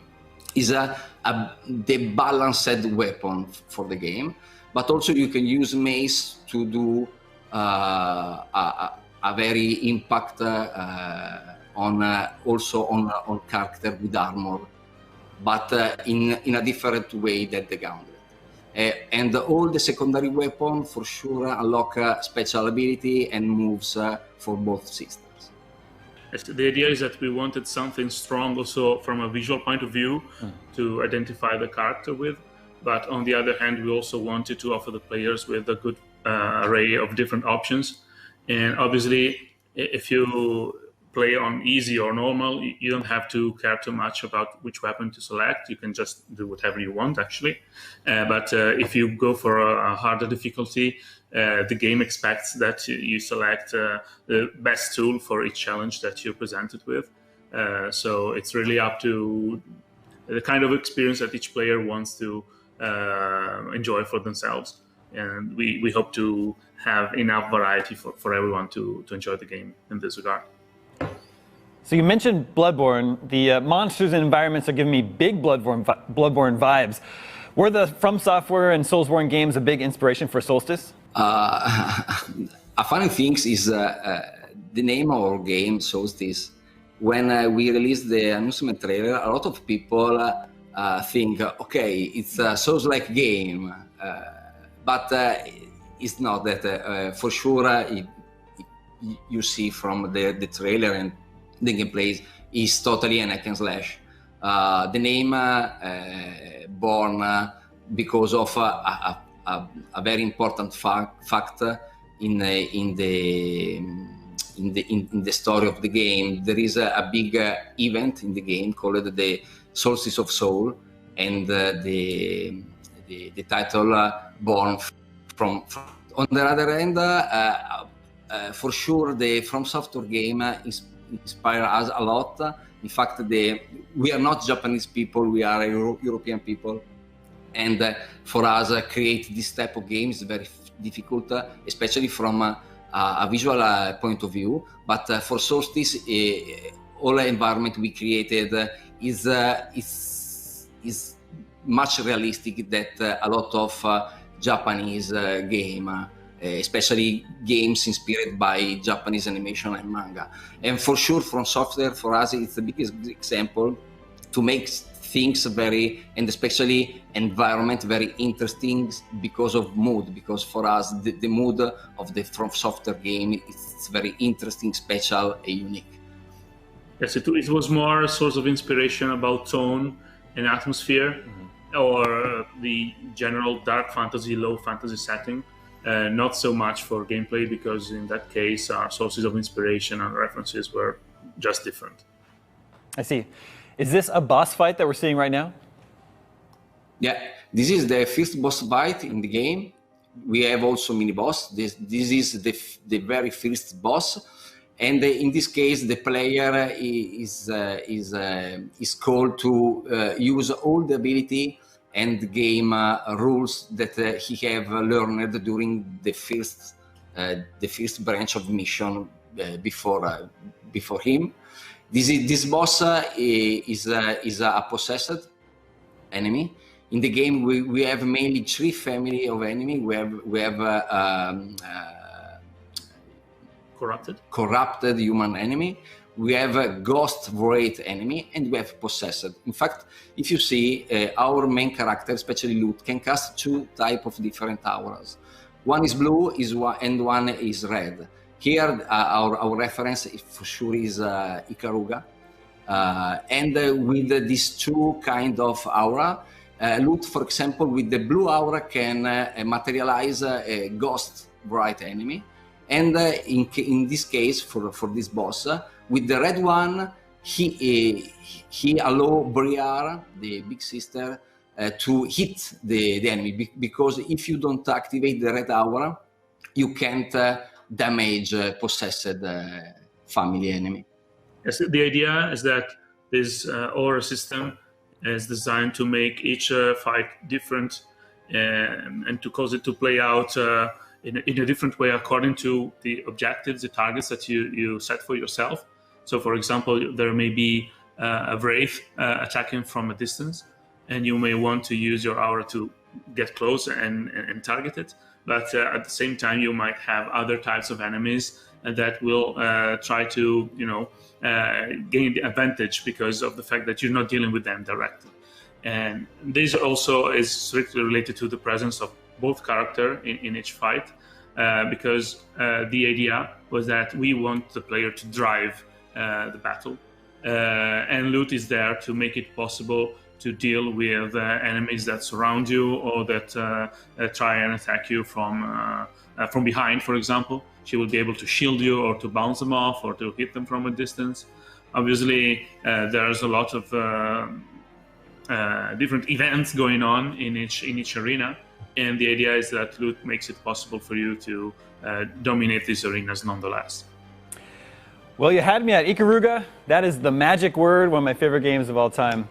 Solstice is looking amazing. It's definitely one we can't wait to see more of. Thank you both for stopping by. Stick around for more Gamescom 2021 right here on IGN. Gamescom 2021 is presented by USAA Insurance.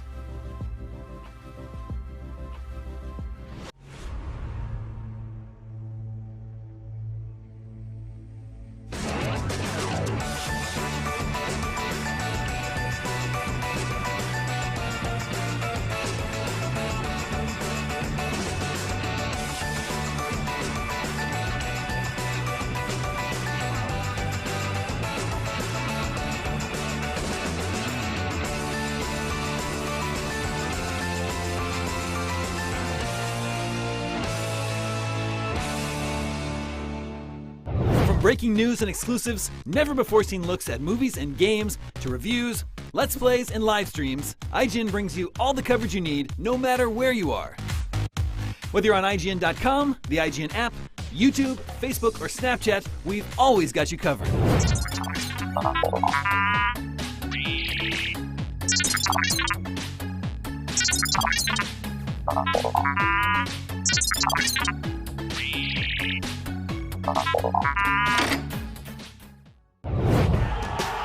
Competition brings out the best in all of us.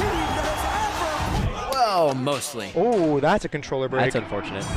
Welcome to IGN Compete, where we bring you the stories behind the esports headlines. World champions! From the triumphs Carol takes the game to the hardships It's not heavy. to the miracle moments that will go down in history. I just can't believe it! It's crazy. It's all here on IGN Compete. God, I'm in disbelief! In a world with non-stop news about Marvel, DC, Star Wars, you need a show with accurate reporting, hard-hitting commentary, and me, Akeem Lawanson, host of IGN's news show, The Fix Entertainment. Whether it's the latest superhero scoop, film fiasco, or anime announcement, I'll be here covering all the breaking movie, TV, and streaming news that matters most to you. Make sure to catch The Fix Entertainment on IGN for your fix of entertainment news. Let's drop it.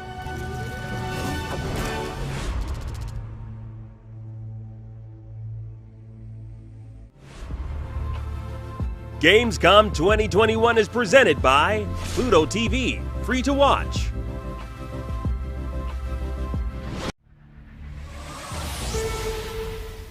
Since 1993, the Taiwan Excellence Award has been given to the most innovative products made in Taiwan. This year, it was awarded to the MSI Clutch GM41 gaming mouse and Coolmaster Masterbox 540 PC case. Now let's take a look at the features that won them this award.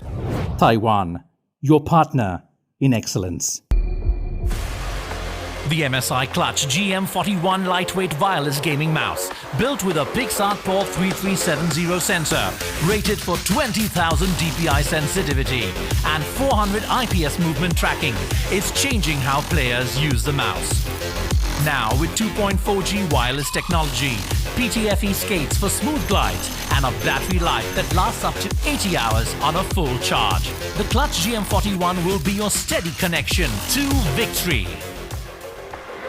Expanding on the possibilities of a custom-built experience, the Cooler Master Masterbox 540 offers customizable ARGB strips that can be synced to the motherboard or an included controller that provides room for upgrades to stay ahead of the game.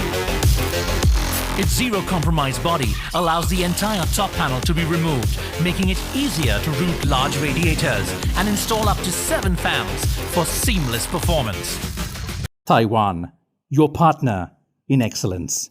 It's been another big year for gaming, and Gamescom is proud to present the Gamescom Awards for 2021. Here are the nominees for Best Multiplayer Game. Halo Infinite from Microsoft. Riders Republic from Ubisoft. The Dark Pictures House of Ashes from Bandai Namco. And the winner for Best Multiplayer Game is Halo Infinite from Microsoft. With the return of Master Chief in Halo Infinite, Microsoft promises fans his greatest adventure yet to save humanity.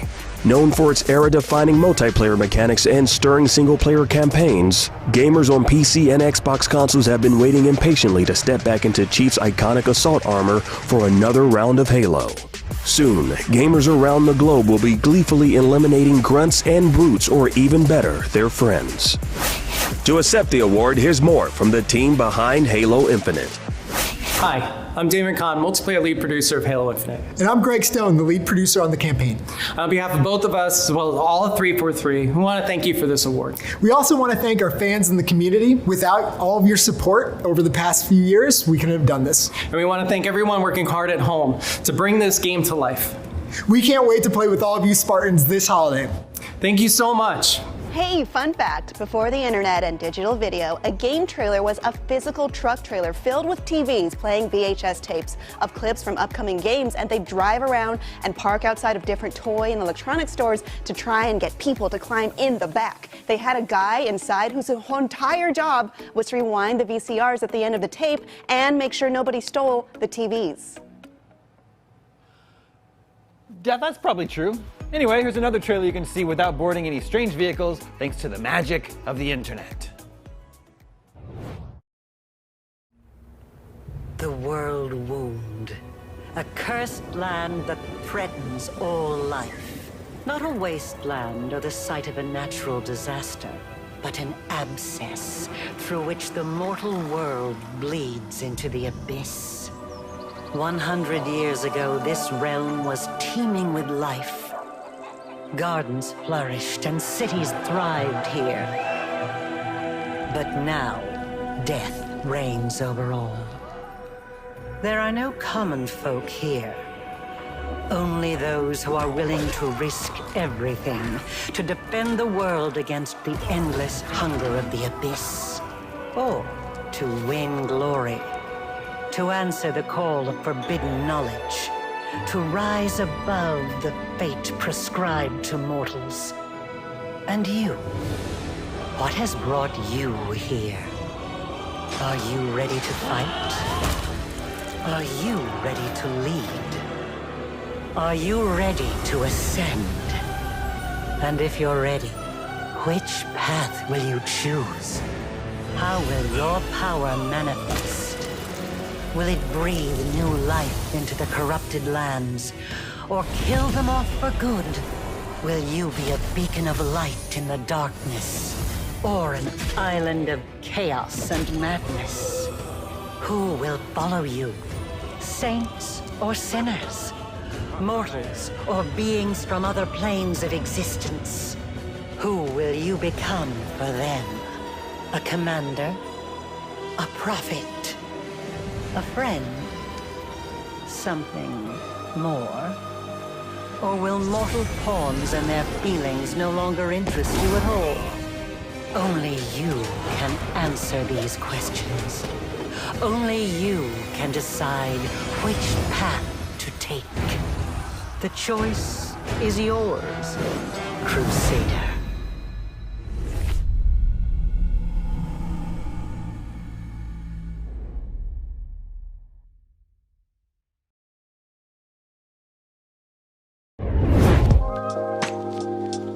Welcome back. If you've ever wondered what it's like to hunt and survive in the Middle Ages, but you don't own a time machine or live alone in the woods, you'll definitely want to check out Medieval Dynasty, a game that lets you forage for food and build shelters in a harsh, Dark Ages open-world setting. Let's take a look at Medieval Dynasty.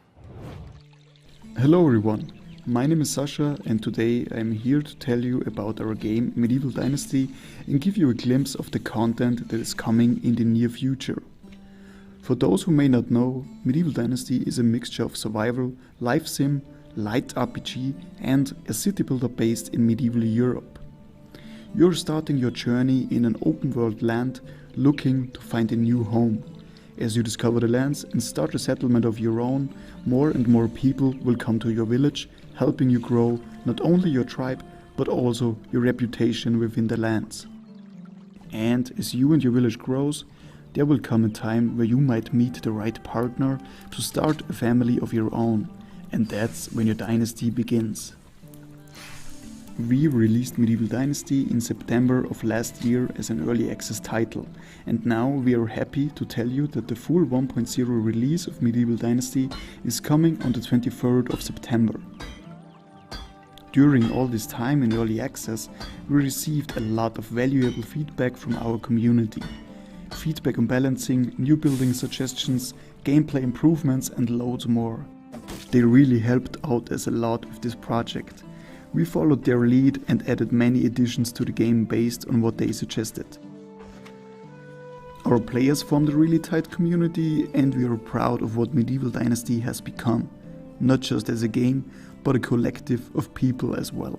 Your most important job in the game is to survive. To do that, you need to make sure you don't starve, die of thirst, don't get frozen to death or be killed by a wild animal. To eat, you can cultivate the land or hunt in order to get valuable protein. To hunt, however, you need weapons, and to grow crops, you need tools, and those you need to make yourself. No one said surviving is easy. There are many tools, resources, items, foods, weapons and more that you can craft and create. The power of muscle and fire can work wonders, and with time and experience you will be able to create more complex things. Once your basic needs have been met, it's time to head out to explore new lands. Who knows what's hiding out there? For closer trips, a bottle of water and a snack will totally be enough. For those further afield, a trusted steed will be essential. On the back of your horse, long distances are no obstacle. And if you find something worth picking up along the way, your four-legged companion will help you with that too. After all, any journey with a friend is much more interesting. Plus, it's nice to have an extra bag to carry things on. On the back of your horse, you can go into one of the many wild forests surrounding you and hunt wild animals. Hunting is a great way to get food for your family, your village and for yourself. But you must be careful. Those wild creatures can kill you too. Have you been lucky enough and managed to catch a bear? If you have, well, that's a good catch.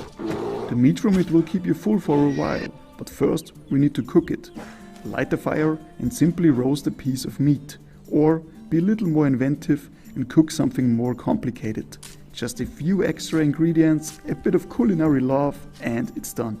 And if you're craving a little sweetness, how about some honey? It's not difficult. Just build a hive and you can enjoy this golden nectar every day. The sugar from the honey will give you energy to keep going.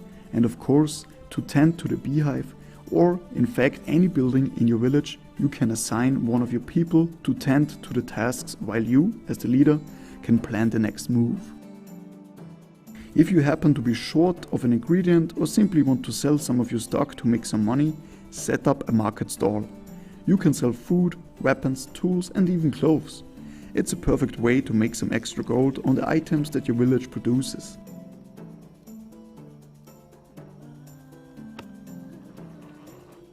In addition to cultivating the field, you can also set up an orchard and enjoy harvesting fruits. Once ripe, harvest and eat them or use them to make refreshing juices. And if juices are not to your liking, how about a pint of cold, refreshing beer after a hard day's work? You can drink it together with other villagers in a nearby tavern. One of the most requested structures from our community was the well. If your settlement is located far from a river, don't worry.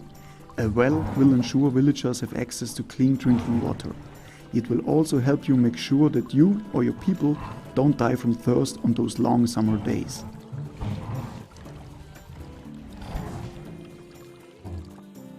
And who is this handsome fellow up here? It's a donkey. He might look a bit small, especially next to the horse. But not let that fool you. Sure, he might not be fast either, but this little friend is capable of carrying large amounts of load. A perfect companion for a large fishing expedition to a nearby lake or river.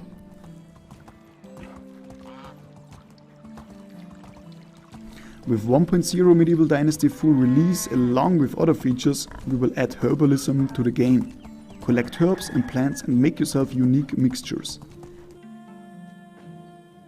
If you eat something that you shouldn't really eat, don't worry.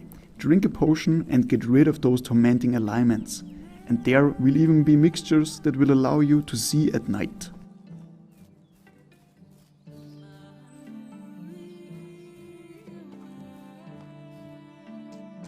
And finally, although it all might seem very peaceful, one of the new additions that is coming to the final version are bandits. These outlaws will set their camps in various locations around the lands, so be careful while you travel. They are not friendly people. Thank you for watching our video and we hope that you enjoyed this little glimpse into our game. Medieval Dynasty is coming out of early access on the 23rd of September this year. Thank you for watching and enjoy the rest of Gamescom. Bye bye. Giant mechs aren't just birthed from giant mech parents, they're built, one spare part at a time. That's what Wolfstride's all about. Some turn-based combat, some visual novel. Wolfstride's unique approach to the tactical mech RPG genre lies in its ability to allow players to go out into the world and perform odd jobs to earn better parts as they build the mech of their dreams. Here's more on the stylish black and white RPG, Wolfstride.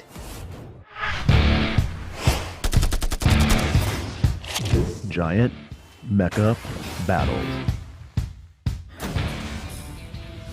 The action in Wolfstride definitely looks awesome. In this video, we want to take you into the game for a look at the substance behind the style. Meet the Cowboy, a one-of-a-kind P1 Gallo Model 7.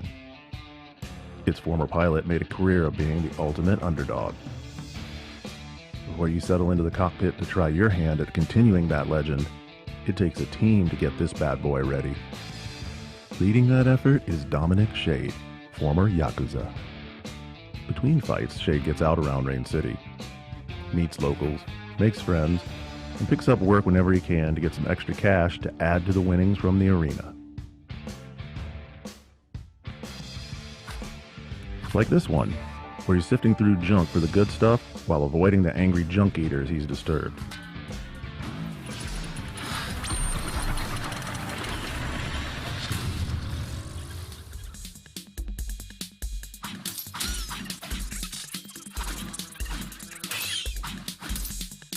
Quick reflexes will rack up bonuses and with it, extra cash.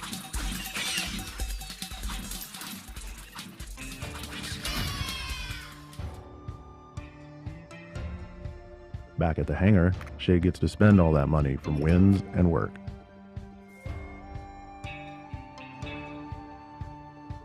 He has a lot to choose from. There are new attack and defense skills for our pilot, Knife Leopard, and a number of system upgrades for the Cowboy.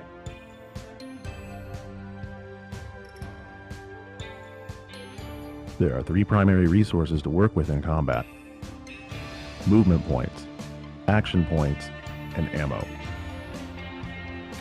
This offers a number of options to put together the right pieces to match your pilot skills. And before you know it, you'll land that winning shot.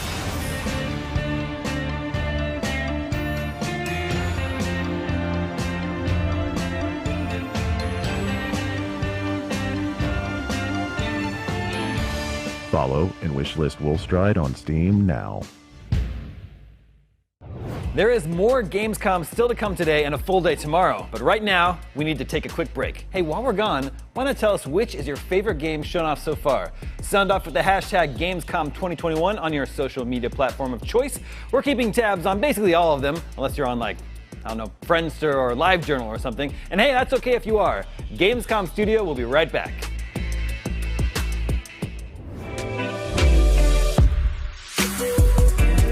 Hi, I'm Lucy James. I'm a senior video producer at GameSpot, and my favorite Gamescom memory is probably the first time I got to experience the HTC Vive. I believe it was back in about 2015. I'd heard rumblings, I remember at E3 the year before, about Vive, and then it was on the show floor. I managed to nab a demo because I remember they were very, very difficult to get into. And the demo that I did was the one where you are underwater and this big whale kind of comes near you, but it's done in such an incredibly clever way that you are kind of on this sunken ship underwater, and you're kind of just distracted a little bit by the fish, and then you hear, because obviously it has the spatial audio, and you hear from behind you that there's this whale coming, and you turn around, and I just remember being completely awed and wowed by it. And I think that's one of my favorite Gamescom memories, because it was this feeling of this new technology. On the flip side of that, though, obviously there's virtual reality. I got to also experience nasal virtual reality as a part of South Park, The Fractured But Whole. They had a machine called the Nausealess Rift, where you'd be playing a game and it would shoot smells at you. And obviously with a game like South Park, lots of farts. The game is called The Fractured Butthole. You can see where this is going. I don't know. It was immersive in a very different way. I almost threw up, but very fun. I love Gamescom because it's a place where you get to kind of experience those wild new pieces of technology, but it is a very fun show, and I miss Cologne greatly. Gamescom 2021 is presented by USAA Insurance.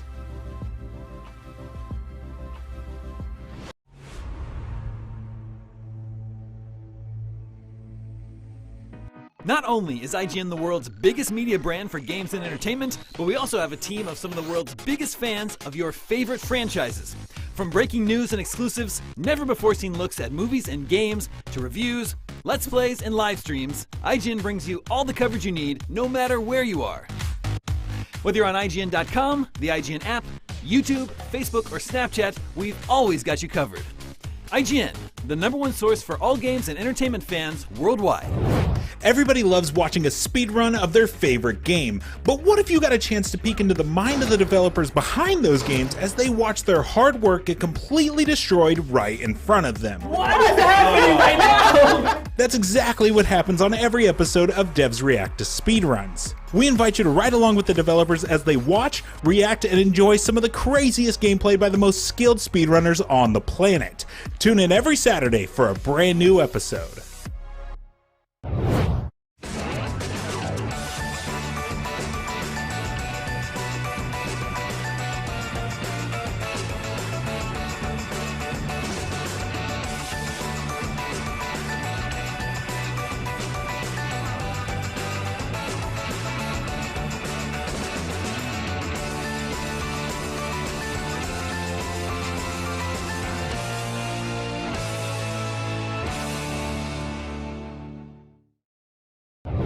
In a world with non-stop news about Marvel, DC, Star Wars, you need a show with accurate reporting, hard-hitting commentary, and me, Akeem Lawanson, host of IGN's news show, The Fix Entertainment. Whether it's the latest superhero scoop, film fiasco, or anime announcement, I'll be here covering all the breaking movie, TV, and streaming news that matters most to you. Make sure to catch the Fix Entertainment on IGN for your fix of entertainment news.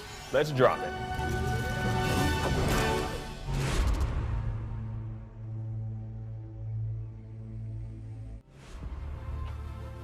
Gamescom 2021 is presented by Pluto TV, free to watch. It's been another big year for gaming, and Gamescom is proud to present the Gamescom Awards for 2021. Here are the nominees for Best Simulation Game. Climber Sky is the Limit from Art Game Studio. Farming Simulator 22 from Giants Software. Park Beyond from Bandai Namco. And the winner for Best Simulation Game is Park Beyond from Bandai Namco. Park Beyond gives gamers the chance to design the theme park of their dreams, where the only limitation is your imagination. Its robust mechanics and delightful gameplay help bring your ideas to life and make seemingly impossible tasks of designing and running a whole amusement park by yourself just another part of the game. For helping keep theme parks alive, Park Beyond is taking home the Best Simulation Award for 2021. To accept the award, here's more from the team behind Park Beyond. Hello everyone, my name is Stefan Winter. I'm the Managing Director at Limbic Entertainment. We got news today that we won an award, Best Simulation Game at Gamescom this year with our product Park Beyond. That's simply great news, and it's a crazy motivational boost for everyone here at Limbic Entertainment, and we really feel grateful and honored to receive such an award. I would like to say thank you to everyone. I would especially like to say thank you to Bandai Namco for supporting us, but most importantly, the entire team here at Limbic Entertainment and all the colleagues who put a lot of heart and soul into the development of Park Beyond.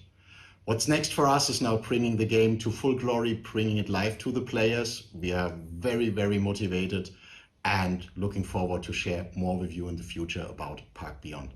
Thanks again and have a great time. Cheers. Welcome back to Gamescom Studio, all part of a balanced German breakfast.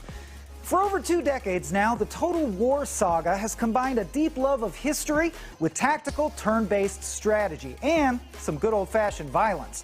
And it doesn't look like 2021 is about to change up their winning formula. So let's scope out a trailer, then find out what's next for the Total War saga. For their evils against Troy, King Agamemnon, his spineless brother Menelaus, and their housebroken cur Achilles will be undone. Their invasion is thwarted, their forces shattered, and Troy stands unbroken! Defeat is not punishment enough. Far too long have we hid behind these walls, but no longer! Paris, sail to Sparta. Take your men to Menelaus' door and finish what you started.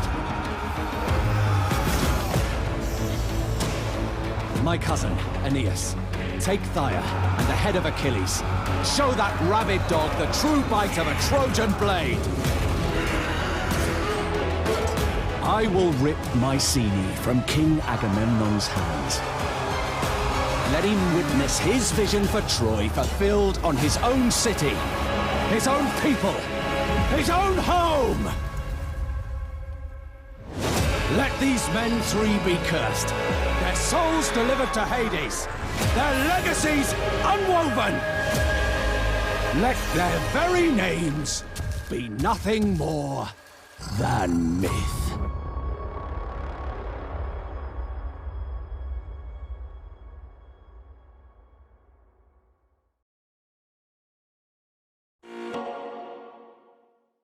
A Total War Saga Troy is a turn-based strategy game featuring real-time tactics and strategy while delving into the drama of the Trojan War. It features both real Bronze Age era elements as well as the truth behind the ancient myths. But now, we are taking off the safety restraints and diving full-on into mythology with monsters, gods, and fantasy overhauls. Today I'm joined by Theodore Kujakov, Senior Game Designer at Creative Assembly Sofia, to delve deeper into the Mythos edition. Thanks so much for joining us.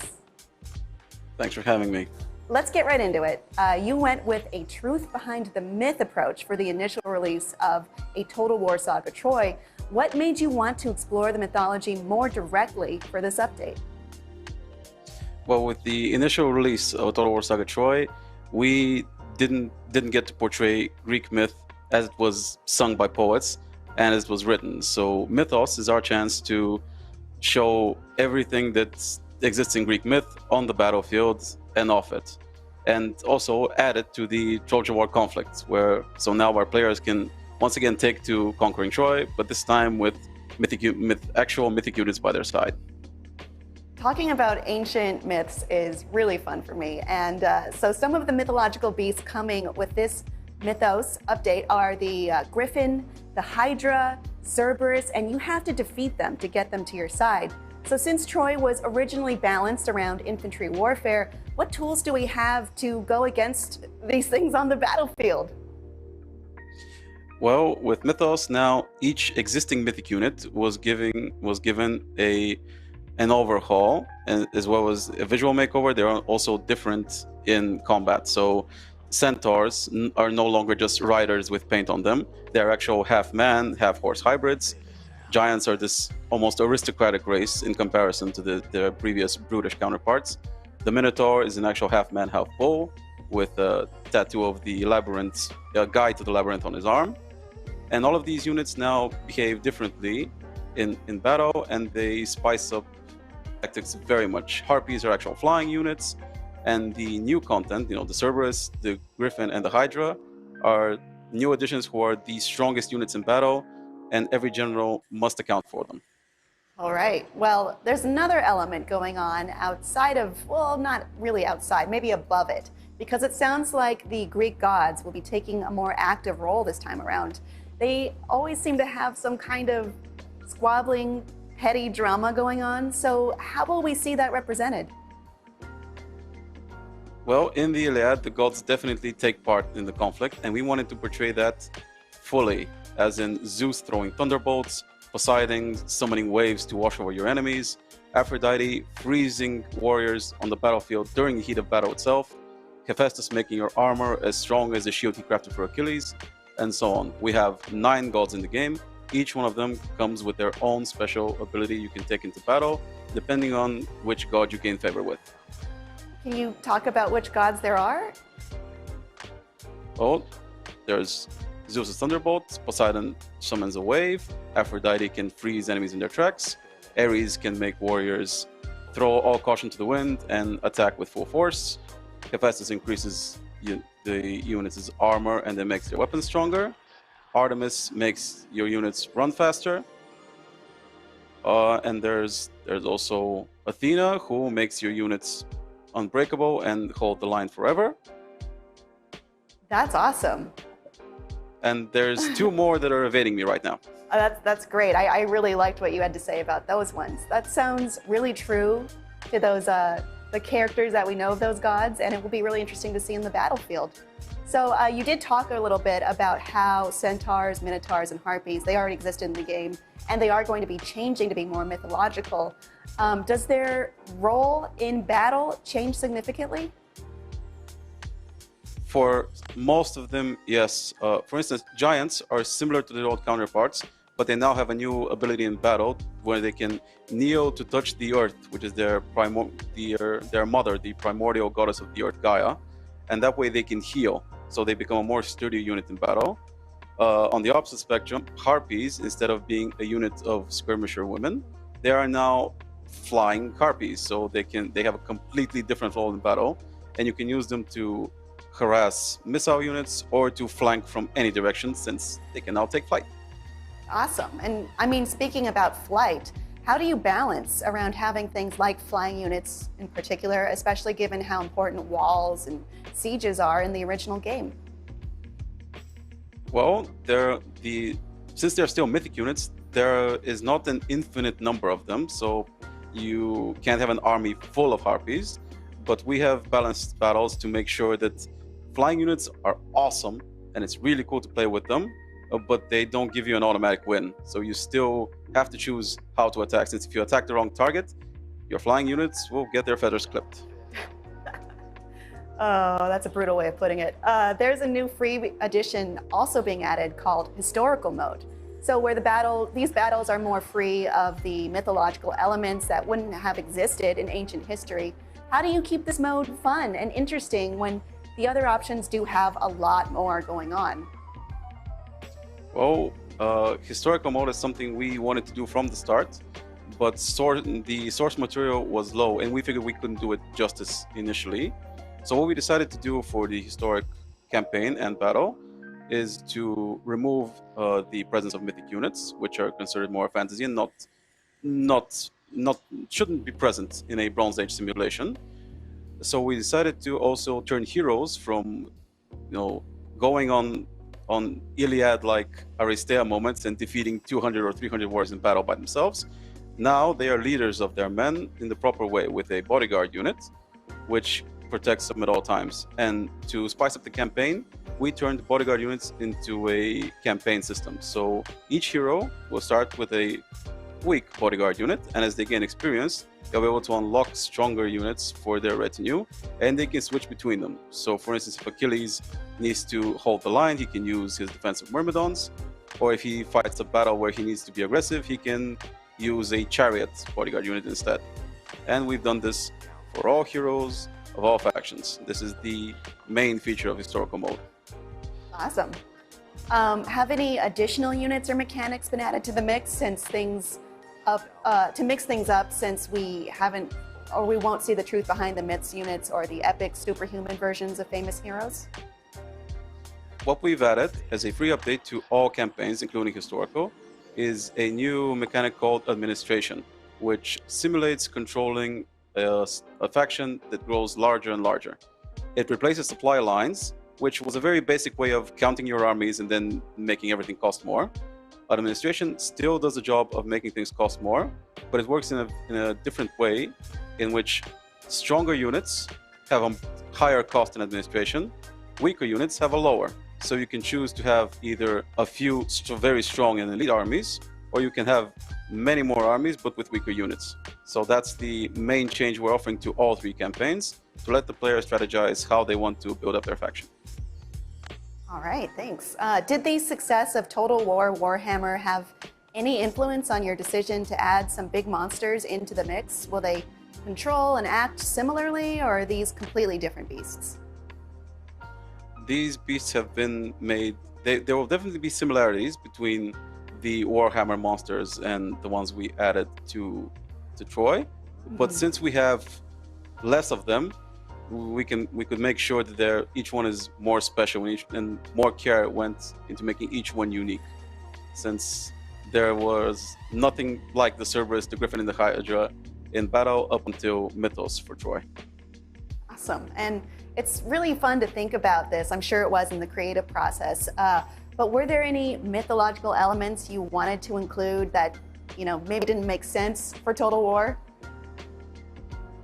Well, we wanted to portray the more adventuring side of Greek myths, so that's why we added the mythic expeditions with which you unlock each of your monsters, which involve gathering up a hunting party, sending them on a choose-your-own adventure, and the whole thing culminating with an epic battle against the monsters. But there were smaller things, like the Gorgon, that we really wanted at some point to represent in battle, but we just couldn't. All right. In their stead, there's all the mythic monsters. I like them. I mean, this looks so interesting and fun, especially if you have an interest in the ancient myths, which I do. A Total War Saga Troy is out now, and the Mythos expansion pack comes out September 2nd, which also marks the day the full game makes its way to Steam, following its year-long exclusivity on the Epic Game Store. Theodore, thank you so much for joining us here today. We've got to take another quick break, but we'll be back with lots more Gamescom Studio on IGN in just a sec, so don't go anywhere.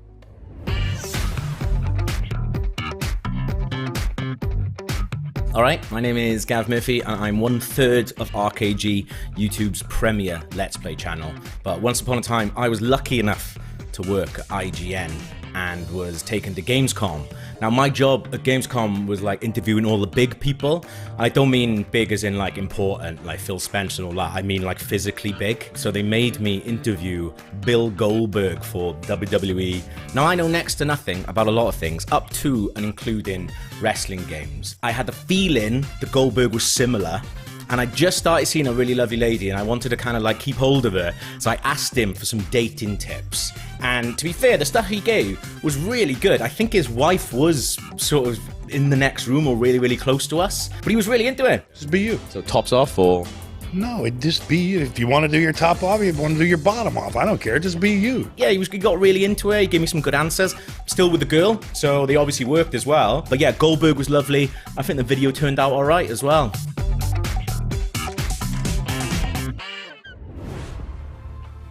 Gamescom 2021 is presented by USAA Insurance.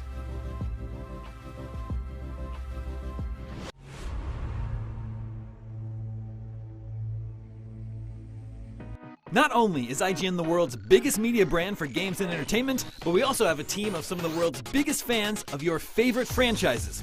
From breaking news and exclusives, never-before-seen looks at movies and games, to reviews, Let's Plays, and live streams, IGN brings you all the coverage you need, no matter where you are. Whether you're on IGN.com, the IGN app, YouTube, Facebook, or Snapchat, we've always got you covered. IGN, the #1 source for all games and entertainment fans worldwide. In a world with non-stop news about Marvel, DC, Star Wars, you need a show with accurate reporting, hard-hitting commentary, and me, Akeem Lawanson, host of IGN's news show, The Fix Entertainment. Whether it's the latest superhero scoop, film fiasco, or anime announcement, I'll be here covering all the breaking movie, TV, and streaming news that matters most to you. Make sure to catch The Fix Entertainment on IGN for your fix of entertainment news. Let's drop it. If you're not following IGN on social media, what are you waiting for? We're constantly updating our feeds to bring you the latest news, gameplay, custom original content, the best user-generated videos and art, memes, and a whole lot more. Be part of the conversation throughout the year. Follow IGN on Instagram, Twitter, Facebook, TikTok, and Snapchat. What's up everyone, Sydney here to bring you a little update about the future of IGN on YouTube. We've been listening to your feedback and it seems like some of you are more into games while others are more interested in movies and TV. So we got to thinking about it and decided, why not both? Our main channel will still bring you all the biggest news, reviews, previews, and trailers to keep you up to speed on the most important highlights. But if you only want games content 24/7, head over to IGN Games. Movies and TV more your thing? Check out IGN Movies and TV. More channels, more of the stuff you love, more IGN.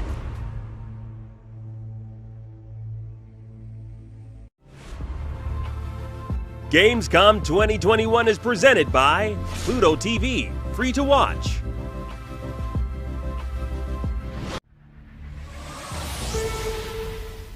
Founded in 2018, Game Bonfire is the leading Chinese gaming outlet dedicated to bringing up-to-the-minute news to Chinese gamers all around the world. Let's find out how. 篝火营地是中国领先的游戏媒体，创立于2018年。 致力于为全世界的中文游戏玩家提供专业、精准、迅速的资讯情报。篝火营地立足于中国，与多家国际一流游戏媒体同行达成正式内容合作关系，源源不断地将最新鲜的游戏资讯第一时间带给全球中文游戏玩家。自成立以来，篝火营地在全网的内容浏览量已经超过5亿，服务了数百万的读者和玩家。我们的愿景是做游戏文化传播者。 您可以在全球各大手机应用市场下载篝火营地 APP， 或者访问3w.gamebonfire.com 来加入游戏传播者的行列。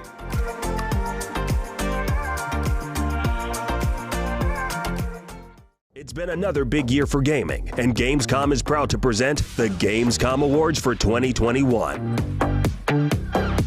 Here are the nominees for Best Sports Game. Climber, Sky is the Limit from Art Game Studio. FIFA 22 from Electronic Arts. Riders Republic from Ubisoft. And the winner for Best Sports Game is Riders Republic from Ubisoft. Described as a massively multiplayer sports game, Riders Republic is poised to take the sports genre to the next level. In a vast and shared open world, players will grab their boards, bikes, skis, and wingsuits to take on the elements and each other across multiple American national parks that all converge into a single map. A little R&R might just change the sports genre as we know it. To accept the award, here's more from the team behind Riders Republic. On behalf of the NC team and all our partnering studios and business units, we want to thank you for this Gamescom 2021 Best Sport Game Award. It's been a pretty challenging year, and we are thrilled to deliver a game that's focusing on fun with all your friends in the great outdoor. We hope to meet you in the Republic October 28th on all current platforms. But for now, it's back to work.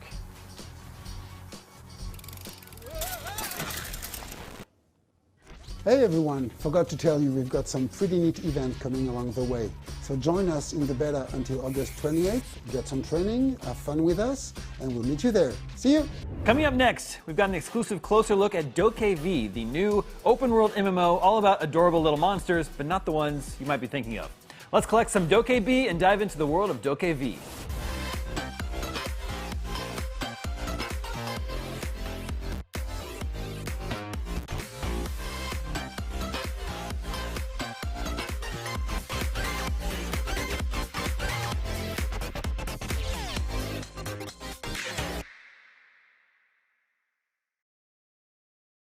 온 가족이 할 수 있는 게임을 만들어야 된다는 생각으로 도깨비들과 함께 모험을 하는 게임을 만들자. 고스트바스터즈 어렸을 때 너무 인상 깊게 봐서 평생 기억에 남아 있는데 그런 것들에 대한 오마주들을 잘해보고 오픈월드 액션 게임들에 대해서 잘 조화를 한번 이뤄내면은 좀 색다른 게임이 나오지 않을까 이런 생각으로 해가지고 출발하게 됐습니다. 사실 도깨비라는 게임을 처음 만들 때 저도 아빠거든요. 아빠로서 이 아이랑 같이 할 수 있는 게임 없을까? 같이 하는 게임을 만들고 싶다. 그러한 동기로 출발한 게 이 도깨비란 게임이고 주인공은 친구들과 함께 도깨비를 수집을 하면서 각각의 그 이벤트들이나 문제를 해결하고 개성 넘치는 도깨비들을 찾아서 떠나는 모험이 주된 스토리가 될 것 같습니다. 그러면서도 웃음을 유발할 수 있는 표현들을 많이 담아내려고 노력했습니다. 단순히 귀엽고 아기자기하게 표현한 것이 아니라 정말 아이들이 어떻게 행동하는지 그런 부분들을 많이 관찰했고 이것들을 반영하려고 노력을 많이 했습니다. 새로운 모습보다는 되게 친숙한 이미지를 넣고 싶었고 가상 세계에서의 게임 플레이를 하다 보면은 현실과 비슷한 느낌을 받을 수 있게끔 메타버스적인 요소도 많이 넣으려고 하고 있고요. 특히 한국적인 요소를 많이 넣으려고 했어요. 여러 곳에서 넣으려고 지금 현재 계획하고 고민하고 있습니다. 전투 장면은 펄어비스의 액션 스타일을 담으면서도 보다 좀 대중적으로 즐길 수 있는 형태가 돼야 한다고 생각하면서 그렇게 하기 위해서 많이 노력을 하고 있어요. 다양한 움직임으로 자유롭게 싸우면서도 약간 과장된 재밌는 표현들 그리고 도깨비들과 함께 적을 공격하는 모습들을 통해서 전투가 가지고 있는 액션의 느낌과 그 자체만으로도 재밌게 웃으면서 플레이할 수 있도록 개발을 하고 있습니다. 이야기가 진행되면서 다양한 도깨비를 만나고 수집하게 됩니다. 특정한 조건을 만족했을 때 도깨비에 관련된 특별한 이벤트가 발생하게 되고 고유의 이야기를 진행하게 되며 도깨비를 획득하게 됩니다. 마을뿐 아니라 오픈월드 곳곳에서 도깨비와 관련된 힌트들이 있으니까요. 이것들을 찾고 새로운 도깨비를 만나는 과정도 재미있게 즐길 수 있을 것 같습니다. 모두가 어릴 때 생각했던 꿈을 꾸는데 날아다녔다 라든지 그런 것들 있잖아요. 뭐 하늘을 날거나 아니면 더 빠르게 이동한다거나 슈퍼맨처럼 행동한다거나 그런 상상 속의 움직임을 실제로 게임에서 경험하실 수 있도록 노력을 많이 하고 있습니다. 최근에 도깨비를 개발하면서 어느 날 도깨비 서버에 접속을 했는데 내가 도깨비 세상에 들어왔구나. 저희가 게임을 나중에 서비스를 시작했을 때 유저분들께서 내가 도깨비 세상에 들어왔구나 하는 느낌을 받으셨으면 좋겠어요. 함께 아이들과 공감하면서 웃을 수 있고 그리고 가족과 함께 즐길 수 있는 게임 많은 사람들에게 사랑을 받고 싶어요. 이 도깨비들과 함께 친구처럼 다양한 모험을 즐기셨으면 좋겠어요. 분명히 최고의 게임으로 만들어야 된다라는 생각으로 해가지고 이 게임을 현재 개발을 하고 있습니다. 아마 모험이 한가득이 있을 거고 그리고 신나는 게임입니다.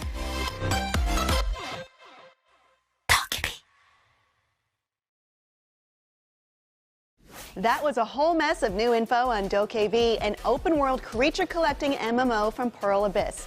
We've got to take another quick break, but Gamescom Studio will be right back with another Gamescom Award reveal and some highlights from the best of Gamescom so far. It's been another big year for gaming, and Gamescom is proud to present the Gamescom Awards for 2021. Here are the nominees for Best Strategy Game. Age of Empires 4 from Microsoft. Company of Heroes 3 from Sega. Mario plus Rabbids Sparks of Hope from Ubisoft. And the winner for Best Strategy Game is Age of Empires 4 from Microsoft. This new entry in the iconic real-time strategy series takes players to the Middle Ages, where they'll get to experience the Norman conquest of England. Featuring some new twists along the series' tried and true game mechanics, fans of the long-running franchise will feel a sense of familiarity with a burst of something new. It might be set in the Dark Ages, but Age of Empires 4 is poised to help define the future of the strategy genre. To accept the award, here's more from the team behind Age of Empires 4. Hi everyone, I'm Adam Eisering, Creative Director for World's Edge. Thank you so much to everyone at Gamescom for this amazing honor for Age of Empires 4. With Age, we're on a journey. We're setting out to create an entertainment experience that can delight players from all over the world. And winning an award like this just means that we're going to have to work that much harder to ensure that we live up to that promise and create an incredible experience for anyone that plays it. So on behalf of everyone at World's Edge and Relic Entertainment, thank you so much for the recognition. Hi Gamescom, I'm Quinn Duffy from Relic Entertainment. We're so excited about the Best Strategy Game Award for Age of Empires 4. I'm personally thrilled to accept the honor on behalf of the team at Relic. I'd like to extend a thank you to our partners at World's Edge and from around the world who have helped contribute on the game. I'd also like to sincerely thank the fans for their feedback, for their passion, and for their dedication to the franchise. My favorite Gamescom memory is actually the first ever Gamescom I attended, which I attended as just a member of the public. And I remember standing amongst people from all parts of Europe and around the world, just like waiting for the doors to open, and there was a kind of buzz around getting inside. And when the doors opened, everyone just rushed in. It was as if they were running to something specific and it was some sort of like exclusive thing. But when I walked around the actual halls, I realized that it was for things that I least expected it to be. They weren't running to form lines for Call of Duty or Battlefield or some latest multiplayer shooter or a MOBA. It was something entirely distinctly European. It was for the simulator games, it was for the sports games, it was farming sim, it was FIFA, it was PES, there was F1 games. And I think the reason that sticks out to me is because it was a distinctly European flavor of taste that was being exhibited there. And it's something that I don't find anywhere else at any other convention around the world. Everywhere else I go, it's always the AAA games, the big names, the big people that people flock towards. But in Gamescom, it was the stuff that on a global scale, people probably won't guess that people would be most excited about, but it was. And I think that really stuck with me because Gamescom remains one of the most unique and distinct video game conventions because of it. Gamescom 2021 is presented by Pluto TV, free to watch.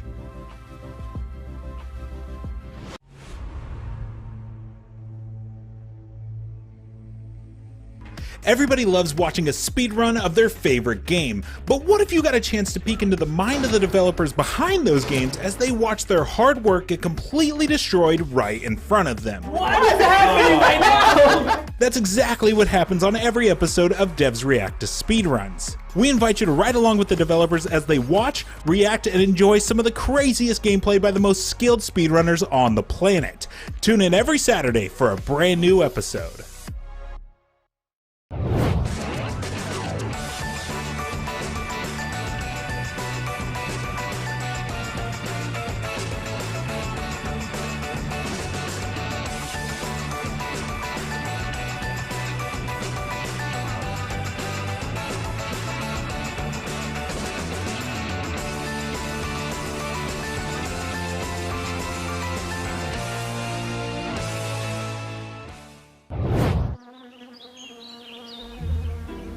from the creators of Plan Turismo, League of Legends, and Minecraft. Released in 2020, Expansion Pack 2021, launch soon. Gamescom Forest. Not a game, but a game-changing project. Thousands of trees were donated by the best community in the world because we need oxygen even more than a good Wi-Fi signal. Save a bee, plant a tree. Let's grow. The Gamescom Forest. From breaking news and exclusives, never-before-seen looks at movies and games, to reviews, Let's Plays, and live streams, IGN brings you all the coverage you need, no matter where you are. Whether you're on IGN.com, the IGN app, YouTube, Facebook, or Snapchat, we've always got you covered.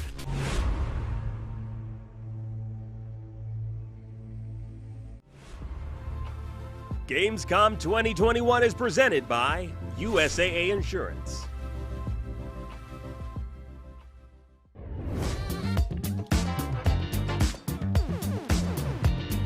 My favorite Gamescom memory, I was lucky enough to always be on the doors. So the Gamescom doors, it is this phenomenon where all of these people are just so excited, and it's the first day that Gamescom is open and they all line up. Like if you think of a concert crowd or something, there's just so many people and you can feel the energy. It's kind of like a two-part system. So they open the doors to let you into kind of like the foyer, and then they'll open the actual Gamescom doors to let you into Gamescom. And it was quite honestly always a little stressful on our end because we wanted to interview people and like get their excitement on tape, but no one really wants to talk to you because they're just so excited for Gamescom. And honestly, I don't blame them because they're literally moments away and literal steps away from getting to experience this thing that they've been waiting for so long. But it made the interviews all the more worth it because when we actually found people who were willing to talk to us and distract them from their excitement, they were always just so genuinely stoked. And it's always just, they felt really lucky to get to be there with all of that energy and be part of the beginning of people's experience of the biggest gaming convention.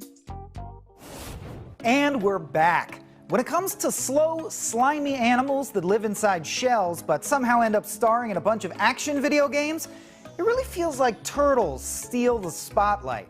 That's why we're excited to show you Clid the Snail, an upcoming action game about a grumpy snail with a minigun. Who could possibly ask for anything more? Let's take a slow look. Clid, scientifically classified as a Helix pomatia, is a snail with the ability to do a badass entrance walk. Clid the Snail is an intelligent creature that can fire weapons,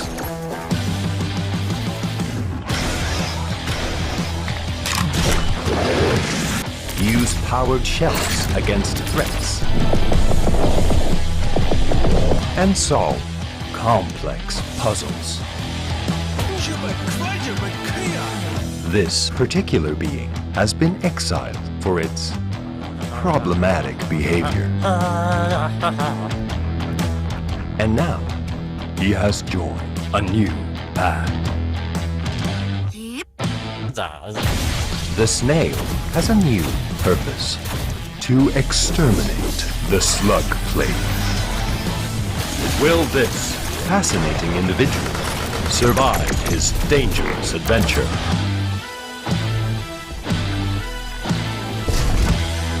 Get Snail on August 31st.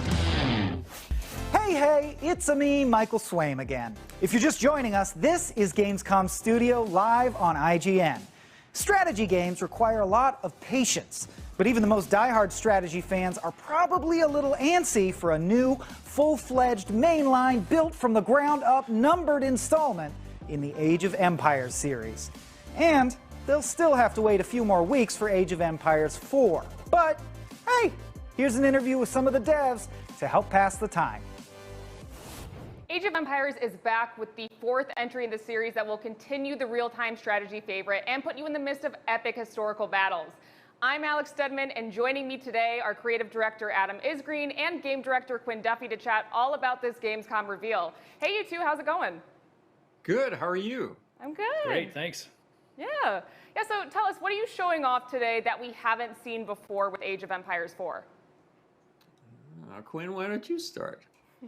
Well, a couple of new civs and some of our sort of storytelling narrative devices, this hands-on history, a little bit about the campaign on the Rise of Moscow. So lots of stuff going on today. And obviously we're getting ready for the launch coming up soon, and there's a lot of stuff to show.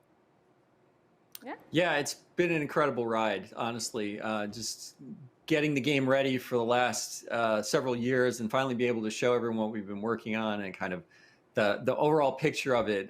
You know, the campaign approach with all of the kind of real world and kind of computer animation overlaid into it, and the way that we talk about everything from armor making to catapults to everything else that's all intermixed into it. It's just been a fantastic experience. It's great to finally be able to talk about it. Yeah, absolutely, and I'm super excited to talk about it. And so what can you tell us about the Ruse? How do they play differently from the other factions?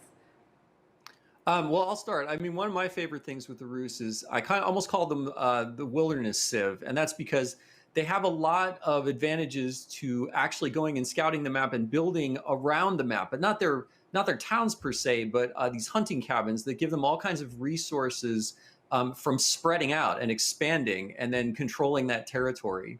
And in addition to that, you know, we mentioned hunting. They're a really powerful civ in that they get gold rewards just for going and killing and hunting all of the wildlife on the maps. And so there's really early strategies with the Ruse that you have to really kind of rush out there and try to get as much wildlife as you can just for because you're fur trading essentially and getting the gold for those furs and for those skins, and then bringing them back to your base in order to get the food as well. So it's a really great change up for early strategies compared to the other civilizations. Yeah, they've got some really cool, unique units too. The warrior monks, and these are monks that can do more than just heal. They can actually fight in battle and inspire the troops around them in combat. And that's built upon some of the historical research that we did on the Rus and the Muscovites. And they've got sort of the beginnings of the first kind of standing army. They're late game units, these Streltsy with muskets and these fantastic axes. They're really spectacular to play with and a lot of fun, and to make this the Civ feel very different from the other ones. Absolutely, and I also wanted to talk about the Holy Roman Empire. Since the Empire is another Western European faction with knights and castles, how do you make them feel different from the French and the English? Lots of changes. I mean, you know, architecturally, they're completely different. You know, like just a completely unique look for the Holy Roman Empire. But I think the thing that really stands apart for them is, you know, each of the Western European civs kind of has their own flavor in terms of what they focus on. You know, the English have their longbows, the French have their knights. For the Holy Roman Empire, they really focus on heavy armor and defense. They're very like build a big city and build it tightly and get a lot of play out of being able to just be sturdier than everybody else. But they also have some incredible units like the Landsknecht, which is this, you know, two-handed sword wielding unit that can rush into combat and can hit multiple units at once. So they can just clear what we call, you know, in the Age world, trash units so quickly and just make space for your advances on your opponents. Yeah, the beta players are already calling them land sharks because they have a hard to pronounce German name, and but they're a lot of fun to see used in big numbers. They're sword swinging and they just kind of cleave through lightly armored units. They're really spectacular looking, and the Holy Roman Empire also builds upon the concept of religion. They have these prelate units, sort of like early monks that can inspire their villagers and can improve gathering and get their economy going more quickly. So all of these civs have different ways to move through the early ages in the game and gives them that variety that we were looking for. Yeah, I'm definitely excited about the sound of land sharks, so that'll be fun. But what will the players be doing in the Rise of Moscow campaign? Is it a typical RTS base building kind of thing, or might we see some new surprises? Well, I think one of the fun things about the Rise of Moscow campaign is that Moscow got beaten up a lot throughout history, and they kept rebuilding the city. And I think one of the fun things in the campaign is that you keep coming back to the city throughout the campaign as you're playing it, but yet every time you have to do something different because yet something again is threatening the city. And how you build it and how you build it up over time is really kind of neat in how it plays out across the campaigns. Yeah, all of the campaigns kind of have a theme, and Moscow was this, following the city from its beginnings as a little fort, obscure town on the Moskva River, up to this superpower, and how they grew and expanded their empire, and that's kind of the narrative that you're going to follow through the campaign. And so the missions typify some of the key points in the history of the Rus and especially the city of Moscow. Right. And what unique units will players have access to with these new factions, and what can they do on the battlefield? Well, we already talked about the land shrek, right? The land sharks are kind of like for the Holy Roman Empire are a great unit to be able to kind of run in there and really like mow down and clear for your other units to be able to move in. Like Quinn mentioned, we've also got the deacons. They're really great, and we've got warrior monks that can fight. So there's a lot of really crazy. I'll let Quinn go into it. He's more detail oriented than I am when it comes to unit descriptions. Yeah, I think the interesting thing about the new civs is, like you touched on, you've got a civ that on paper looks more traditional, more Western, more knights and castles, but you've got all these various ways of improving your infantry and boosting your armor and your defense and just making the Holy Roman Empire feel like a real tanky, sort of slugger civ. And the Rus, on the other hand, they really bridge the gap between East and West. They, historically, they borrowed from the East with their cavalry and their horse archers and their hit and run tactics. And then they borrowed from the West to build defenses and castles and artillery and things that gave them an advantage over, say, the Mongols later in their history. So they're a really unique civ in that they kind of blend the best of East and West and have a really interesting, unique character. Yeah, absolutely. And kind of on that note, I did want to ask, naval combat is going to be returning, but some of the factions like the Holy Roman Empire and the Mongols didn't really do a lot of naval warfare. So will those factions have their own naval units as well? Oh yeah. All of the civilizations in the game will have naval units, but they change things up a little bit. Like the Rus had a lot of rivers. They didn't have a lot of, say, seagoing vessels, but they used a lot of river transports. And so their ships are built around kind of a different type of ship than you'd see in the West. And it's something that they can adapt to the situation and change the role of the ship. And so their navy is more inspired by the history and the geography of the Rus.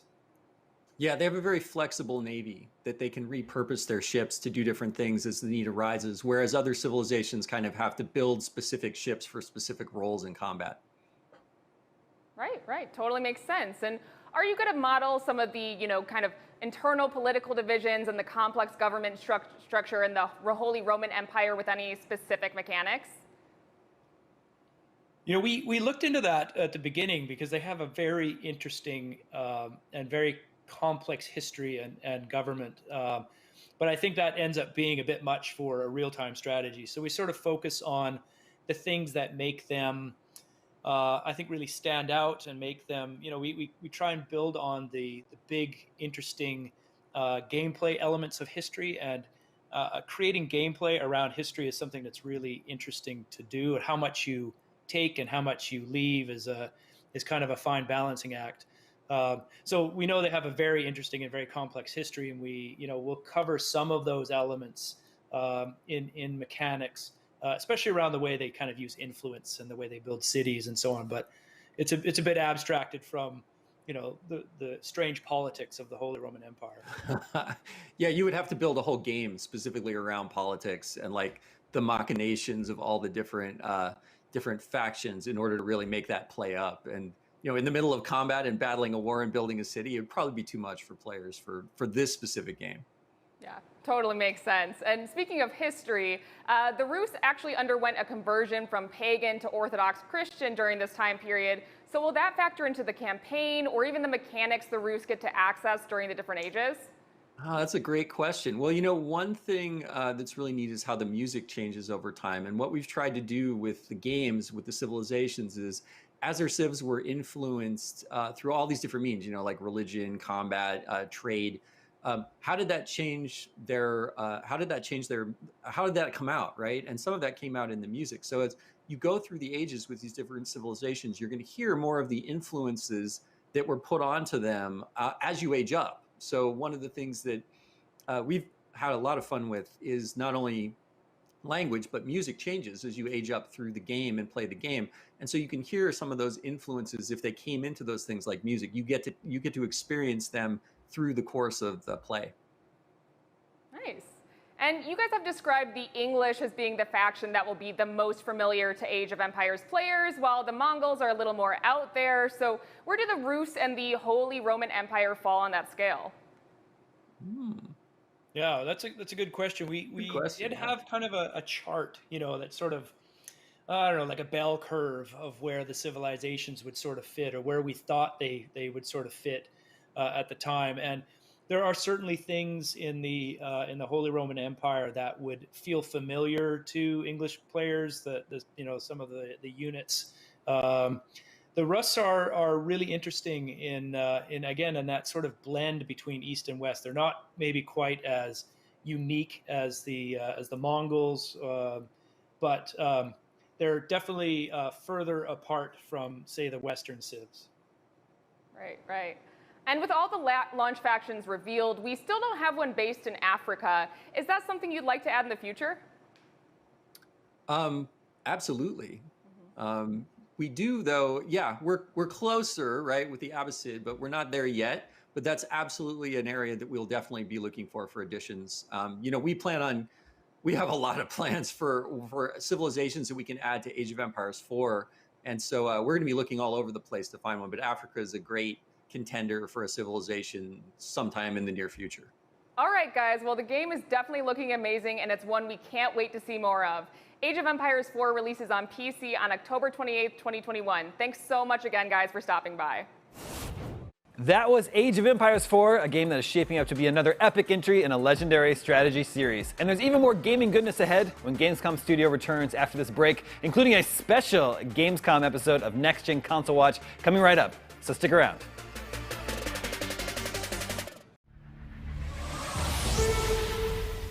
From the legendary studio that changed strategy and tactics games forever comes Marvel's Midnight Suns, a new tactical RPG set in the darker side of the Marvel Universe where you'll get to team up with and live among Marvel legends as the Hunter, an all-new original hero brought back to life to fight demons from the underworld.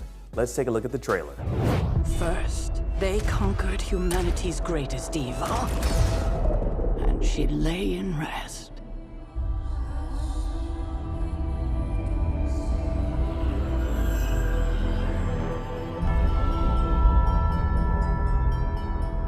Then they vanquished threats from beyond our stars, and she lay in rest.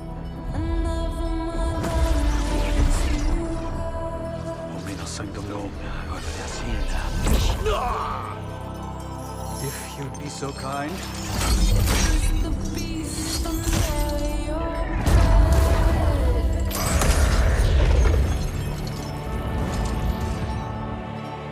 Omonos sanctum legita. Omonos sanctum Dei.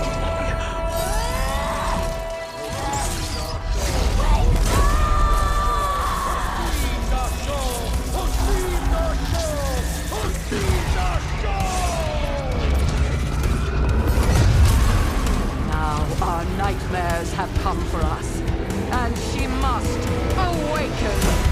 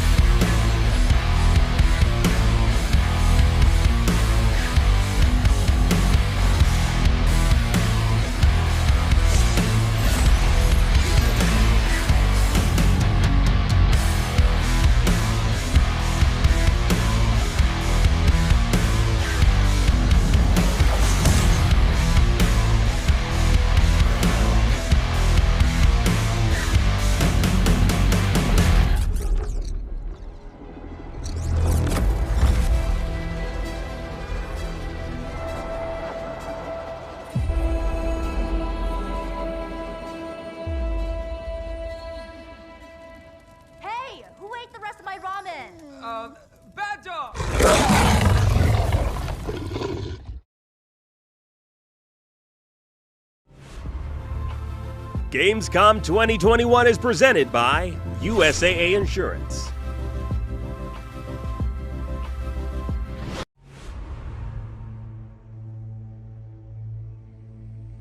From breaking news and exclusives, never-before-seen looks at movies and games, to reviews, Let's Plays, and live streams, IGN brings you all the coverage you need, no matter where you are. Whether you're on IGN.com, the IGN app, YouTube, Facebook, or Snapchat, we've always got you covered.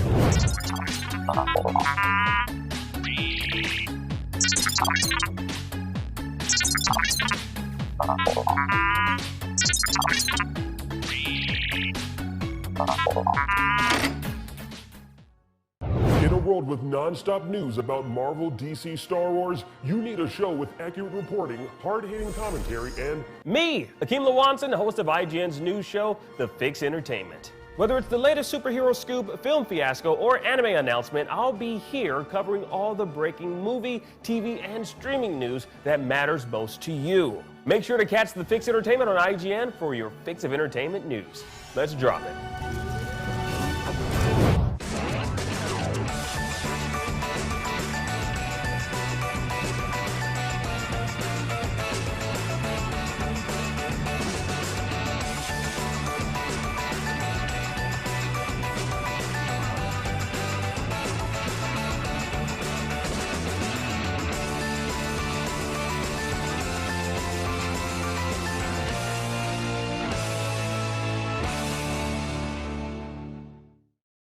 What's up everyone, Sydney here to bring you a little update about the future of IGN on YouTube. We've been listening to your feedback and it seems like some of you are more into games while others are more interested in movies and TV. So we got to thinking about it and decided, why not both? Our main channel will still bring you all the biggest news, reviews, previews, and trailers to keep you up to speed on the most important highlights. But if you only want games content 24/7, head over to IGN Games. Movies and TV more your thing? Check out IGN Movies and TV.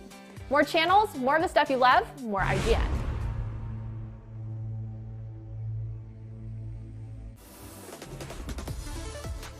Gamescom 2021 is presented by Pluto TV, free to watch. And welcome back. In just a minute, we'll pass things off to a very special Gamescom edition of IGN's Next Gen Console Watch. But first, let's check in with what people are saying online. Joining me to talk about what's trending are Kat Bailey and Michael Swaim. Hello, friends. Howdy, Stella. Happy to be back in the social room. I know, I love it here. This is our second home now. So we got to see the first ever next-gen custom console, which is kind of wild because it's really hard to even get a normal Series X. Twitter user Jovan Bradley says, I mean, technically they're all limited editions since you can't buy one anywhere. Do you guys have thoughts on custom consoles showing up in a console shortage? Well, first of all, touche at Jovan Bradley. Excellent, excellent joke. Many lulls.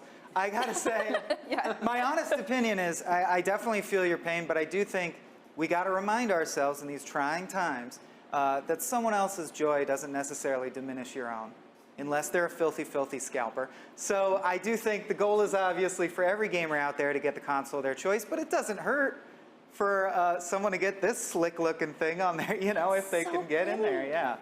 I certainly don't begrudge anyone who wants that. Oh, no. On a more serious note, this is a special occasion. 20 years since the original Halo came out. This was the game that made Xbox, so why not celebrate it with a really dope-looking Xbox? Are you kidding me? That thing looks amazing. Yeah, and the controller, too. So good. If you're lucky enough to get both, I mean, look, I'm going to come over and game on that console. Like, it is just so pretty. Yeah. I'm honestly into the Forza 5 controller. That's right. It's not a game that's like up my alley, but I just saw that. I was like, that is a pretty controller. That is gorgeous. It matches my hair. So they do the same feelings about my hair? Well, I'm going to copy your hairstyle and then get the controller. There's several steps. I love that. Yeah. Okay, perfect. All over theme. So moving on to Dream Cycle, it's been a pretty big standout on the indie side of Gamescom, but there's still a few questions. Twitter user Pabosher, I'm so sorry if I ruined your name, I am so sorry, had some concerns about the first-person camera, but luckily the devs have been around to answer questions. Garnet Lee responded with, camera is player choice first or third. I find I mostly play third. It's a mix to explore, to find stuff, and gain tactical advantage in combat. So, Swaim, I think you had an interview, right? Not on that one, but I will stick up for third-person viewpoints. I think ever since games like Days Gone and Last of Us and all the things of that stripe, I sort of got used to. I used to be first-person only. I really got used to the camera being in a different position, especially in games like where you get to customize your outfit. I like that. And if you sort of blur your vision and realize you're still looking at the same screen, it's just whether you have that little character in the corner or not. I like third-person now. I'm a convert. How about you, Kat? Oh, I'm absolutely in the same boat, but I'm also an RPG fan, so I'm always thinking in terms of like, what cool hairstyle does my character have today? What dope-looking sword are they carrying? Therefore, I want to see this thing. I do not want it to be hidden, even though I think it does increase capital I immersion when I'm in first-person perspective, when I'm playing. Like, I play No Man's Sky in first person because the spacesuit's not that cool looking, and I want to explore strange new worlds and be able to feel like I'm actually there on the planet. Yeah, that's actually totally fair. I think I used to prefer first person just to feel fully immersed, but I'm just like, you know what, that perspective doesn't really have to apply to make you feel fully immersed. It's really nice. You know how you know I'm a weirdo? I played GTA 5 through the first time in first person mode. Oh my God. Which I don't think anyone does, but gosh, it makes it so immersive. So it does depend on the game. I think Dream Cycle looks really great. Obviously, it's from the creator of Lara Croft. So I think a lot of people are excited to see what this legendary creator is going to come up with. Oh yeah, absolutely. Also, Kat, it's really funny that you bring up No Man's Sky because I think the creator for this game said that the inspiration for this was No Man's Sky. So it's really interesting. Does the infinite nature of the Dream Cycle interest you, though? We'll see, because procedural generation can be kind of a mixed bag in a lot of ways, and I'm sorry to use a cliche, in the sense that it can be really like, it can have tons of variety all the time, forever. Yeah. But what was it? Wide as an ocean, deep as a puddle, right? Where it just might not, you start to see a lot of repetition, like there's a general trend in two handcrafted levels in a lot of games. So in some ways they're bucking the trend, and I hope they don't fall prey to the real pitfalls that fall into procedurally generated games. Yeah, I think that's a fair concern. Yeah. Now, Michael Swaim, you hosted the Awesome Indies where we saw a reveal of Blasphemous 2. Twitter user Rob Baller says, wow, what an amazing reveal, one of the best games out there. These devs need more love, more free DLC, and a sequel. So, are you happy to see these indie games show up at Gamescom? Oh my gosh. Not the least of which because I've found my niche here at IGN as I'm the guy who likes weird indie games and gets to host Awesome Indies, which was a ton of fun this year. And of course, we opened the show up with the Blasphemous trailer. Yeah. Not only the trailer for the DLC, Wounds of Eventide, but also the big, they just revealed the number 2. So you're like, all right, here we go, let's go. Blasphemous was a favorite of mine. I really like these 2D Metroidvanias. I was like Sundered, things along those lines. So can't wait for that. But we revealed a lot of great stuff in Awesome Indies. I do hope people check it out. We showed off Abyssus, which was a world reveal of like what they're calling the first brine punk FPS. Ton of fun stuff. What is brine punk? Yeah. Basically, like you're a guy in an old-timey diving helmet, and you shoot guns that are nautical themed. You know, it's like a pirate FPS. It's like BioShock or something. BioShock, I think, Abyssus coined brine punk, but I think BioShock would count as brine punk. There you go. For sure. It sounds so salty. Yeah. I don't know. It just. Oh, I need water. Anyways, well, before we hand you over to the Next Gen Console Watch crew and I grab some water, Swaim, what's in store for tomorrow? Well, Stella, things kick off bright and early with a live Gamescom edition of GameScoop, followed by Gamescom Studio, which starts at 10 a.m. Pacific. And if you're a PlayStation fan, join the Beyond crew as they lament the days when Sony would come and blow the doors off of Gamescom with a massive live stage presentation. Sadly not the case these days, but they'll also probably talk about some upcoming games coming to PS4 and 5. And if you're looking for something to keep you busy until then, the Epic Games Store is also celebrating Gamescom this week. You can find a dedicated hub for tons of games featured during Gamescom 2021, and you'll be able to wishlist your favorites to receive updates as they get closer to launch. You'll find all of this and more at epicgames.com/store/events/Gamescom. Or if that's too much to type, like it is too much to say, just open the store and follow the Gamescom related messaging.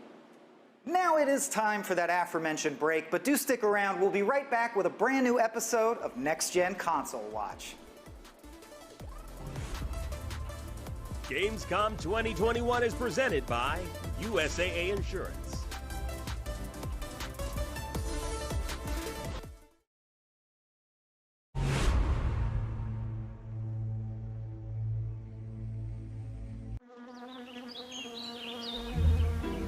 From the creators of Plan Turismo, League of Legends, and Minecraft. Released in 2020, Expansion Pack 2021, launch soon. Gamescom Forest. Not a game, but a game-changing project. Thousands of trees were donated by the best community in the world because we need oxygen even more than a good Wi-Fi signal. Save a bee, plant a tree. Let's grow. The Gamescom Forest. From breaking news and exclusives, never-before-seen looks at movies and games, to reviews, Let's Plays, and live streams, IGN brings you all the coverage you need, no matter where you are. Whether you're on IGN.com, the IGN app, YouTube, Facebook, or Snapchat, we've always got you covered. If you're not following IGN on social media, what are you waiting for? We're constantly updating our feeds to bring you the latest news, gameplay, custom original content, the best user-generated videos and art, memes, and a whole lot more. Be part of the conversation throughout the year. Follow IGN on Instagram, Twitter, Facebook, TikTok, and Snapchat.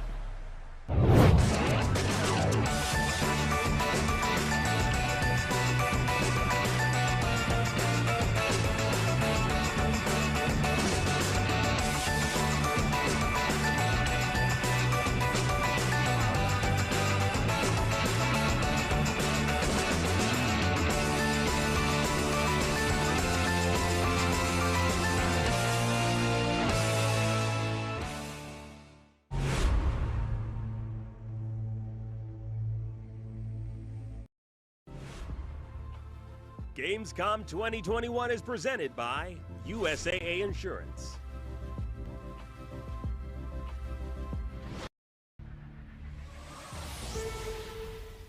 Crows is an upcoming open world shooter targeting a PC release. Let's take a look at the Crows gameplay trailer.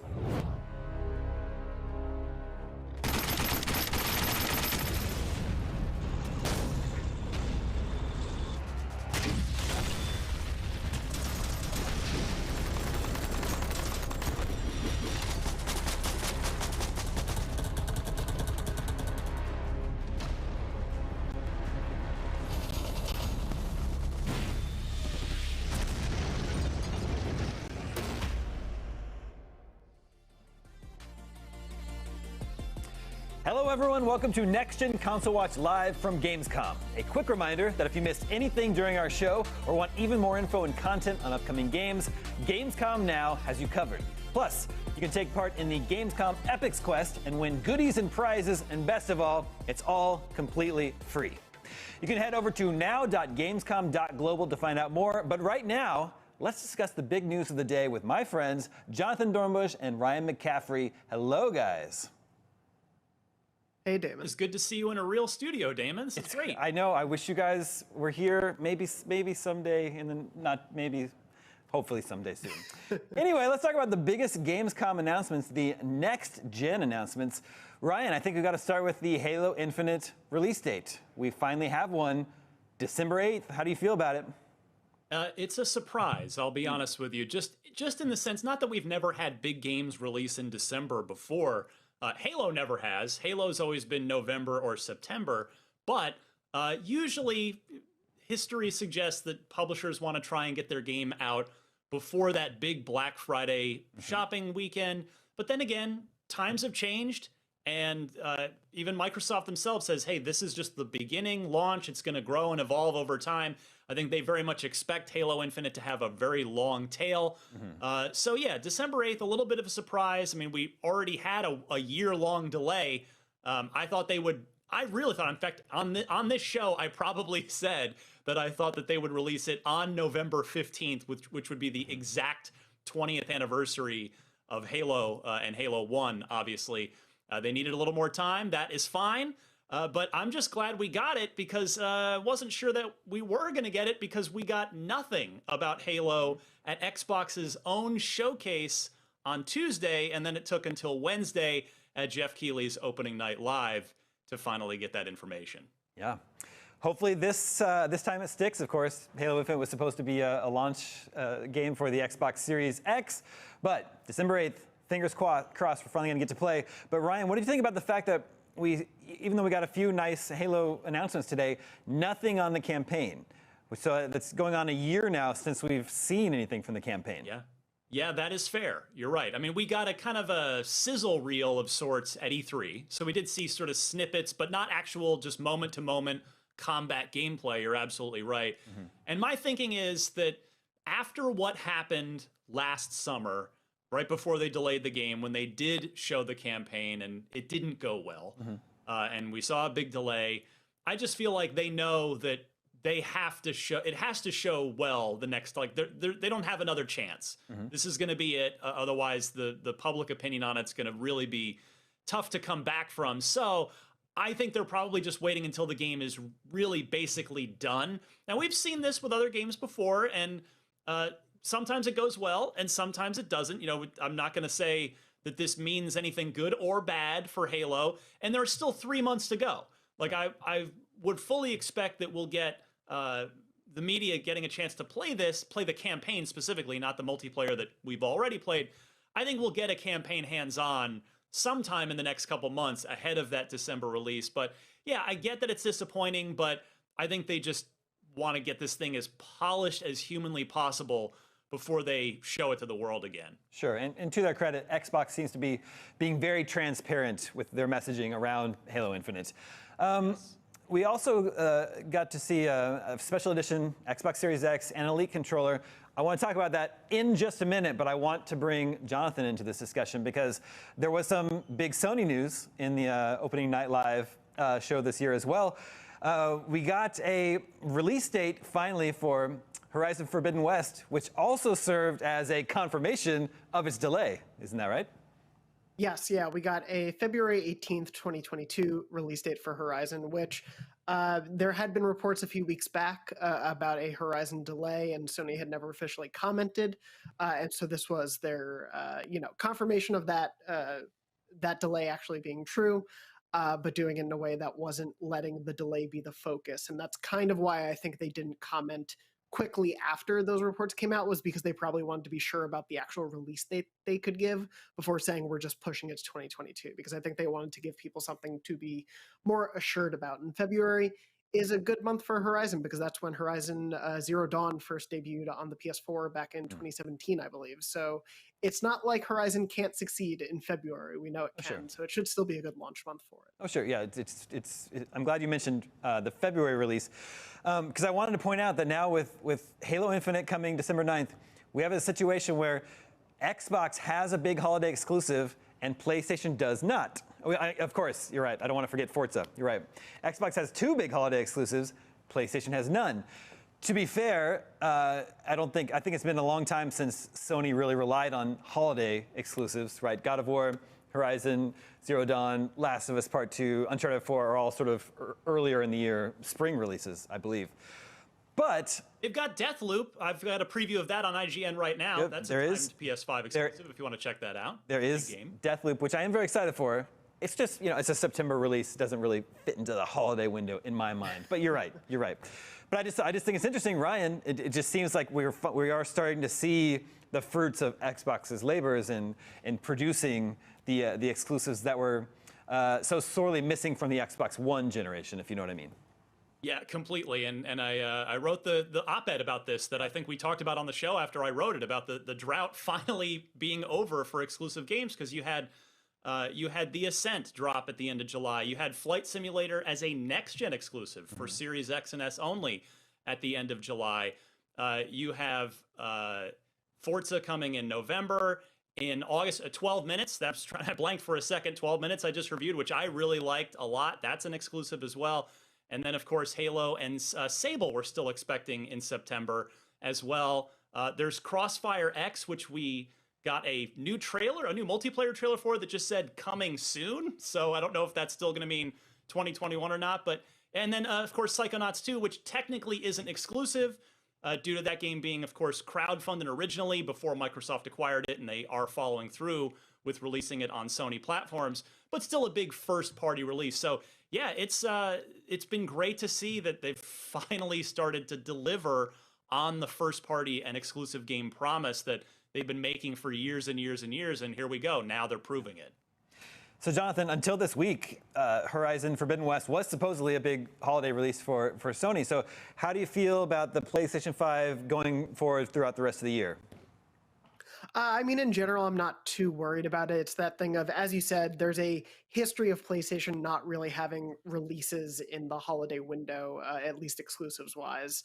Last year being an exception, and to sort of speak to that, I think anyone who's jumping on a PS5, they have Demon's Souls to look forward to. They have Returnal to look forward to. They have Ratchet & Clank Rift Apart to look forward to. So anyone who's getting a PS5 this holiday has a pretty great lineup of exclusives already within the first year to jump on and pretty immediately enjoy, along with the cross-gen stuff like Spider-Man Miles Morales and a few others. And of course, something like Astro's Playroom, which was packed in for free. So I don't think PlayStation is too worried. And as a PlayStation player, I'm not too worried, especially with a few indies on the way, stuff like Jet the Far Shore, which was revealed back at the original PS5 showcase last year, is coming in October.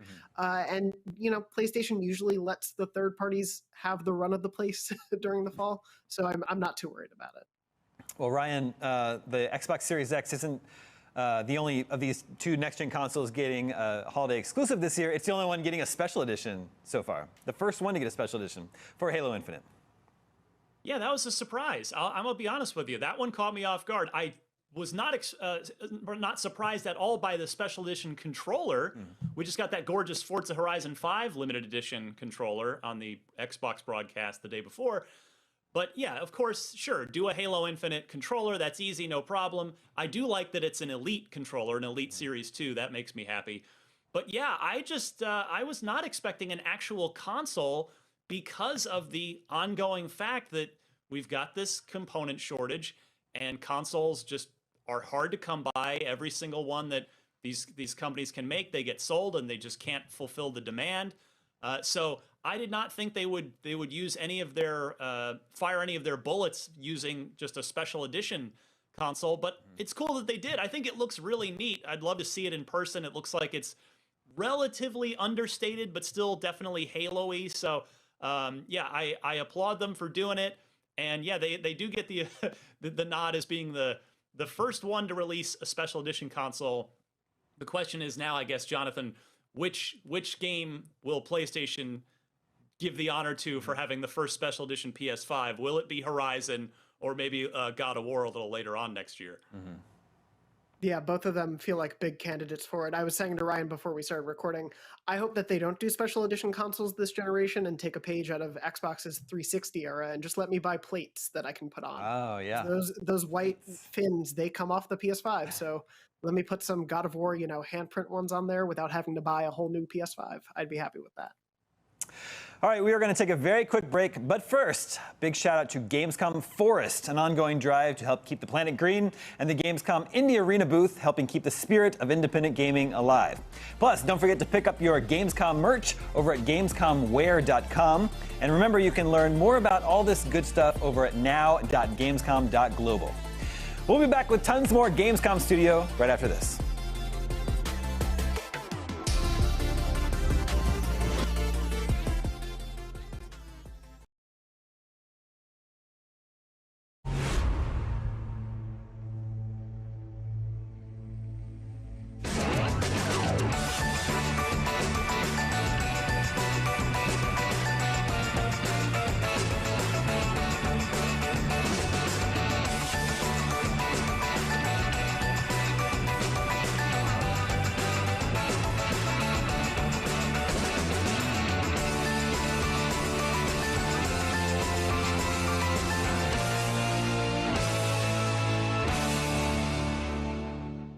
breaking news and exclusives, never-before-seen looks at movies and games, to reviews, Let's Plays, and live streams, IGN brings you all the coverage you need, no matter where you are.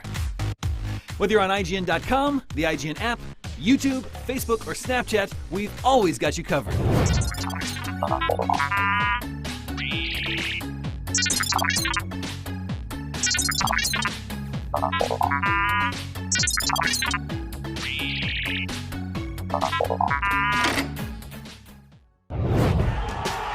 Competition brings out the best in all of us.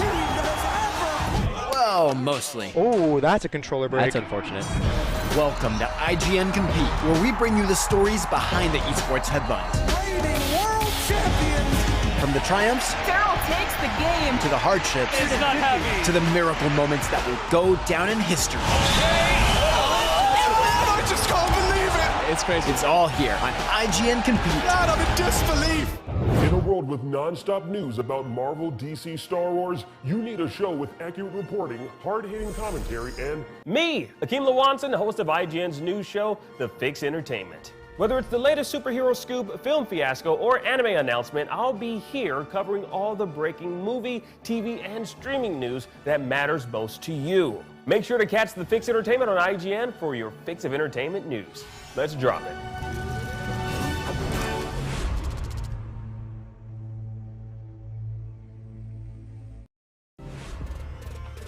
Gamescom 2021 is presented by USAA Insurance.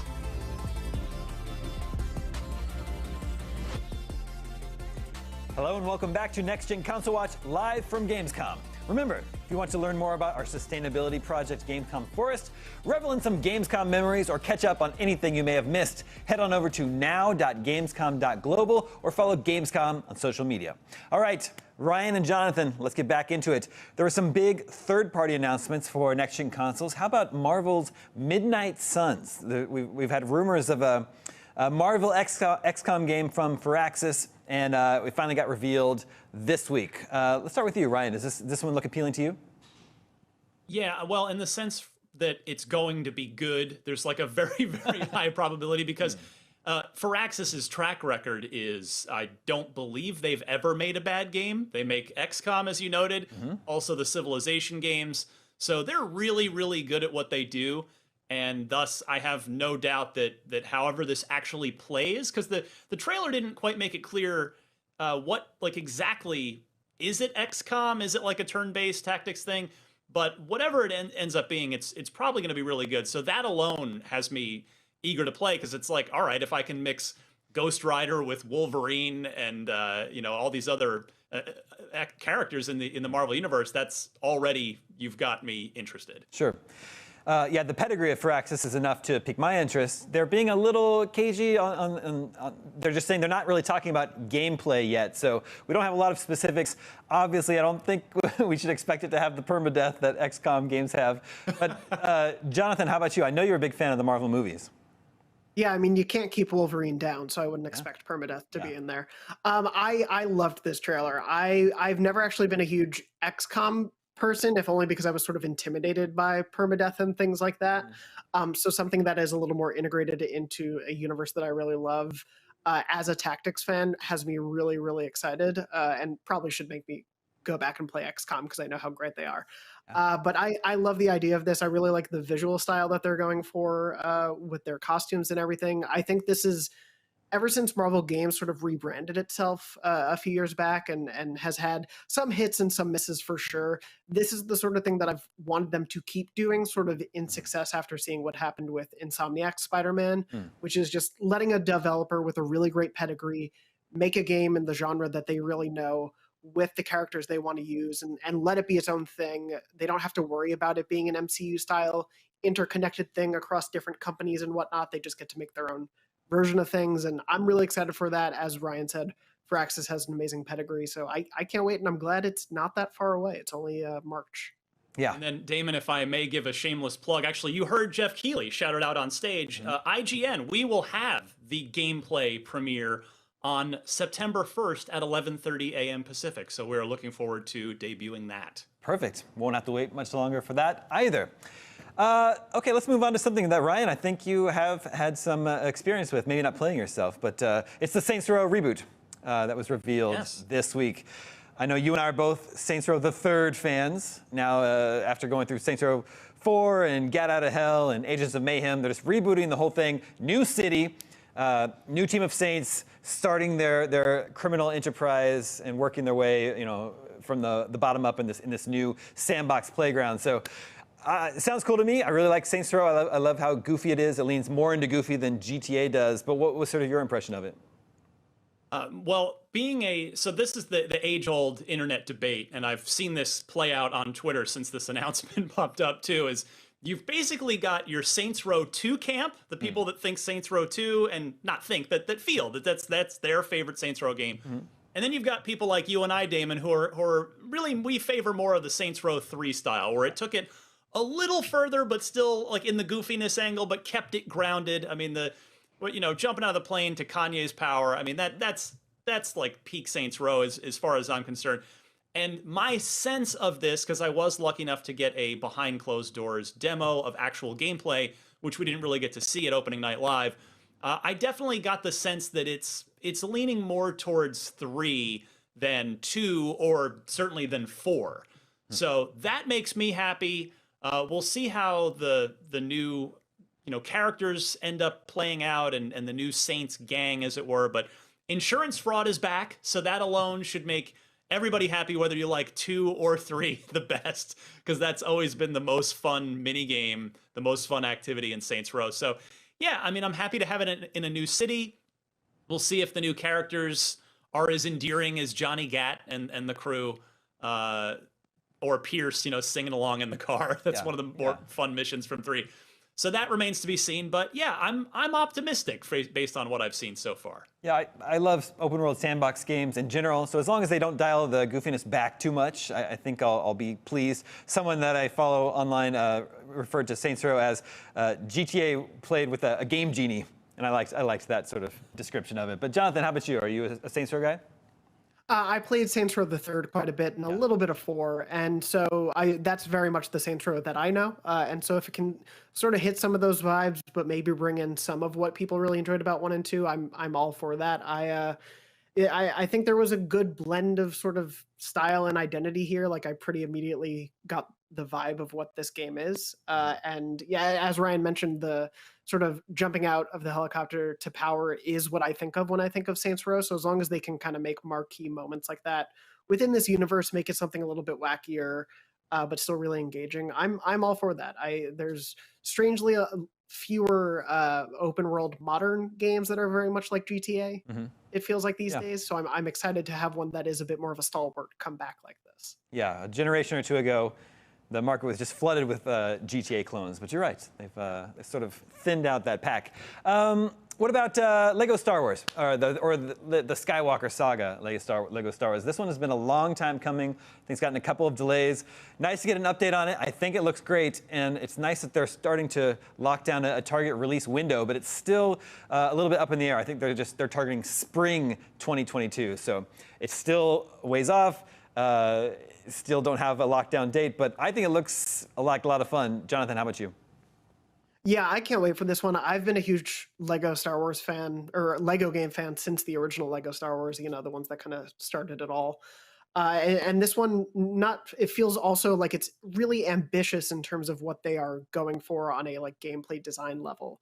In terms of changing up the camera a little bit, adding to the combat. I'm so excited my light doesn't even know what to do about it. It's flashing and warning to me.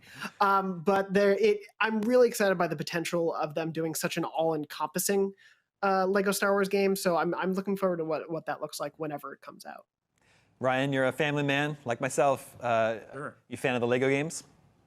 Definitely. They're better than they have any right to be, honestly. And they've always been. Like that's been their sort of endearing charm since the beginning, is they do such a great job of being fun for adults and kids. Their sense of humor is really unique. And you're talking about, Damon, the vague spring 2022 window. I like that because we know it's not tied to a Star Wars movie release. It's not tied to anything. That they're just able to, Traveler's Tales can take their time, really get this thing right, because it does appear to be a big game, encompassing all these different Star Wars, all 9 Star Wars films. So I like that they're just kind of getting it done whenever it gets done, and it's probably just going to be great. And secretly too, these are beautiful games. Like you kind of think of them as just like Lego cartoony look, but no, they're actually gorgeous. So I'm really eager to see this one on the next gen consoles. Mm-hmm. And then Ryan, a game that got a lot of time during Microsoft's showcase this week was Dying Light 2, which I think is coming out right around the same time as Halo Infinite. Yeah, the day before, I believe. Well, very different games, so not worried about competition there. But how are you feeling about Dying Light 2 these days? Really good now. Before I was kind of like, it had just been so MIA for so long, and that's okay. Games are hard to make, although there was some, they had a little bit of controversy with some of the talent working on the game, but they've been slaving away on it, and well, hopefully not slaving, but working hard on it. And that gameplay demo really won me over. I loved the traversal that was in there. I mean, that game. The first one was very much kind of a Mirror's Edge meets Left 4 Dead type thing, as just the sort of Twitter-friendly elevator pitch. Mm-hmm. But now they've got the like grapple. They've got I love the move where you just run at a zombie near a window or a ledge and just grab it and go right out the window and use it to surf out of the sky and cushion your fall when you land. Yeah. If that's an actual mechanic and not just a one-off moment to help you get around easily, that's going to make it really fun to just wander around that world and parkour around it. So yeah, that one's definitely pinging a little brighter on my radar than it was last week. Yeah, I know Dying Light fans have been waiting a long time for this one as well. Okay, as is tradition here at Next Gen Console Watch, we have the results of the poll results from our last episode when we asked, what game do you most hope to see at Gamescom next week? Now that a lot of the dust has settled from Gamescom, we can see how things shook out. Coming in number 1, 27% of the vote was Elden Ring, which is not too surprising. Man, those Soulsborne fans have been waiting for this one for a very long time. This one we know is coming in January, so don't have to wait too much longer. But yeah, a lot of interest still in Elden Ring. But number 2, I was a little bit surprised, is something else, just something not from our list. So not Halo Infinite, not Horizon Forbidden West, not Far Cry 6, just something else. But I think what might be most interesting about these results is coming in at the very bottom with just over 3% of the vote is Call of Duty Vanguard. Most interesting because that is highly likely to be the best-selling game of the year, as is also tradition in video games. The new Call of Duty must sell the most copies. Jonathan, I'll let you have the final word in here. Horizon Forbidden West came solidly in the middle, 18%. Surprised, not surprised? I mean, considering we went into the show not thinking PlayStation would really be here at all, I'm glad we saw Horizon. I'm glad enough people were hopeful to will that into existence. We also finally got what people were hoping for in terms of a Horizon PS5 performance patch for Zero Dawn. That also came out during the show. Sure. So Horizon fans were definitely rewarded for, hoping this would be there. But as you mentioned, I think Call of Duty is just such more of a known quantity, and especially because we had the reveal a little bit beforehand, I think people were hoping to see things that we haven't seen in some time, like Horizon, like Halo, like Elden Ring, because we've only seen so little of Elden Ring. So I think that the numbers kind of make sense when you look at it that way. All right, well, before we go, we do have a poll for you to vote on for next week, and that is, what was the most exciting Gamescom announcement this year? Was it the Halo release date, the Horizon release date, Marvel Midnight Suns, the Saints Row reboot, something else? Make sure to vote at IGN.com, and we will share the results with you next episode. And that just about wraps us up for the latest episode of Next Gen Console Watch, as well as our whole big day of Gamescom studio coverage here at IGN. Thank you so much to my co-hosts, Jonathan and Ryan. If you stuck with us the whole time, you got to see tons of exciting new video game trailers and interviews with the people making some of the biggest upcoming games, but we're only just getting started here. Tomorrow, we've got another full day of Gamescom coverage with lots of big new games, surprises, in-depth interviews, and a brand new episode of Game Scoop and our PlayStation podcast Beyond. Man, exciting day. From all of us here at IGN and Gamescom Studio, thank you so much for joining us. We'll see you tomorrow.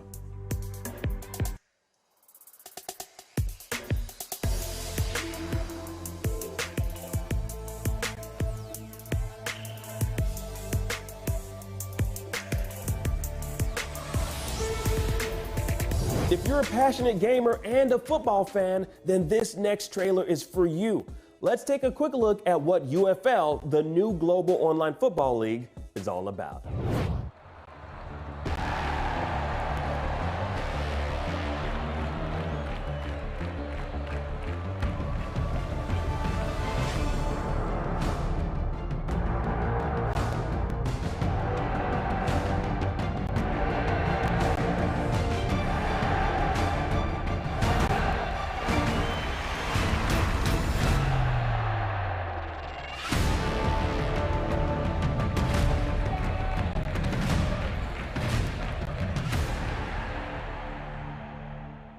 Hello folks, my name is Eugene, I'm the CEO at Strikers Inc. Our studio has been founded to change the world of football simulation games forever.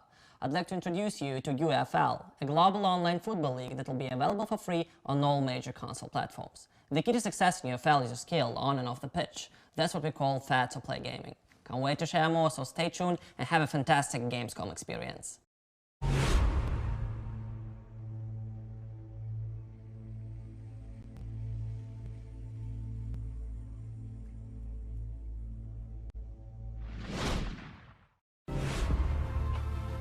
Gamescom 2021 is presented by Pluto TV, free to watch.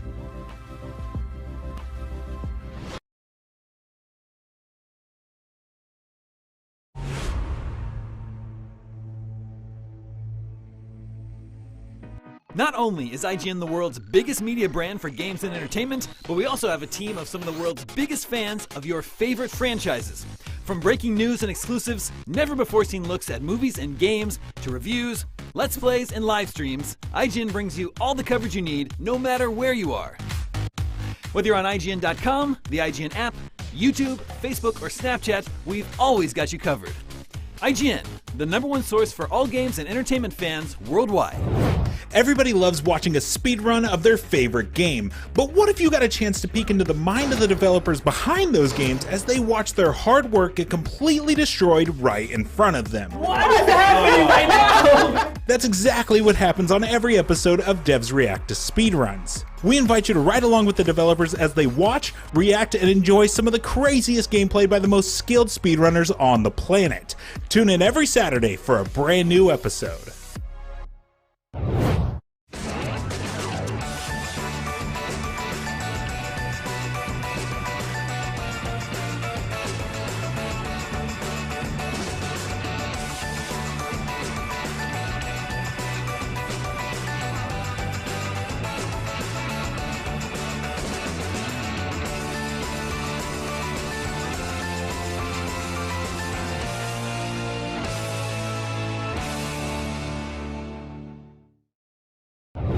In a world with non-stop news about Marvel, DC, Star Wars, you need a show with accurate reporting, hard-hitting commentary, and me, Akeem Lawanson, host of IGN's news show, The Fix Entertainment. Whether it's the latest superhero scoop, film fiasco, or anime announcement, I'll be here covering all the breaking movie, TV, and streaming news that matters most to you. Make sure to catch The Fix Entertainment on IGN for your fix of entertainment news. Let's drop it.